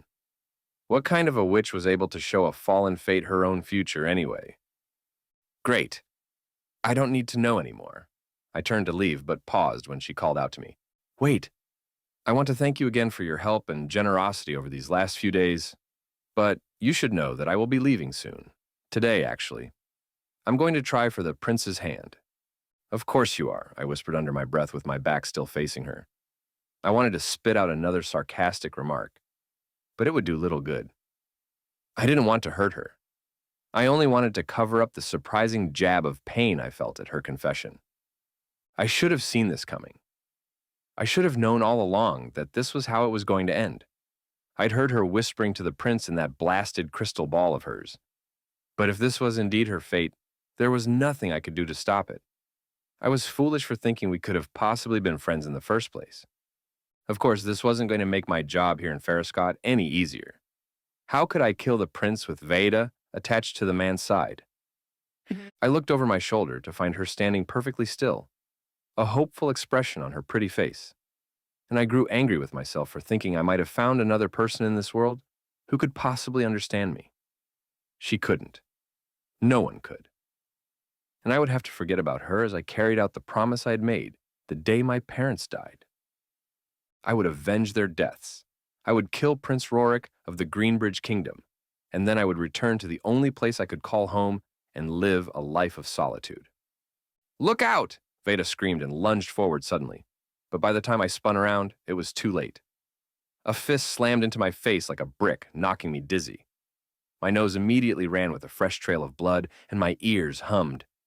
But it wasn't enough to stop me from ducking before the second fist that swung toward me. Vaeda was by my side, dagger in hand. The attacker was tall and lean, with a cloak pulled over his head to obscure his identity. But I could tell by the way he moved that he was no ordinary thief or street bandit. He was skilled in his techniques, easily blocking Vaeda's expert attacks with her blade. I lunged forward, slamming my shoulder into the attacker's knees and knocking him to the ground. The man's hood blew back and a gasp caught in my throat as I noted the gentle points at the tips of the man's ears and the pale lavender color of his animalistic eyes. A fae. In Foscott. The man snarled at me, exposing sharp white canines that almost resembled fangs. Then his hands were around my neck, squeezing the life from me like vices carved from blocks of solid ice. I was pinned to the ground by the inhuman strength of the fae, unable to breathe, unable to move, unable to voice a single sound. And suddenly, the pressure was gone. I sat up to find Vaeda atop the man. She'd run at him with all her strength, relying only on the force of her speed to knock him off of me. But her small frame was easily overpowered by the fae as he flipped her over, crushing her body beneath his. I searched the alley quickly, desperate to find a weapon, before the attacker began using his fae magic against us, rather than brute strength alone. But I knew we would lose either way. It was why the fae were forbidden in Foscott. Humans were no match for their power. But that didn't mean I was going to go down without a fight. Spotting a broken board with two bent nails protruding from its rough surface, I broke away from the fray just long enough to grab it. I ignored the splinters embedding themselves under my skin and ran back to the fae, who was held off from harming Vaeda only by the tip of her dagger aimed at his throat. I swung. No human would have been able to stop the board mid-swing, not with the speed and full strength I put behind it. But this was no human. The fae man grabbed the board in both hands before it connected with his head, yanking it away from me. He reared back. Theilen, look out! Vaeda's cry of warning was the last thing I heard before the world went black. Chapter 22. Vaeda. Oh, no, you don't! The roar that erupted from my throat surprised even me. It was a noise unlike anything I'd ever heard. It was a bone-rattling, heart-freezing sound of pure fury. My attacker's strange purple eyes flashed wide with surprise. He backed away from Theilen's lifeless body on the ground, but it was too late. The damage was done, and I was going to make him pay for it. The dagger flew from my hand, end over end with alarming speed. The attacker was clearly a skilled fighter, well-versed in combat. but even he couldn't avoid the accuracy and speed of my blade. It landed in the flesh of his upper arm with a sickening thwap, eliciting a cry of pain from the man. I picked up the board that still lay on Theilen's body, carefully avoiding his arm splayed out to the side as I stepped over him. I couldn't look at him for long, but just the reminder that he was there, lifeless in the dirt, was all it took to further ignite the anger exploding inside me. I marched toward our attacker with the board in the air. "Give me back my dagger," I growled as he inspected his new wound, carefully deciding how to extract the blade from his tender flesh. "I'll give it back if you give me—" I slammed the board against the hilt of my blade, sending it flying out of the man's arm, ripping tendon and muscle as it was roughly dislodged. His opposite hand instinctively reached for the wound, gripping it tight as his face twisted in agony. "I suggest you leave now while you're still able, because my next shot won't leave you standing." He bared his teeth at me, feral as a dragon, but after half a second he went scrambling out of the alley with surprising speed. I waited just another minute to be sure he was gone. Then I picked up my dagger and wiped the man's blood on my skirts before tucking it safely inside again. I inhaled deeply, preparing myself for the worst, before turning around to examine Theilen. He was breathing. That was a good sign. But his face was covered in drying blood from a broken nose. His neck was red from the attacker's strangling grip, and a giant gash in his head was partially hidden behind a sticky mass of blood-soaked hair. Swallowing my fear, I moved to wake him. No response. I tried again, gently shaking his shoulder and calling out his name, but Theilen did not move. "It's okay," I whispered more to myself than him. "I'll get you back to the inn and we can figure this out. You're going to survive. I know it because I saw it in my fate." Sliding my arms under his, I lifted his lifeless body and pulled. He was heavier than he looked, but still I pulled and pulled and pulled. I was nearly to the end of the alley when I stopped to catch my breath, resting Theilen's body in a shadow against the side wall of a small residence. I wouldn't be able to drag him down the streets, not without causing a stir. But I couldn't just leave him there either. I stepped out into the light on the street to try and make a plan. "Hey." The youthful face of Gwenny the barmaid grinned at me. The girl looked over my shoulder at where I had been hiding. "What are you doing in the aisle? Oh, my great fates above! What have you done?"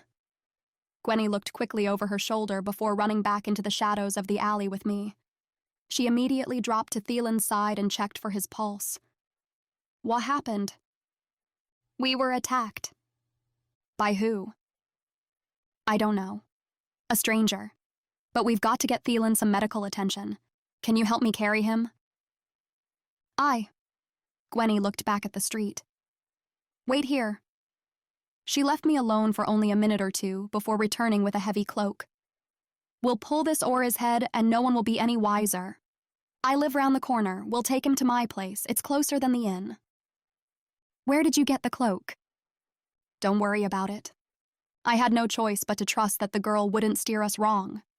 Together, we heaved Theilen's body upright and wrapped his arms over our shoulders. Then we worked together to pull on his cloak and hide his face. With much effort, we dragged him out onto the street, past a sleepy-looking man selling cloaks suspiciously similar to the one covering Theilen. Gwenny averted her eyes and picked up the pace, and I decided this wasn't the best time to ask questions. Thankfully, the little barmaid-turned-thief was strong for as small as she was. Our movements weren't very graceful, though. Theilen's feet dragged the ground behind us, and we strained under the dead weight of his muscular body. I supposed if the other people on the streets weren't paying very close attention, they might mistake him for a drunk, too far gone to walk on his own 2 feet. That proved to be wishful thinking. I lost count of how many stares and open-mouthed looks of shock we received as we stumbled through the streets, leaving a trail of whispers behind us. But thankfully, no one stopped us, and Gwenny had told the truth about where she lived. It wasn't far. We dragged his body through the front door and allowed him to slump over against the wall. "It's up the stairs and round the corner." Gwenny pulled a key from somewhere inside the front of her shirt with a grin.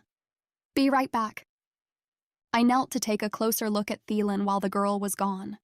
His cheeks were pale and clammy under my palm. I gently rubbed away some of the dry blood that had crusted on his cheek, stopping when I heard the barmaid clear her throat. Door's open. Can you get him up there on your own? Sure, but it would be easier if you... Great. Gwenny patted my shoulder. I won't be long. She disappeared through the front door, leaving me to lug Theilen's body up the stairs by myself. It wasn't easy, but I eventually got him to the top, likely with more bruises on his arms and legs than he'd started with. I spotted Gwenny's open door and pulled him into the small space. Gwenny's place was just a single room, much like the one Theilen and I had stayed in at the inn. It was tidy, with a single bed, a wash basin, and a small counter with a wooden cupboard built into the wall above it. I found myself annoyed that Gwenny had suggested Theilen could stay with her here. He had more room at the inn than he would have had here. But then again, the barmaid probably wouldn't have minded sharing a bed with him. I groaned, yanking Gwenny's pillow from her bed and sliding it between the hard floor and Theilen's head.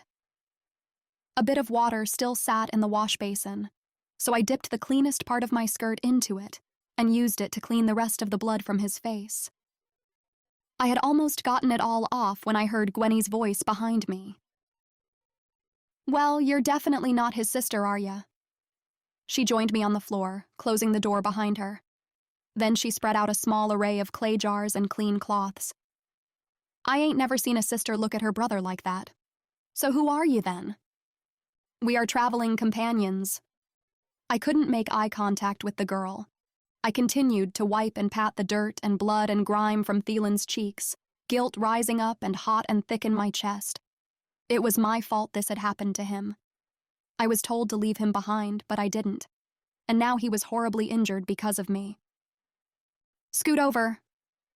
Gwenny pushed me to the side, lifting the lid off of a couple of her jars. She began mixing their contents in a small ceramic dish, then dabbed the new green paste onto Theilen's wounds. What is that? It's a poultice. Where did you learn to do that? Are you a healer? Not by trade. Gwenny sat back on her knees and met my gaze. But I's got fey blood in me. Not much, but it's enough to do some good every once and again. I felt the urge to run, or better yet, fight. My only encounters with fey thus far had gone very poorly, first the troll and then the old woman. And though I couldn't be sure, our attacker hadn't seemed completely human either. But Gwenny didn't appear to be a threat. If anything, she seemed to genuinely want to help Theilen. Oh, don't look at me like that. I ain't gonna hurt ye. I hate the Fae as much as the rest of 'em, but my great-great-gran didn't. Oh no, she was a promiscuous little thing, latching on to anything with a... Okay. I lifted my hands to quiet the girl. I get your point. You're not like the full Fae. I examined Theilen again, pulling his hair away from the gash on his head. Do you think your poultice will be enough? I know it. Gwenny grinned. But if not, a shot of fireshine will fix him right up. She stood and went to her cupboard, pulling down a brown glass bottle. Help me prop him up, would ye? I slid my knees under the pillow, lifting Theilen's head into my lap. You promise this won't hurt him?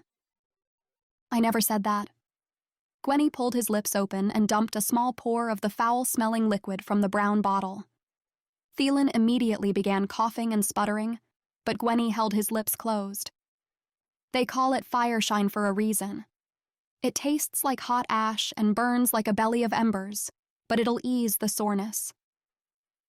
I rubbed my thumbs gently into Theilen's shoulders, trying to relax him. I focused on the good, rather than letting myself get carried away by my guilt and the what-ifs. He was alive. We were safe. And after several seconds, he stopped coughing and his breaths fell into a gentle cadence, chest rising and falling evenly. Now tell me what brings you to Foscott. The ball, I answered softly, keeping my eyes on the restful features of the face in my lap. Do you come from wealth, If not, you're not going to get very far. I looked up, and a cunning smile spread across Gwenny's pretty face. Unless, of course, you want some help. I don't need any help. Thank you, though. I knew I would do just fine. I knew I would get an audience with the prince because I'd seen it in my fate.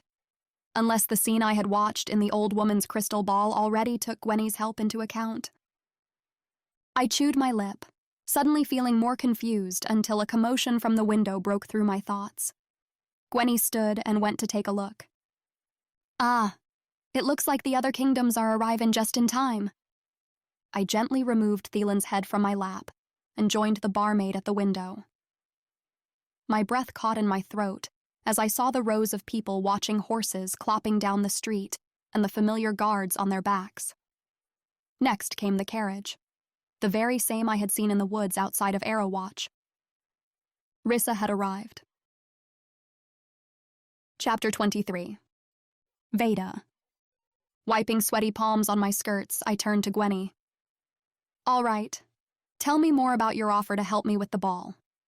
I kept one eye on the carriage as it passed by Gwenny's window, but I never caught a glimpse of the princess. I'm good with a needle and thread. Gwenny beamed and spun in a small circle.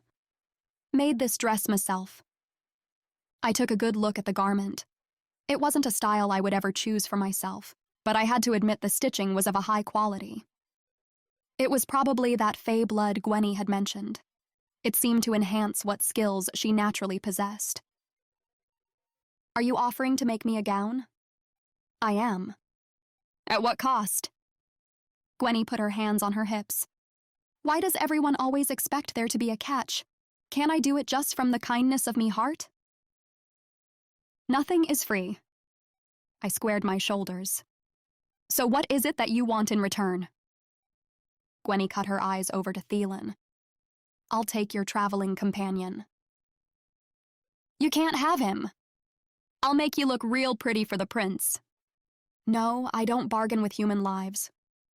Gwenny stared at me for a long second before throwing her head back with a loud laugh. I told ye I ain't that kind of fae. I only want an evening with the fella, not his life. And I told you I can't offer him to you like that, but I won't stand in your way. You can spend some time with him if, and only if, that is something he agrees to. Deal? The barmaid pouted. Deal. Then she quickly chippered up again, reaching for my hair. My real fun is going to be dressing ye up like a princess for a night anyway. Princess? Theilen stirred, drawing both of our attention to the floor. He coughed and grimaced, then squinted up at us.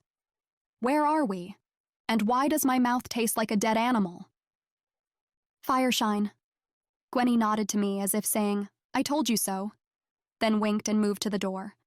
I'll give you a minute to catch him up. Come on out when you're ready. I dropped to the floor the instant the barmaid closed the door behind us.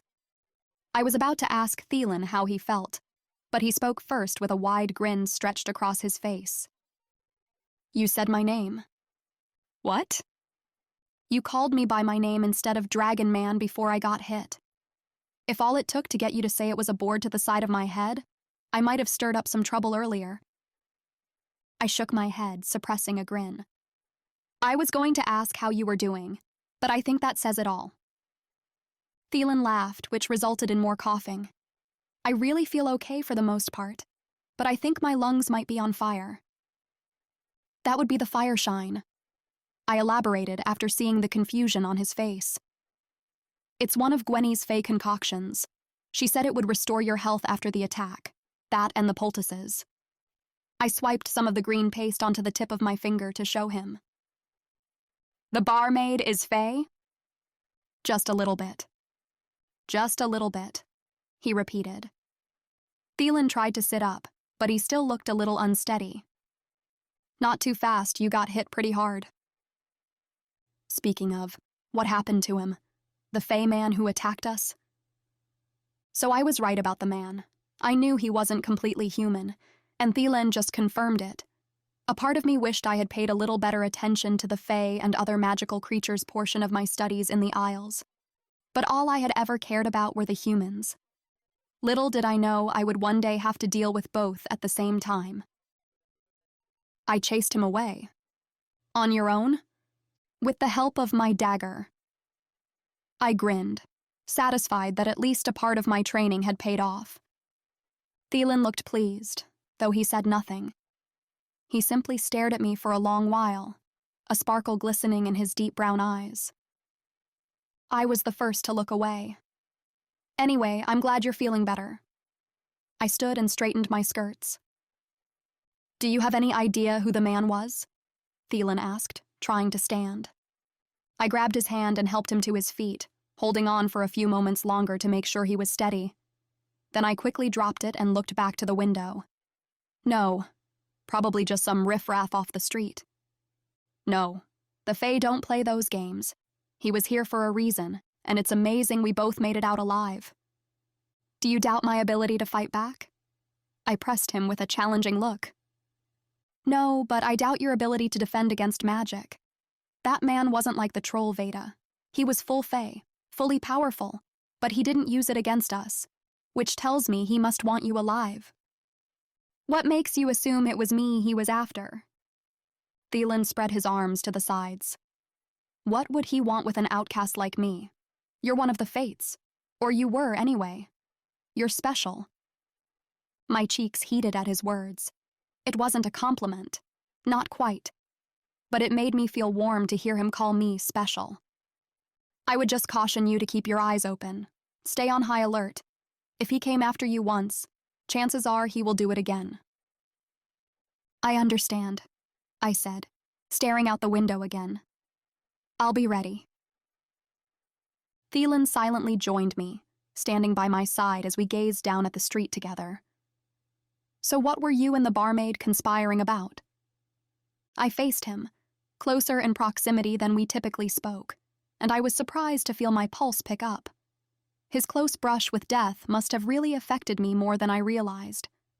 My voice was soft when I answered. She's going to help me with a gown for the ball. That's right. Theilen stepped away, running a hand habitually through his hair, then wincing when his fingers brushed the wound on his head. I forgot. Will she have it ready by tomorrow? I shrugged. I guess we'll find out. And if she doesn't, I'll find another way in. I have to get into the palace no matter what. He's that important to you, huh? There was an edge to his voice. It's not about him. Thankfully, Gwenny's knock on the door saved me from having to explain anything further. Let's get out of here, Theilen said. We'll leave the barmaid to her sewing while we go scout the castle for a plan B, just in case. Chapter 24. Theilen. Whatever the tricky little Fae barmaid had given me made me feel 10 times better. If not for the visible wound on my head, I might have forgotten I was attacked at all. But it didn't make me feel better about the situation. If anything, it was a further reminder of just how dangerous the Fae could be. The barmaid wasn't even full-blooded.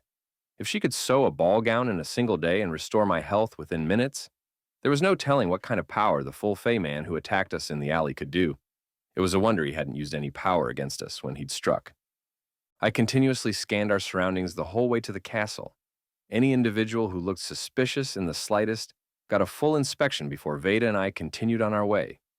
I wasn't going to let another Fae get past me, but there was no one. No one but 100 excited girls who couldn't stop talking about the prince. That was almost worse. There it is.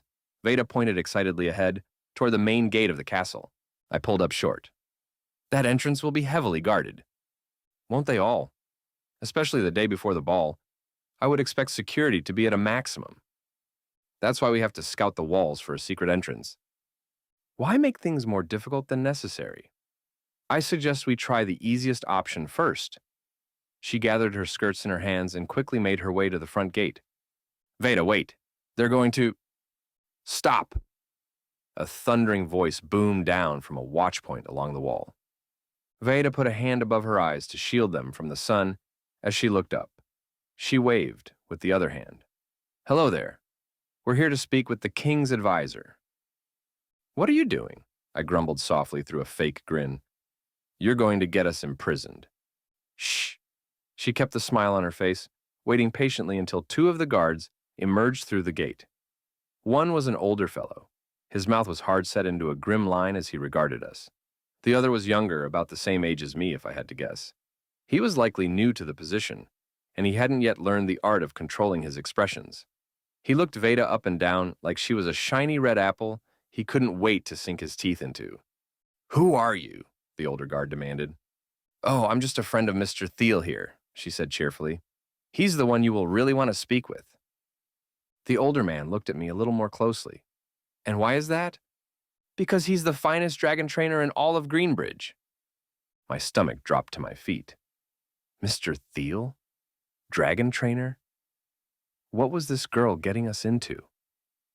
I regretted ever mentioning the idea to her at all. I hadn't intended to go through with it. I'd only come up with the lie to give Vaeda a believable reason for why I needed to get into the castle. "Dragon trainer?" the younger guard scoffed. "You ever heard of a dragon trainer, Mullins?" "No, and we don't have time for this right now." The younger guard crossed his arms over his chest. "That's right. We've got the ball coming up." Vaeda eyed the young man, and the corner of her lip pulled up, just slightly. I was beginning to recognize that look on her face. She was planning something. "I would love to hear more about the ball while Mr. Thiel here describes his credentials and his extensive knowledge in the growing dragon scale trade to your partner. Go on, Mr. Thiel. Tell the gentleman how you can help the king better position Greenbridge among the other northern kingdoms through nurturing relationships with the dragons." I gulped. I couldn't be sure if she actually had a plan or if she was only messing with me, but I had to play along now. She stepped off to the side and began talking quietly with the younger guard, while I faced the stern one. But I only paid half a mind to the lies I spat out about dragon temperaments, while keeping the rest of my focus on what Vaeda and the younger man were discussing. "I believe this ball is the most exciting thing to come through Foscott in years. Everyone's talking about it. And I'll bet I can get you into the ball if you want," the young man offered. "I have me ways." He puffed his chest out and awaited Vaeda's response. "I couldn't ask you to risk your position just for me." She dipped her chin and twisted a length of her hair around her finger. Where had she learned to play games like that? The poor man. He didn't know what he was getting into with her. I looked back to the older guard, who was growing increasingly impatient with every passing minute. I launched into details about the number of scales dragons shed each year and the riches that could be earned by the king for every scale sold. But I still kept one ear on Vaeda. "It would be nothing," the young man said. "There'll be plenty of room. In fact, we haven't heard from any of the Barenfall kingdom yet. There's at least 5 noble families that probably won't be coming at all."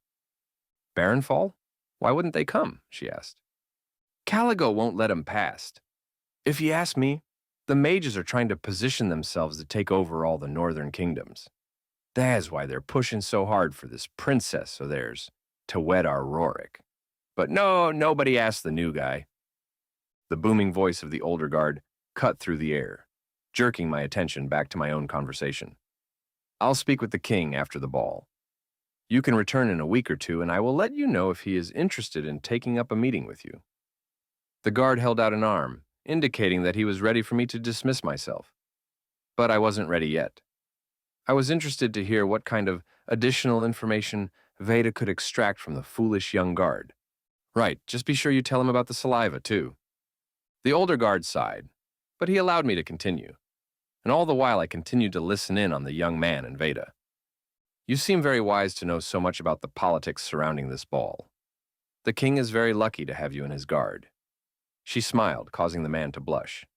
"Do you think any of the eligible maidens of Barenfall would have stood a chance if the mages had allowed them to cross into the northern kingdoms?" "Maybe Princess Elodie." The young man scratched his chin. "It would be good, I think, for Greenbridge and Barenfall to strike an alliance, so I could see the king making a case for her. Together they might just—" "Are you even listening to me, Mr. Thiel?" The older guard stepped toward me, face growing redder by the second. "Remove yourself from the castle now, or I can assure you that you will never be permitted on the premises again." "Right, sorry, sir." I had allowed myself to trail off while listening to the young guard, and my jig was up. "We'll be on our way." I touched Vaeda's arm and gestured over my shoulder. Then I walked as quickly as I could without breaking into a full run, hoping that she was behind me. My heart was racing as I rounded a corner, followed by Vaeda. "Thank you," she said. "You kept him busy long enough for me to figure out how I can get into the ball." I gave her a nod of respect. She'd done well. "I heard. So shall I call you Princess Elodie of Barrenfall?" The twinkle in her gray eyes was the prettiest thing I'd ever seen as she smiled wide. "I think it suits me, and don't worry. I'll find a way to get you inside the castle as well. It might be after the ball, but I promise I'll get you your meeting with the king." If only that was what I really wanted. Chapter 25. Theilen. Assuming she wasn't discovered and imprisoned, posing as Princess Elodie of Barrenfall was a surefire way for Vaeda to get into the ball. And once inside, there was no way the prince wouldn't fall for her. Any man with eyes would be hard-pressed to ignore the beautiful girl. I shook my head. It wasn't my place to concern myself with her. It never was, if I was honest with myself. Vaeda was on her way back to Gwenny's place to help with her gown and prepare to steal the heart of the prince. Meanwhile, I had to find a way to sneak into the ball for the very same prince. But instead of stealing his heart, I planned to steal his life.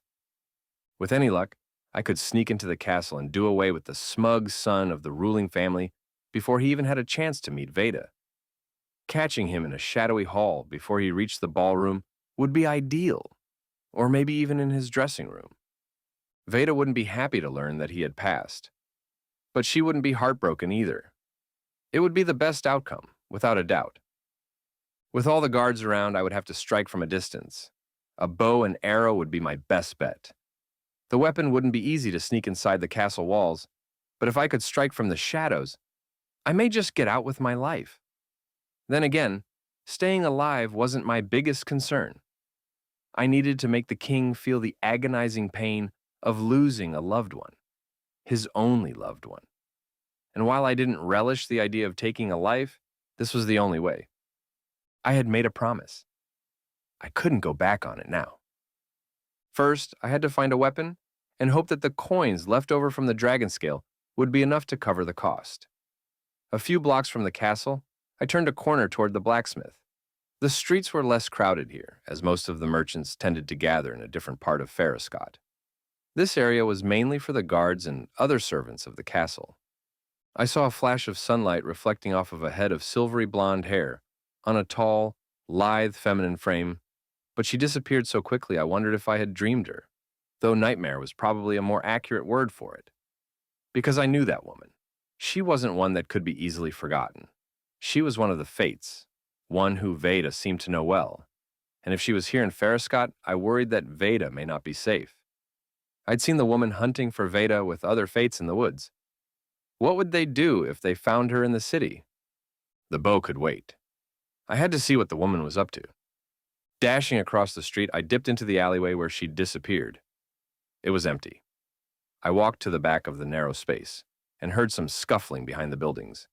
Peeking around the corner, I saw her, knives in hand, glaring at a spot around the opposite corner. I didn't make a sound, but somehow she knew I was there. Her bright eyes snapped up to mine, flashing with anger. The Fate's muscles tensed, and I braced myself for the knives that were sure to come flying my way, but she vanished, and an arrow flew through the cloud of dust left behind at almost the exact moment she went missing. "Who's there?" A woman's voice called out from the other side of the building. She came running into sight, breathless, with her bow still in position and an arrow nocked and ready to fly. I threw my hands into the air, unarmed. I could have probably outrun the woman, but something familiar about her gave me pause. This woman wasn't a threat, not to me at least, and this whole situation was growing entirely too strange for me to leave without some answers. What kind of bold woman would attempt to kill one of the Fates?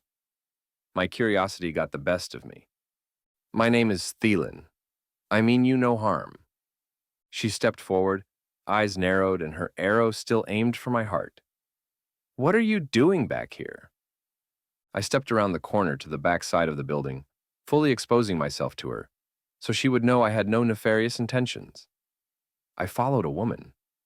Perhaps you saw her too." I blatantly shifted my gaze down to the arrow she still had knocked, then back to the woman's face.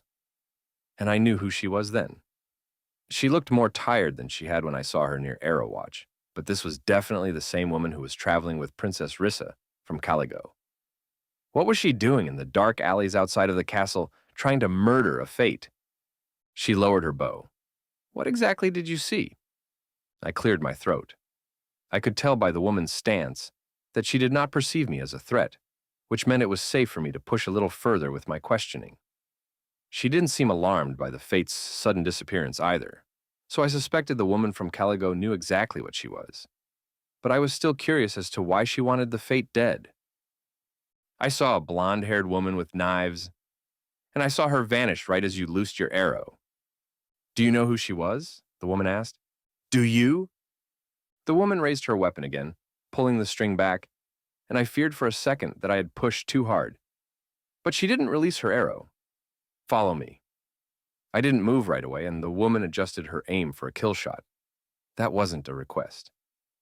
I stepped forward, keeping my arms raised in front of me. She led me around the opposite side of the building into a dark cranny, out of sight of anyone who wasn't intentionally looking for this exact spot. Sit. I did as I was instructed, finding a wooden crate that was barely stable enough to support my body weight. I sat, and the woman lowered her weapon. Now, tell me who you are. I did. My name is Theilen. I don't want your name. I want to know who you are. I deliberated for a moment, considering the lie Vaeda and I had created about me training dragons. I could use it to try and get a word with the princess, but that would do me little good. She wouldn't talk to me until after the ball anyway. Plus, I had already revealed my real name. The harshness of the woman's eyes cut through my defenses, chilling me. They were dark, not quite brown, but stormy. They reminded me slightly of Vaeda's, and that was even more chilling than the woman's gaze. I decided to be honest with her. Perhaps she would recognize it for what was, and return the favor by telling me what she knew about the Fate Girl. I hail from the Eastern Mountains.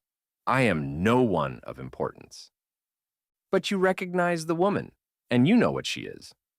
It wasn't a question. I do. I've seen her before. Interesting. Where? Here and there in my travels. I was hesitant to reveal too much. I didn't want to say anything that could lead the woman back to Vaeda. Have you ever spoken to her? No. The woman from Caligo paced back and forth a couple of times before squatting down in front of me. I have a proposition for you. I don't often accept propositions from strangers.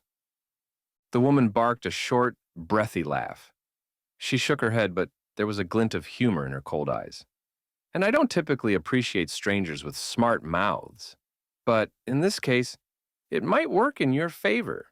She stood tall again, looking up at the sky with her hands on her hips. She refocused on me with a sigh.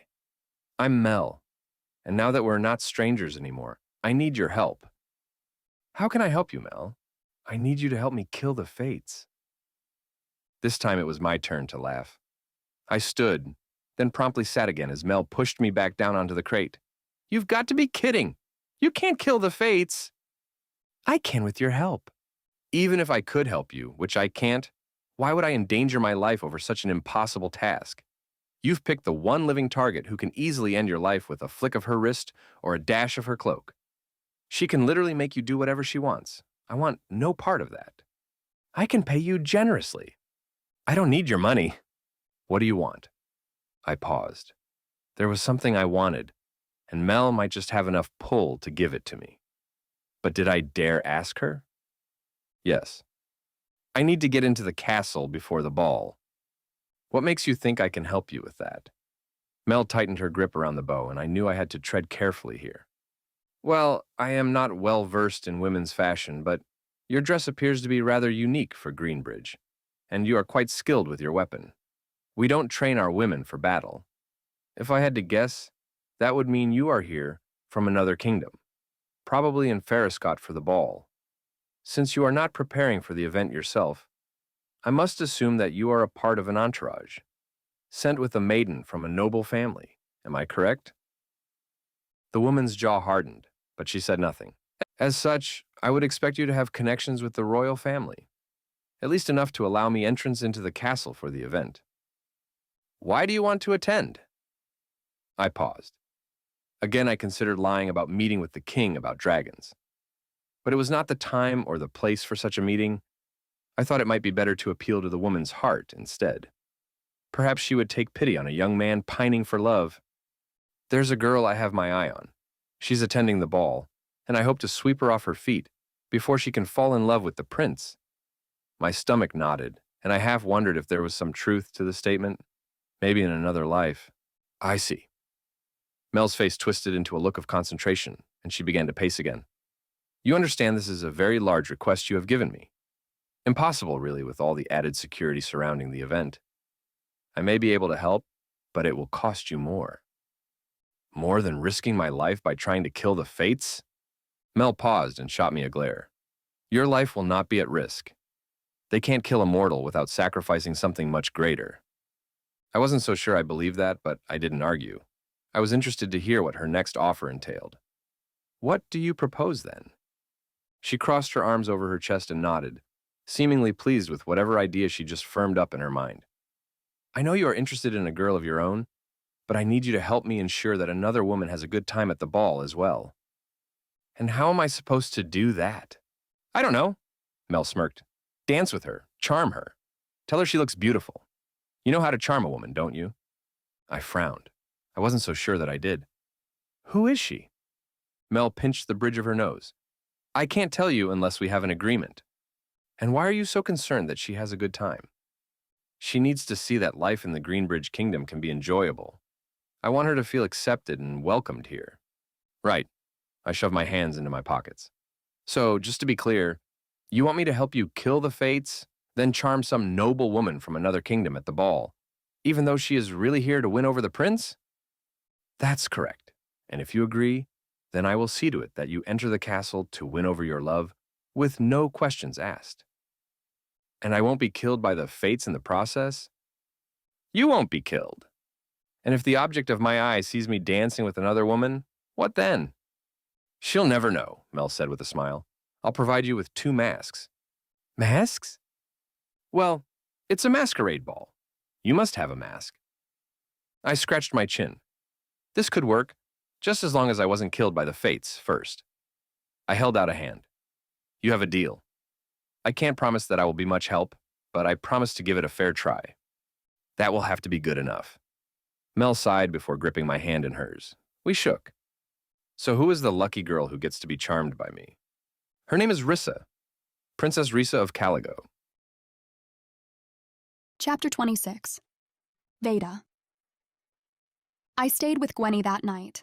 After I split ways with Theilen near the castle, I began to feel more confident in my plan.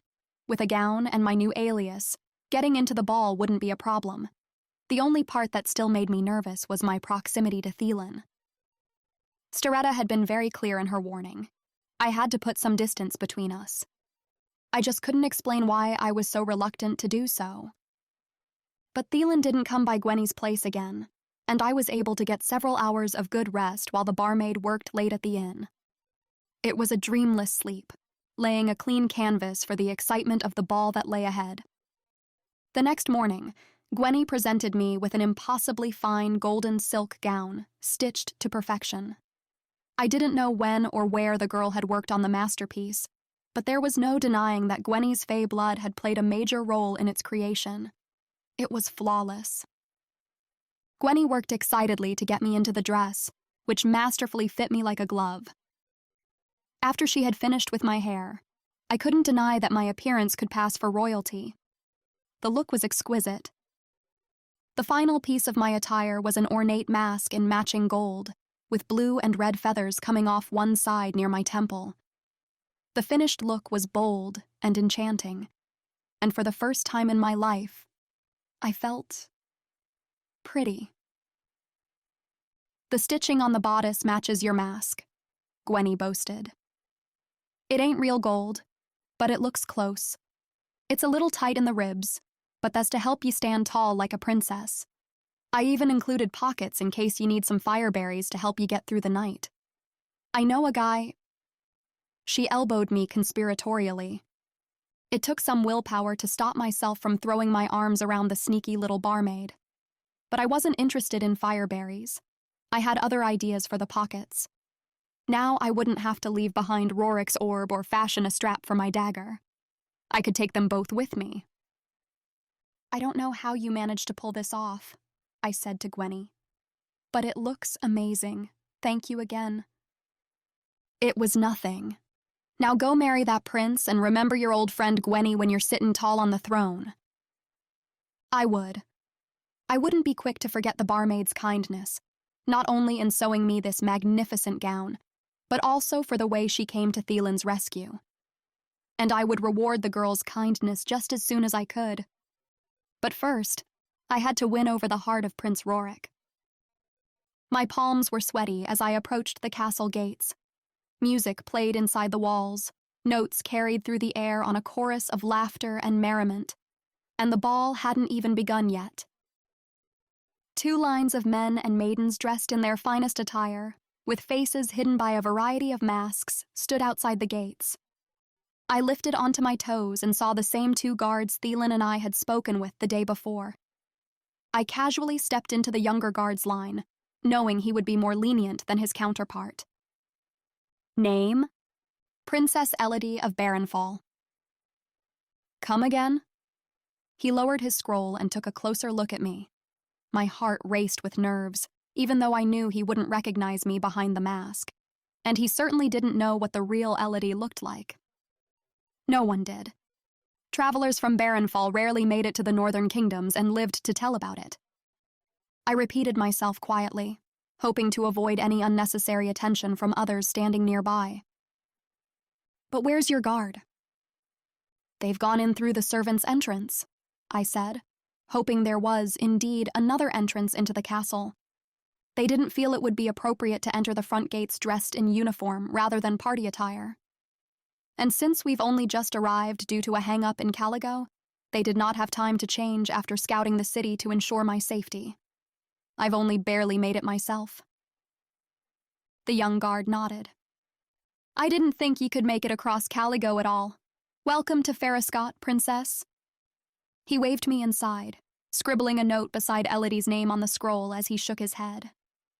Tables were set up alongside a wide path from the outer bailey to the inner walls. Servants stood by, passing out cups of wine to the party's guests. Right this way, madam. One of them ushered me along. The guests are to gather in the inner bailey until the hall is opened for the ball. I followed the crowd through a second gate into a large, sunny courtyard. Several partygoers appeared to be quite deep into their wine already, hopping in boisterous jigs to the music that filled the bailey from a small stage near the castle keep.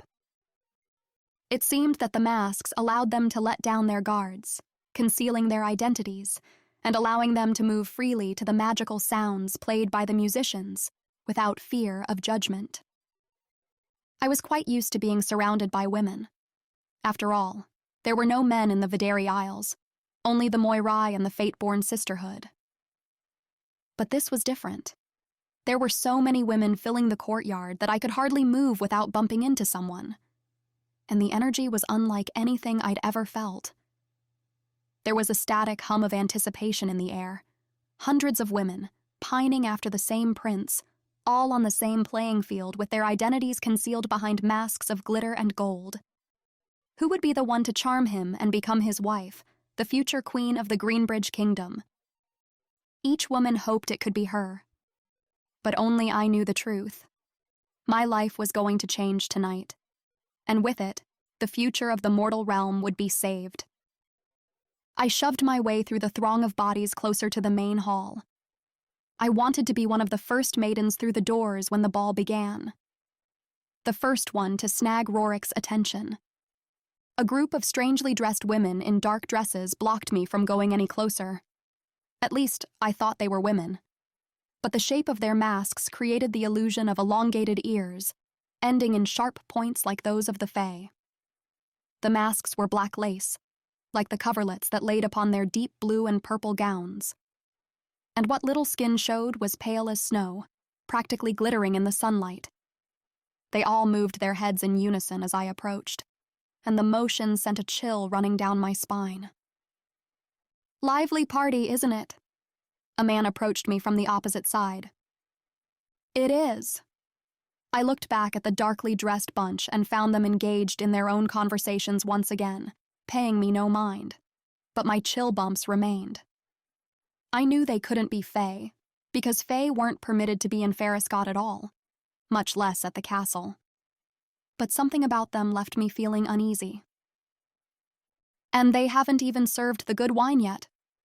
The man chuckled, and I regarded him more closely. He looked like any other nobleman, with a navy coat over a ruffled white shirt. His light brown hair was pulled back off of his neck, and his mask was large and elaborate, obscuring most of the top of his head. Ignoring him, I continued my path toward the entrance of the hall when the doors swung open. A short man in a red coat stepped up onto the raised stage with the musicians, quieting them for his announcement. "Hear ye, hear ye." He cleared his throat and repeated the words louder, only gaining the attention of the crowd on his second try. "It is with great honor that I welcome you all to the Foscott Masquerade Ball on behalf of Prince Rorik and King Brogan of the Greenbridge Kingdom. Now, without further ado, I invite you all to join us in the main hall, where you can dance and drink and dine until His Highness is ready to greet the many eligible maidens in attendance. Please carefully make your way forward." There was nothing careful about the way the crowd rushed at him. I had no chance of getting in first. Readjusting my plan, I decided to hang back until the initial chaos died down. There was no rush if Prince Rorik wasn't even inside yet, and I would do much better introducing myself with my hair still in place and my nerves not completely frayed. I moved to the edge of the bailey, and the man with the large mask followed. He stepped ahead of me, clearing the way so I didn't get my feet stamped by overeager maidens rushing inside. I appreciated the help, though I had no intentions of carrying on a conversation with the man. But it was hard to ignore him when he kept persisting. He sidled up next to me against the wall of the keep, pointing out the different regions as the maidens filed into the hall. "I suspect this group is from Silverloft," he whispered close to my ear. "The women there are stocky and strong. Look at the way they move. Yes, definitely the daughters of fishermen." I turned my head away from him, signaling that I wasn't interested in what he had to say. But he continued anyway. "That girl with the brown skin and long hair is obviously from Manaroth. It's the only livable city in the Middle Sands, and though she's not royalty, she's the closest they've got out there." The man nudged me when I didn't respond. I cut him the quickest of glances, and he pointed to a large group of giggling girls. "And these aren't noble at all. They're common street girls from right here in Foscott. I would bet they were only invited to make the prince appear more popular than he really is. Though I must admit, they are attractive. Though none are so special as you, little lamb." My blood ran cold. "What did you call me?" I looked at him more closely, and under the elaborate mask I could now make out a pair of cunning, lavender-colored eyes. He inhaled deeply. "Ah, I can smell your fear. I don't care for it as much as the sweet honey rolling off of you." Quicker than humanly possible, he grabbed a hold of my upper arm and pulled me in close beside him. I could fight him off again, but it would certainly cause a scene. I would be removed from the castle and lose my chance to meet Prince Rorik. No, I had to find a way to get out of this without drawing any attention. "And is that a hint of cinnamon?" The man grinned, exposing the sharp tips of his unnaturally white canines. I answered by stomping on his foot. "Let go of me now, or I will make a scene. Fae aren't allowed to be here. You won't leave this castle alive." Bold words coming from one of the Fates. I don't recall your kind receiving an invitation either. I dug my heel in harder, and he tightened his grip on my arm. Across the bailey, I could see the back of the crowd. Less than half of the original number still waited to enter the hall. The 2 guards from the front gate walked behind them. It wouldn't be long before the courtyard emptied completely, and the Fae man was exposed. But he knew what I was, and I couldn't allow him to expose me either. "What do you want from me?" I made an effort to pull away so that he wouldn't notice the arm he held reaching into my pocket for the dagger. I left my hand in my skirts and wrapped my fingers around the hilt at the same time he pulled me back close. This time his grip was so tight, I worried he may break my bone. I bit the inside of my lip to keep from crying out. "I want the orb." I don't know what you're talking about. I think you do. His impossible grip grew even tighter, and my arm began to lose feeling. I had to act now before all sensation in my hand was gone. Turning my wrist, I angled the tip of the blade toward the man and pushed all of my weight against him. He winced, and I knew I'd made contact. My gown would be ruined with the hole made by the blade, but it was worth it. I told you to leave me alone, I hissed. The crowd continued to move forward, and the young guard who had let me in looked in our direction. His gaze flicked back and forth between me and the Fey man, and his brows pulled low. But to him, we only looked like a man and a woman standing side by side, until it was our turn to enter the hall. If I hadn't told him I was the Princess of Barrenfall, he likely wouldn't have noticed me there at all. I won't leave without the orb, the Fey man said. I think you will, because you know what I am. And no matter who, or what, you may be, you are no match for the Moirai. Neither are you. He twisted his grip, and my fingertips went numb. The rest of my arm ached and throbbed as a million tiny needles danced up and down through my nerves. But I held onto the blade. You're not meant for this world, and the Moirai know it. They just don't care. But now that you're here, we intend to make the best of it. I'll get the orb. You haven't seen the last of me, little lamb. The numbness crept up into my wrist. With one last surge before all feeling in my arm was gone, I shoved the blade into the man's thigh as hard as I could. He yelped, catching the attention of the young guard again. I dare you to try. I pulled the blade out of the man's leg and stepped away from him before he got much blood on my gown. He immediately released my arm and grabbed at his wound before limping away. And he didn't leave a moment too soon before the guard came sauntering over to me in his place. Everything all right, Princess? The young man asked in a low voice. I watched over the guard's shoulder as the Fey man crossed the bailey and disappeared into the shadows. Yes, I think so, and I'm quite ready to meet the prince. Of course ye are, right this way. I flexed my fingers, willing my blood to flow and bring my feeling back faster. One last look over my shoulder confirmed that the Fey man was gone. For now. But how long would he continue to pursue me? And just how far was he willing to go for the orb? I didn't know what he could possibly want with it, only that he'd have to kill me to ever dream of getting his dirty Fey hands on it. Chapter 27. Theilen. I felt like a plucked chicken. Mel had shaved my face clean, trimmed my hair short, scrubbed my hands and fingernails, and covered me in an oil that made me smell like an old woman. Real men smelled like dirt and fire and wood, not spices and musk.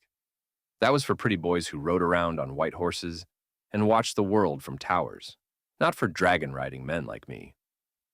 I think that's about as good as we are going to get, Mel said, twisting her mouth to one side. She spun me around to see my reflection in the looking glass of the small room where she'd helped me get ready.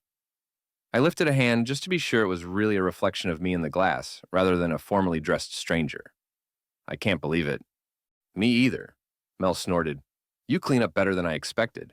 Now let me find your masks. I examined myself as the woman disappeared into another room. I wore a fine black doublet with gold embroidered details over smooth black trousers fit for a king. The ensemble must have been quite expensive. But then again, Mel worked for the princess. They certainly had enough money to spend on such fashions. My hair was slicked over and it glistened in the evening light, filtering in through the window as I turned my head back and forth. I looked like I could fit in with any noble family in the northern kingdoms. And maybe she was right. I wasn't bad looking after all, for a pretty boy. Mel returned a moment later with 2 masks in her hands, one black and one gold. Wear the black one first, while you are dancing with Rissa. This is very important. Once you are certain she's having a good time, you may switch to the gold and find the maiden you seek. Thank you. I pocketed the 2 masks. For everything. Don't thank me yet. We must discuss the fates first. That's right. I spun away from the looking glass to face the woman. You believe I can be of some help to you? I do. The fates seem fond of you. Why do you say that? Well, I've never heard of another man who has seen one of them in person and not had his life significantly changed after talking to her. But I told you I haven't ever spoken to her. That's my point exactly, Mel grinned. She has been around you on more than one occasion, watching you, no doubt. But she doesn't want to bring you any harm. This is good for me, you see, because she won't have ever seen me in your future. We met by chance. She won't know of our connection, and she won't see me the next time she comes to visit you. Mel was wrong. The silver-haired Fate wasn't watching me, but I couldn't tell her that now. I wouldn't risk exposing Vaeda's truth to the woman. I would have to play along. But she was right about one thing. My life had been significantly changed since talking to one of the Fates. It just wasn't the one Mel knew about. So, I'm Fate Bait? I asked, shaking Vaeda from my mind. She laughed. Yes, in a way, I suppose you are. And what do you want me to do? Just be yourself. Except, of course, while you're entertaining Rissa. Then you must be a more charming version of yourself. But don't tell her your name. Keep your identity a secret. That is the point of a masquerade, after all. And that will draw the Fate? I believe it will, yes. I thought about that for a moment. I had no problem with the woman killing the silver-haired Fate. I didn't think it was possible, but I certainly wouldn't mind it if she succeeded. Getting rid of that Fate would be one less thing for Vaeda to worry about. But I still didn't understand Mel's motivation. Why are you so determined to eliminate this Fate woman? And how did you know what she was to begin with? Oh, I have nothing against this particular Fate. It's just that I want to eliminate all of them. And if I have to do it one at a time, I will. She brushed lint from my shoulder, then nodded, content with my appearance. I've spent the better part of my life learning everything I can about them, and if anyone is able to destroy the death grip they have around humanity, it's me. As for this particular girl, I knew she was a Fate by the way she moved. The way she carried herself through the streets, raw strength in an unassuming frame, and of course her scent. You can smell a Fate a mile away. They reek of cinnamon and honey. I didn't know what cinnamon smelled like. I'd never gotten to experience such luxuries in the mountains. But I knew what honey was, and I knew a girl who smelled just as sweet and moved with just as much raw strength.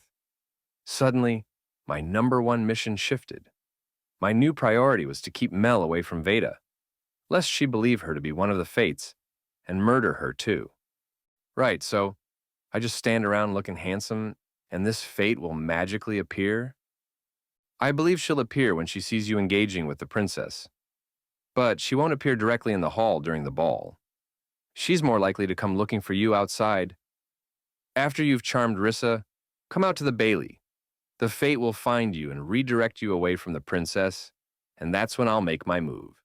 You can change into your second mask and find your girl after the Fate is dead. If you say so. I shrugged, feigning nonchalance. I didn't fully understand what Mel was talking about or see why she thought the plan would work, but it mattered little to me. There were only 2 things on my mind now. Kill Prince Rorik and keep Vaeda out of the Bailey. It was those 2 thoughts that repeated through my mind from the moment I left Mel's side until I reached the castle gates. Mel had given me the name of a young man from Caligo, the son of someone powerful, she'd said. I suspected I was playing the role of a mage or a mage's son, but it didn't matter. Once I passed the guards list, I was free to be whomever I wanted. With the black mask securely in place over the top half of my face, I entered the main hall of the castle at Foscott, and despite my best intentions, I found myself scanning the crowd for Vaeda. A couple of young women whispered excitedly to one another as I passed, keeping their eyes glued to me. I wondered at first if I had stepped in something foul or gotten mud on my trousers, but everything seemed to be in fine shape, and the whispers continued. I worked my way through the crowd, telling myself that I was searching for the prince, or even for the description Mel had given me for Princess Rissa. She was supposedly wearing a purple gown and a matching mask, but I was looking for the wavy brown hair and gray eyes I had grown to know well over the last week. Sir, would you care for some wine? A servant interrupted my search. I turned to decline the man's offer, but over the servant's shoulder at the edge of the hall, I spotted her. She looked nothing like the Vaeda I had traveled with through the woods or fought with on the streets. But something in me knew it was her. I recognized her immediately. She looked up, locking eyes with me, and for a moment her otherwise tense body went still.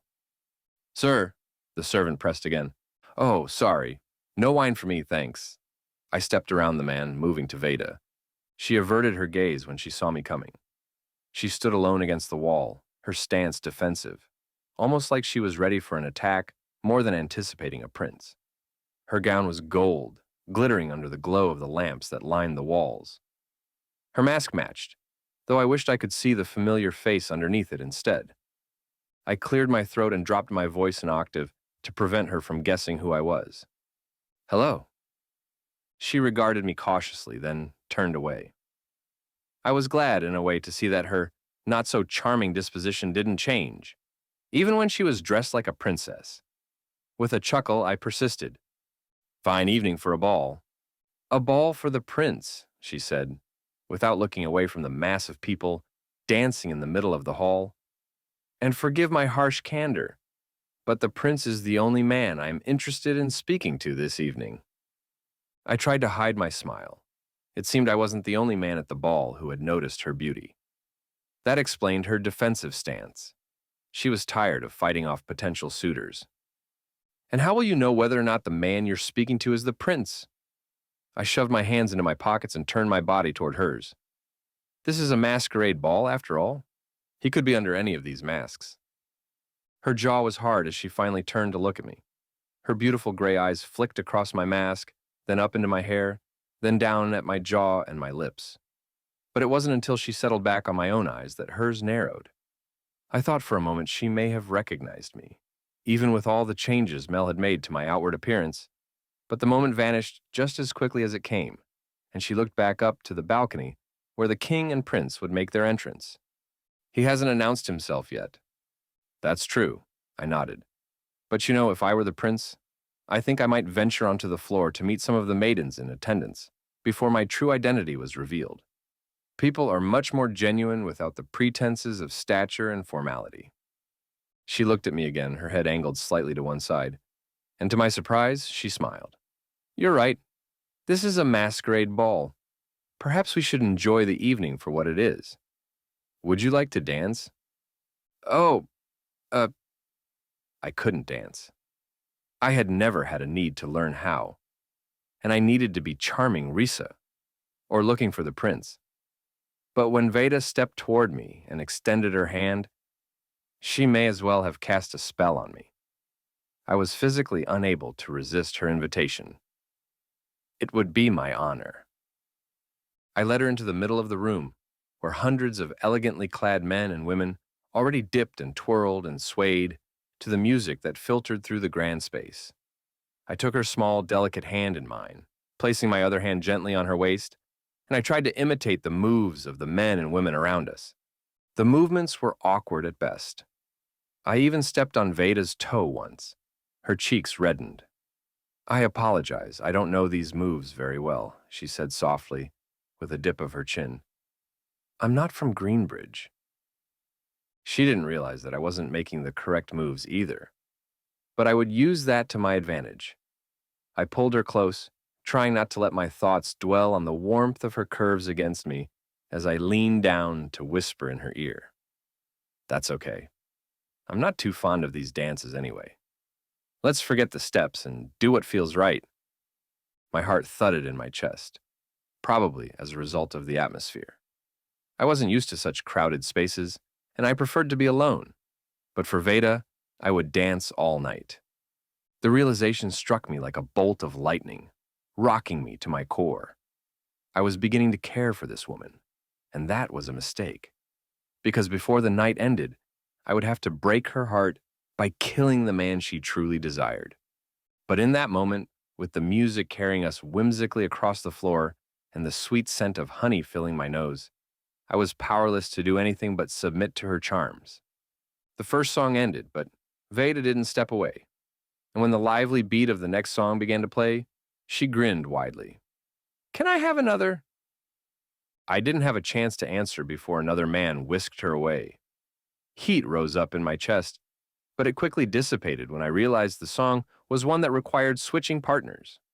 Men and women circled around each other, moving their feet to the music, and when the beat varied from fast to slow, they took new partners, twirling around until the music picked up again.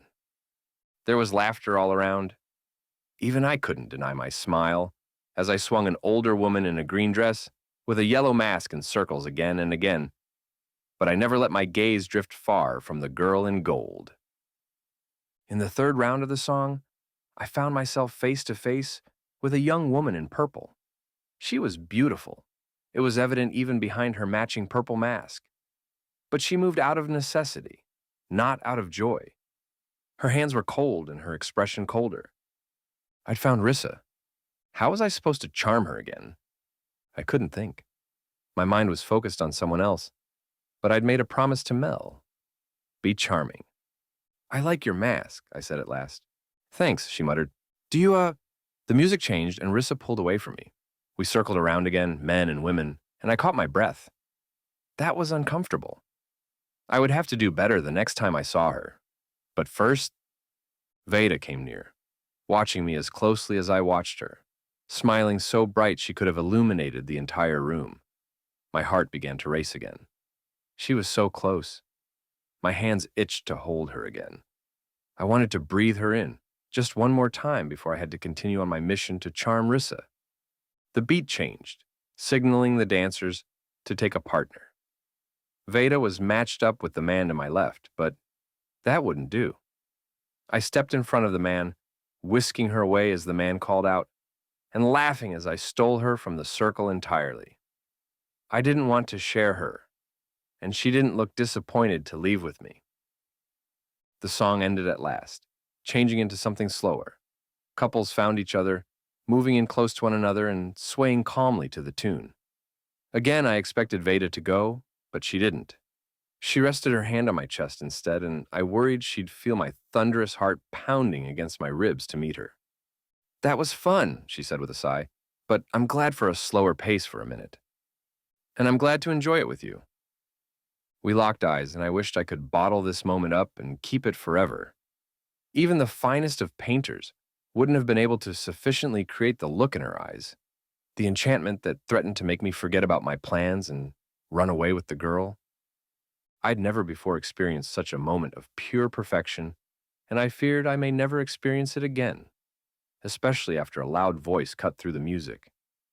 An excited young woman yelled to her friend nearby, "He's coming! I just heard them outside.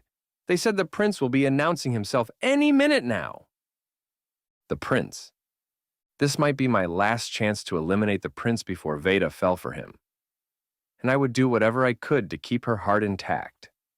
I have to go. Now? Vaeda angled her head again, looking at me closely. Yes, but I will see you again. I promise. I turned and ran out the doors, determined to find the prince before the man could steal Vaeda away. It was time to fulfill the promise I had made to my dying parents. It was time to kill the Prince of Greenbridge. Chapter 28. Vaeda. I stood breathless and alone in the middle of the hall. My heart still beat wildly in my chest. Had I really just danced and laughed with Prince Rorik? I sensed a familiarity from the moment we laid eyes on each other. He wasn't quite as I had seen him in the orb, but it was difficult to tell with the mask on his face. I knew, though, as soon as we touched, that there was a connection between us. Perhaps it was a gift from the universe. I closed my eyes, heat still rushing through my body. Thank goodness I hadn't completely run him off with my skepticism at first. I had almost lost my chance. But once again, fate was on my side. All the pieces were falling into place. The doors on the upper balcony opened, and the short man in the red coat reappeared just as the loud young woman to my side had predicted. A hush fell over the room, and all eyes turned upward, ready for his announcement. Ladies and gentlemen, it is with great honor that I introduce to you King Brogan and Prince Rorik of the Greenbridge Kingdom. The room filled with applause, and I held my breath as the king stepped through the doors. Behind him was a man in a black doublet, with gold-embroidered details that matched the black mask he wore. His brown hair was slicked over to one side. His face was clean-shaven and his smile wide. It was him. My cheeks flushed as I gazed up at the man, willing him to find me in the crowd. But he did not look my way. He approached the upper balustrade and gave a short speech instead, welcoming everyone to his ball. Then he turned to the stairs, tripping over his feet on the way. I laughed softly to myself. Maybe I hadn't been the clumsy one during our dance, after all. The women on the floor all rushed to the stairs, each one more anxious to meet him than the last. But he paid them no mind. Several looked hurt as he ignored them, pushing past the dejected girls on his way to the serving boy who held a skin of wine beside a collection of full cups. He swallowed one cup quickly, then held it out for the servant to refill. Many of the women had scattered by the time he finished his second cup, but a few brave souls still gathered around him, eager to be the first woman to catch the prince's eye. I couldn't hear him well, but the looks on the faces of the women he spoke to told me the conversations weren't going well. Perhaps that was it then. Maybe he had already made his decision in the short time he danced with me. I was his choice. My cheeks warmed at the thought. I waited patiently near the wall, knowing he would find me when he was ready. The music continued and couples gathered on the dance floor as a line of women took turns greeting the prince. I wanted desperately to be back on the dance floor with him, back in his strong arms, twirling the night away. But it wasn't time for that yet. He had to let the others down first. So I waited. Several songs played before the prince finally turned away from the women. My pulse picked up and I stood tall, straightening my shoulders and sending a smile in his direction. He glanced up briefly at the spot where I waited, but there was no recognition in his eyes. No return smile, no warmth, none of the charm I had enjoyed from him earlier. He dropped my gaze and reached for another drink. More hurt than I expected to be, I gathered my skirts and turned toward the doors. Maybe it was the wine, or maybe it was the pressure of being the center of attention. There were too many women, too many watchful eyes. That had to be it. There was no other reasonable explanation for his coldness toward me. Not after the magic we had shared just a short while earlier. I needed a breath of fresh air, just a minute to clear my mind and settle the knot twisting up in my stomach. Slipping out of the hall, I found myself in the short passage that led back out to the Bailey. I turned the corner and was immediately seized by a pair of icy cold hands. "I told you to leave him!" Storetta's eyes were wild, her grip strong and unrelenting. I froze. My friend said that if I saw her again, I should run. This was bad. Very bad. Storetta shook me, her nails digging into the backs of my arms. "Why didn't you leave the dragon man, Vaeda? I warned you." "I did. I left him yesterday." Storetta released me, rubbing her forehead. Her eyes were bloodshot, brows knitted tightly together when she met my gaze again. "You just couldn't leave him well enough alone, could you?" "I told you already. I did. I left him, I swear." "Then why did I see you in his orb tonight?" Storetta's voice was a vicious whisper. "Theilen is here?" I looked over my shoulder. "You need to get away." Storetta grabbed my arms again, a look of desperation twisting her face before her eyes rolled back into her head. She swayed slightly on her feet before her eyes snapped back into place and the girl growled, "Now!" With a shocking amount of strength, she swung me through a door in the side of the passageway, slamming it quickly shut behind me. I reached for the handle but paused when I heard a second voice outside the door. "She's not in the Bailey," an old voice croaked. "But I saw the man out there. She can't be far." "Thank you, sister," Storetta said softly. "We'll keep looking." Panic gripped my chest, making it hard to breathe. Footsteps retreated away from the door, but I still didn't dare move. Lake was here, and she'd seen Theilen. I began to sweat, squatting low and scooting to the edge of the tiny room I had been thrust into. It was a privy, which meant it wouldn't be long before someone came along and found me hiding here. I hoped Lake and Storetta would be gone before that time came. I hoped Theilen would be gone too. Why were they watching him? Were they really so desperate to get me that Locke would waste talented members of the Komodo on tracking Theilen's every move? If so, I feared what else that desperation would cause them to do. I knew they wouldn't kill Theilen. They couldn't. Not without major repercussions. But they could hurt him. They could give him a life that wasn't worth living. And perhaps they would, just to punish me. I leaned my head back against the cold stone wall. My night had gone from magical to terribly wrong in a matter of minutes. I had to find Theilen before Locke got a hold of him. Prince Rorik would still be here tomorrow and the next day. But Theilen, well, his future now lay in my hands. I couldn't allow the Moirai to destroy him. This was all my fault. I groaned and pushed myself back onto my feet. After listening at the door to confirm that Locke and Staretta were gone, I inched it open to find the passageway empty. I stepped out, adjusting my mask to make sure my face was fully obscured, though I knew that it would do nothing to protect me from the Moirai. Locke had mentioned seeing Theilen in the Bailey, so that was the first spot I intended to look for him. Hopefully Locke and the others wouldn't return anytime soon, since I had just searched the area and come up short. But facing Locke was a risk I would have to take. I paused again to listen. There were footsteps, and they were rapidly approaching. I spun around, desperate to jump back into the privy when the doors swung open, and a man's deep voice called out to me. "You there! Stop!" I didn't. I kept right on running, turning the corner when he called out again. But this time, there was a vulnerability to his voice that made me pause. "Please?" he asked. I turned around to find Prince Rorik, still donning his black mask, but now with a bow in hand and a quiver of arrows slung over his shoulder. And there was an aching familiarity to him again as he stepped forward and lifted his free hand toward me. "You can't go out into the Bailey." "Why not?" Familiar or not, I wouldn't quickly forget the lifeless apathy in his gaze from the ball. I was many things, but quick to forgive wasn't one of them. He ran a hand through his hair, mussing up the careful styling of it. The gesture reminded me of Theilen, and once again desperation clawed its way up inside me. I had to get out there. I had to warn him to leave. I stepped forward, and the prince moved himself to block me. Because there was a Fae spotted out there. He lifted his bow as if to prove it to me. He's dangerous, so no one is permitted to leave the hall. But Theilen was out there. The Fae man had done serious damage to him the last time they'd run into each other.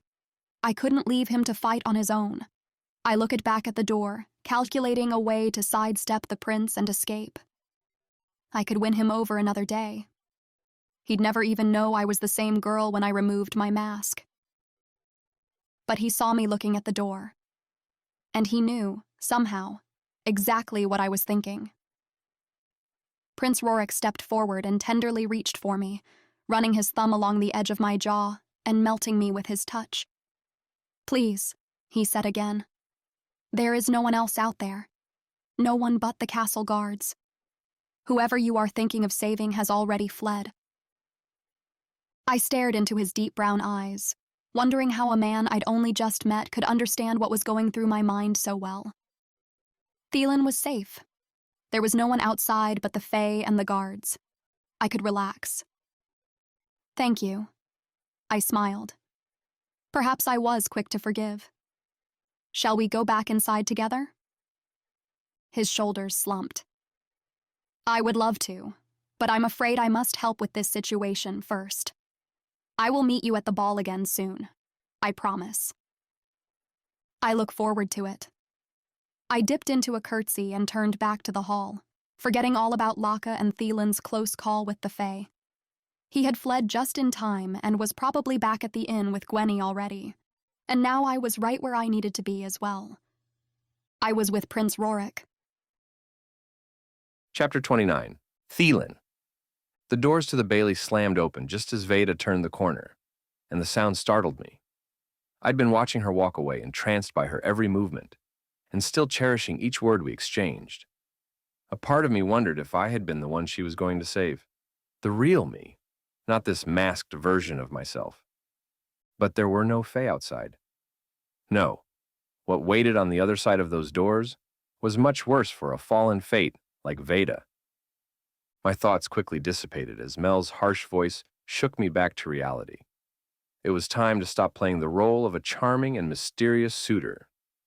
Time to get back to business. I can smell her. The fates are close. Did you see her? No, I answered honestly. Mel was searching for the silver-haired fate. It had been a close call, but she still didn't know about Vaeda. Thankfully. Well, you have one of my bows now, so if you see her, be sure to use it, and be swift. The fates are quick. Don't worry, I assured her. I will use it the moment I set eyes on my target. And I would. I just happened to have a different target in mind. I turned down the passageway to a back set of stairs that led up to the balcony for the royal family. I hoped to make this job quick so I could get back to dancing with Vaeda. After all, I never like to break a promise. Chapter 30. Vaeda. I couldn't believe my good luck. Not only had I evaded Laka, but somehow Theilen had also escaped unscathed. And with him safely away from the castle, I had little to worry about. After all, the old woman had shown me my fate, and it did not end tonight. I would not be harmed by Steretta or Lake. At least not until after Rorik and I had further cemented our relationship. Rorik. What an enigma. Just when I thought I had somehow dreamed up his charm from earlier in the evening, he revealed his true self to me again. He was handsome and charismatic, and a piece of me felt like I knew him already. Rorik felt like home, and I could only assume that meant I was doing exactly what the universe wanted me to do. By winning his heart, I was ensuring that Rissa would get nowhere near him.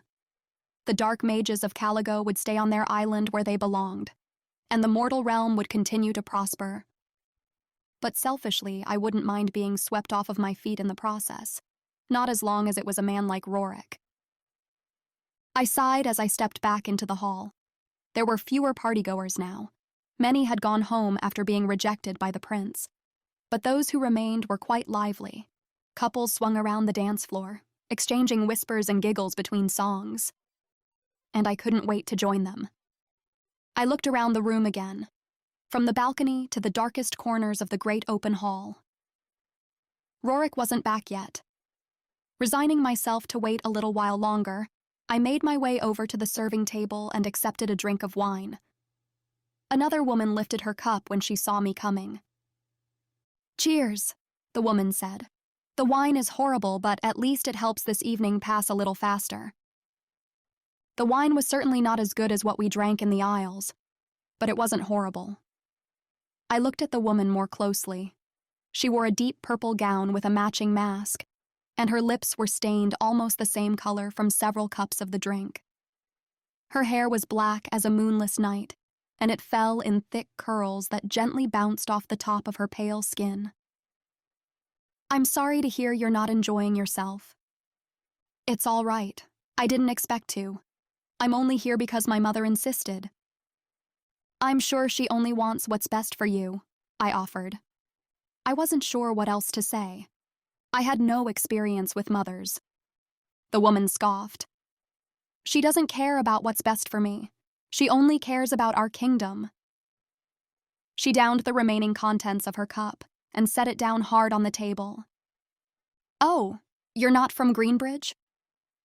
The woman shook her head, staring thoughtfully back out into what remained of the crowd. "No, and I fear I will never fit into a place like this." "Where are you from?" "You wouldn't believe me if I told you." "Try me," I challenged. The woman faced me, crossing her arms over her chest. "I'm from Caligo." The cup fell from my hand and rolled across the floor, sending deep purple droplets splattering along the stone. I should have known it was Rissa by the sound of her voice, but I was distracted by the music and merriment. My cheeks grew hot and my hand began to tremble. I briefly considered taking the princess out to the bailey and preventing her from meeting Rorik by force. But no, that wouldn't do. Rissa laughed. "Standard reaction. See what I mean? Your people will never accept someone from Caligo as their queen. But we're not all dark and scary, you know. I looked up at the balcony, desperate to find a familiar face, desperate to find Rorik and reassure myself that the realm was safe. He was going to choose me, not the Princess of Caligo. There was movement in the shadows beyond the balustrade, near the spot where Rorik and his father had made their grand entrance earlier in the evening. "I'm sorry," I said, picking up my cup. "I must go." I looked at the spot again and decided that whether or not it was Rorik I had seen, I needed to get away. But the stairs in the hall were too visible. I ran through the doors to the passageway, turning corners until I found another staircase at the back of the building that also led to the second floor. Taking the steps two at a time, I reached the landing quickly and immediately halted. Rorik was there, arguing with the king. I had seen the two fight many times while watching the prince's orb in the observatory, but the king's voice was much more intimidating in person. He stood a good foot taller than the prince, shouting down at his son. "One of the servant girls? Really?" I turned around, hoping to slip away before I could be seen, but it was too late. "Is that her?" the king bellowed. I faced the men, dropping into a curtsy. "I am not a servant, and I apologize for interrupting." "Who is this?" he demanded. "Is this another one of your—" "Father," Rorik interrupted. "Please watch your mouth. There is a lady in our presence. Go on." He looked at me. "Tell him your name." He flashed me an arrogant smirk and leaned back on his heels, waiting for my answer. "My name is Elodie, Princess Elodie of Barenfall." "What?" The king's jaw dropped, and Rorik looked almost as surprised as his father. I began to curtsy again, then thought better of it. I wasn't sure if princesses curtsied to royalty from other kingdoms. I really should have paid better attention in my lessons. "That's impossible. There is no way a party from Barenfall could have made it past Caligo." "We did have some difficulty with the mages," I lied. "But thankfully I had an excellent traveling companion who helped me reach Foscott safely." That part was the truth. The king shook his head. "I still can't believe it. I never thought I'd see the day." "Well, this certainly changes things, doesn't it?" He clapped Rorik on the back, then turned back to me with a look of suspicion, as though he'd just realized how unlikely my story really was. "But tell me, Princess, what brings you to our land after all this time? It's awfully convenient for you to arrive in time for this momentous occasion after decades of silence from your people. And furthermore, why are you standing at the top of my private stairs, scouting for information for your father?" "No, certainly not. I only came for the prince. I enjoyed our dancing and conversation very much, and I grew concerned when he didn't return." The king scoffed. "He didn't return because he was too busy." "Father," Rorik cut in again. "Let the princess finish. Go on, Elodie. Please tell my father what I was doing." He crossed his arms, the arrogant smirk back on his face. I found it rather off-putting and quite at odds with his behavior from earlier. Why was he so much kinder when we were alone? "Well," I started, "there were reports of a fae in the bailey." Rorik snorted, drawing a scrutinizing look from his father. But I continued. "The prince jumped into action to assist the guards and protect your guests." "See?" Rorik interjected. "I told you I was busy. I didn't run off with anyone, not inappropriately anyway." The king grunted. "I think you have the wrong prince. This one here wouldn't lift a finger for anyone. I'm done with this conversation." He turned to Rorik. "You have 5 minutes to get in there and make your announcement. The people are growing impatient. Don't be late." And with a huff, he stomped off toward the doors that led to his private balcony overlooking the hall. "Thank you," Rorik whispered after his father was gone. "For what?" "For saving me from a lecture. I owe you one." He patted me on the shoulder and turned away. "Wait a minute." I grabbed his arm before he could take a single step. He looked down at where my hand touched him, then back at my eyes with his mouth ajar. I only spoke the truth. Are you saying there was not a Fae? I don't know if there was or not. The prince laughed. To be honest, I can't remember half of what has happened tonight. I looked down at his lips, which were stained like Rissa's. How much wine had he consumed? Did he really not remember the moments we shared? This man was not who I thought he was, and I felt like a fool for falling for his charms. Perhaps you should put down your drink and try to stay a little more coherent then. You are going to marry one of these women. Did you even stop to consider how your future wife might feel about her husband falling too deep into his wineskin to even remember how they first met? I couldn't care less about what my future wife might think. I slapped him. It was impulsive and most definitely the wrong move. I reacted out of anger, giving no consideration to the repercussions. But I didn't regret it. Not one bit. The prince's hand flew to his cheek, which was already turning crimson. You just hit me. That was for your future wife.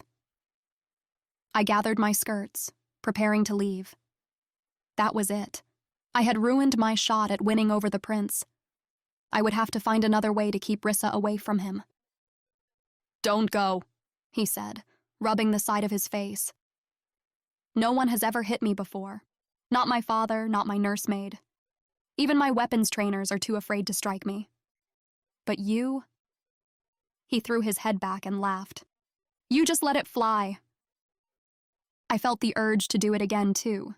But thankfully my self-control kicked in before I could react. Please stay. Are you serious? I wasn't so sure that I wanted to, not after witnessing his wild mood swings. Yes. Stay here at Foscott, just for a while. You can go back to Barrenfall if you don't like it. But my father is insisting that I choose a wife soon. He already has her picked out. But if I invite you to stay here instead, perhaps I can buy myself some more time. He grinned, as though his selfish reasoning might persuade me. Of course, knowing my father, he'll probably invite her to stay as well. But it might be nice to have a little flavor around the castle alongside the bland woman I am supposed to be courting. I must have made an awful expression, because Rorik laughed again. Don't worry, he added. I'm not asking for any kind of long-term commitment. But I like the way you speak up to my father, and I might need your help keeping him in line long enough for me to make my decision. Please? This wasn't how I imagined the evening going, but this arrangement would still help me reach my original goal, to build a relationship with the man and prevent him from marrying Rissa. It didn't matter if he was nothing like I originally thought. I didn't have to love him. Not really.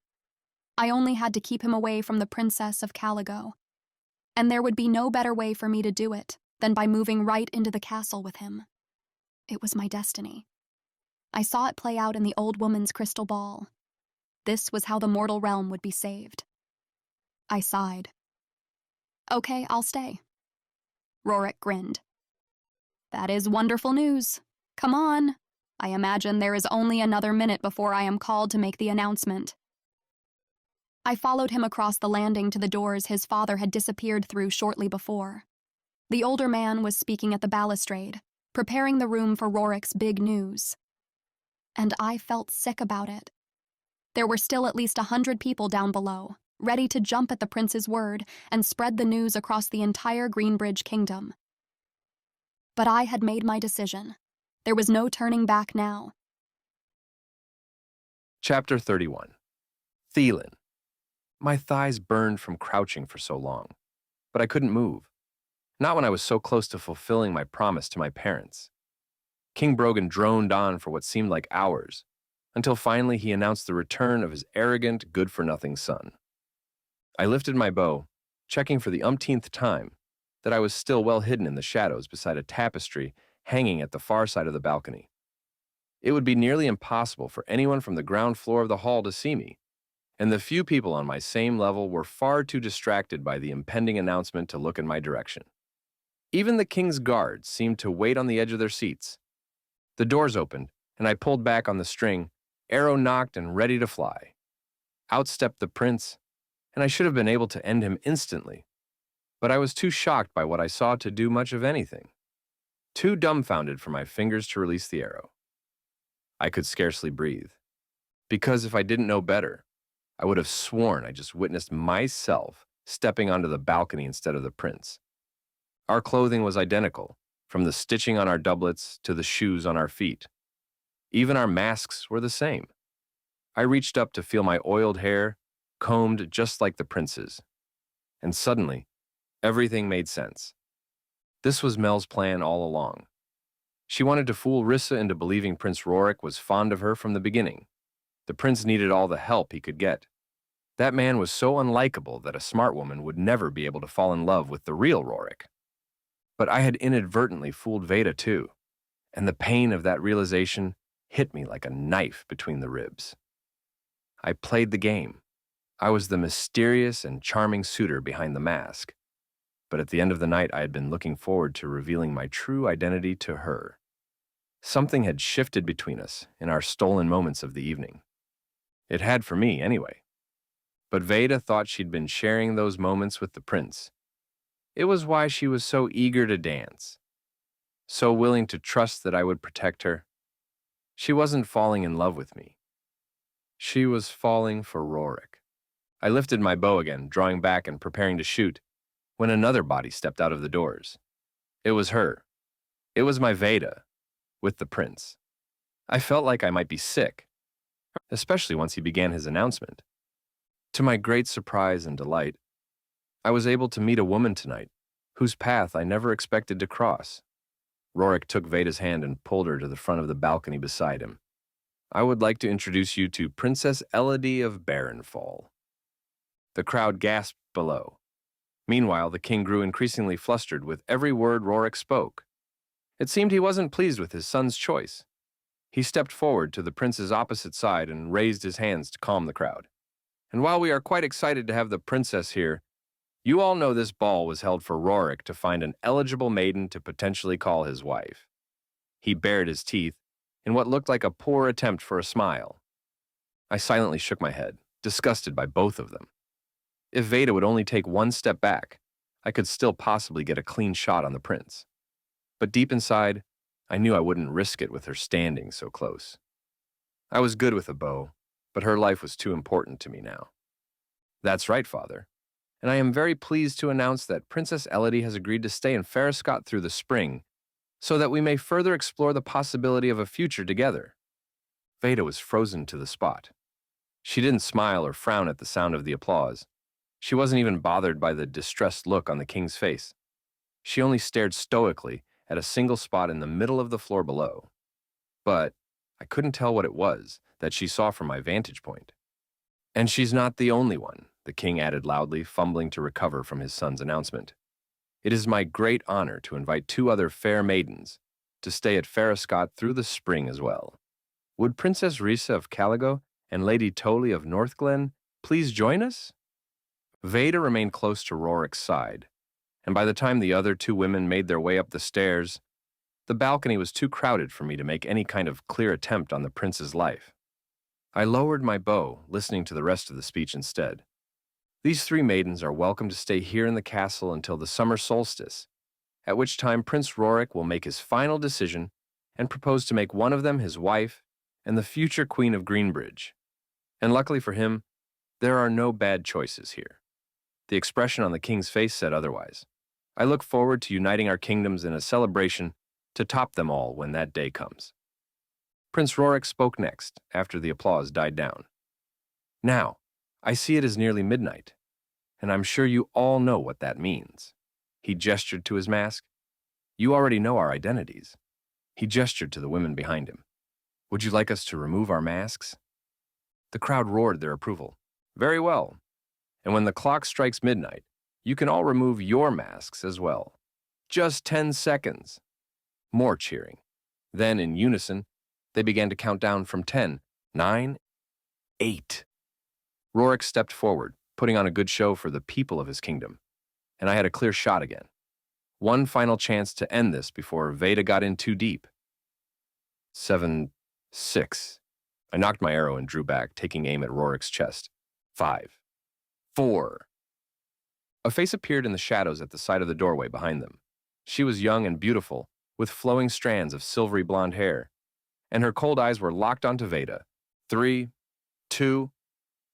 In a moment of sheer panic, I adjusted my aim, focusing it on the silver-haired Fate right as everyone in the hall grabbed a hold of their masks. 1. I loosed the arrow. It flew straight and true, directly for my intended target. But in the time it took to reach her, the Fate was gone. The arrow struck the doorframe, bouncing off the stone and falling to the floor, its sound drowned out by cheers and gasps from the crowd. But unfortunately, it didn't go unnoticed. "There's an archer in the building," a frantic cry called up from somewhere in the hall below, and the room immediately erupted into chaos.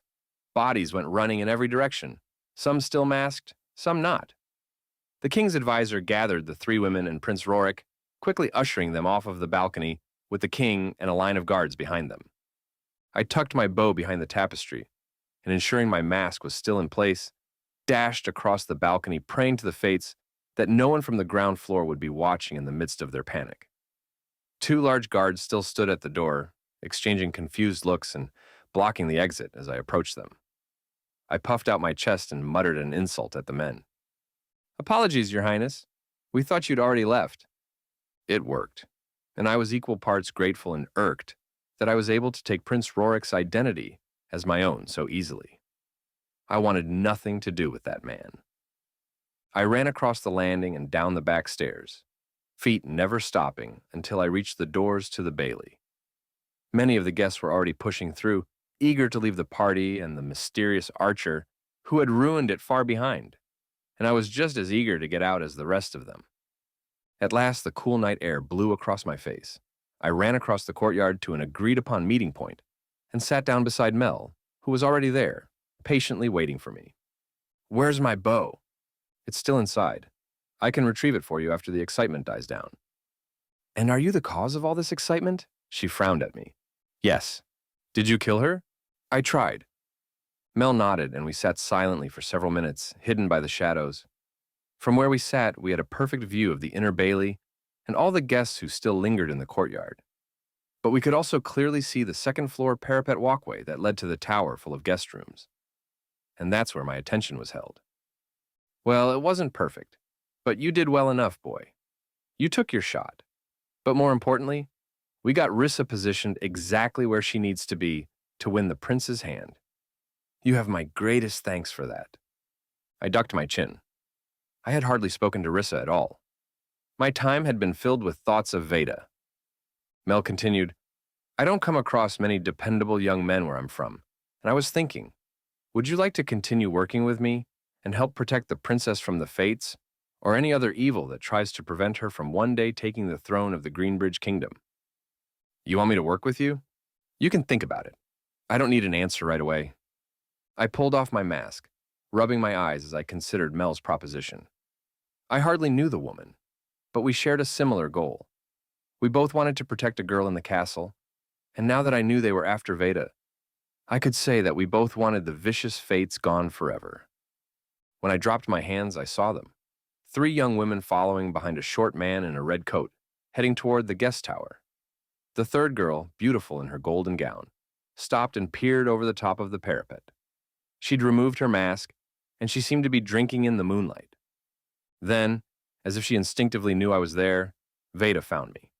Our eyes locked. Her mouth opened, then slowly curved into a subtle smile, and I lost count of how many seconds she stayed there, just looking at me. Who knows how long it would have lasted if the king's advisor hadn't once again ushered her along. I continued watching her until she was fully out of sight. "Yes." "Yes?" Mel sounded surprised. "I will stay with you. I will watch over and protect the princess, and I will help you defeat the fates." "You mean it?" Mel clapped her hands together and grinned. "I knew I liked you. But there's one condition." "What's that?" "The other 2 maidens in the castle will get the same protection. No matter what it means for Rissa, I will not bring any harm upon the other girls." Mel looked up at the parapet where the girls disappeared into the tower. "As long as we agree that Rissa gets the throne, you have a deal. One more thing. I will need to leave the city for a couple of days to check on my friends in the mountains. They'll worry if I don't return." I imagine Gladys may be missing me even now, but she would understand. Your friends? They can be trusted. Mel considered it for a moment before agreeing. Great. I stood and dusted off the back of my black trousers. Then I will leave first thing in the morning, only for a few days. Mel thanked me again, and I gladly turned and left the castle behind. I walked the rest of the way back to the inn, lost in my thoughts. I couldn't kill Prince Rorik if Vaeda really loved him. I wanted to believe I was strong enough to do it, but I knew it wasn't possible. I refused to be the cause of any heartache for her. But the prince had to die, which meant I only had one option. I would have to prevent Vaeda from falling in love with Rorik in the first place. And while a part of me still believed I was driven by my desire to see the prince dead, a bigger piece of me was beginning to realize that my true motivation was the beautiful girl, with gray eyes, who now resided in that castle. I would do whatever it took to stop her from giving her heart to a man who would trample it. I would protect her from the Fae. I would kill the Fates.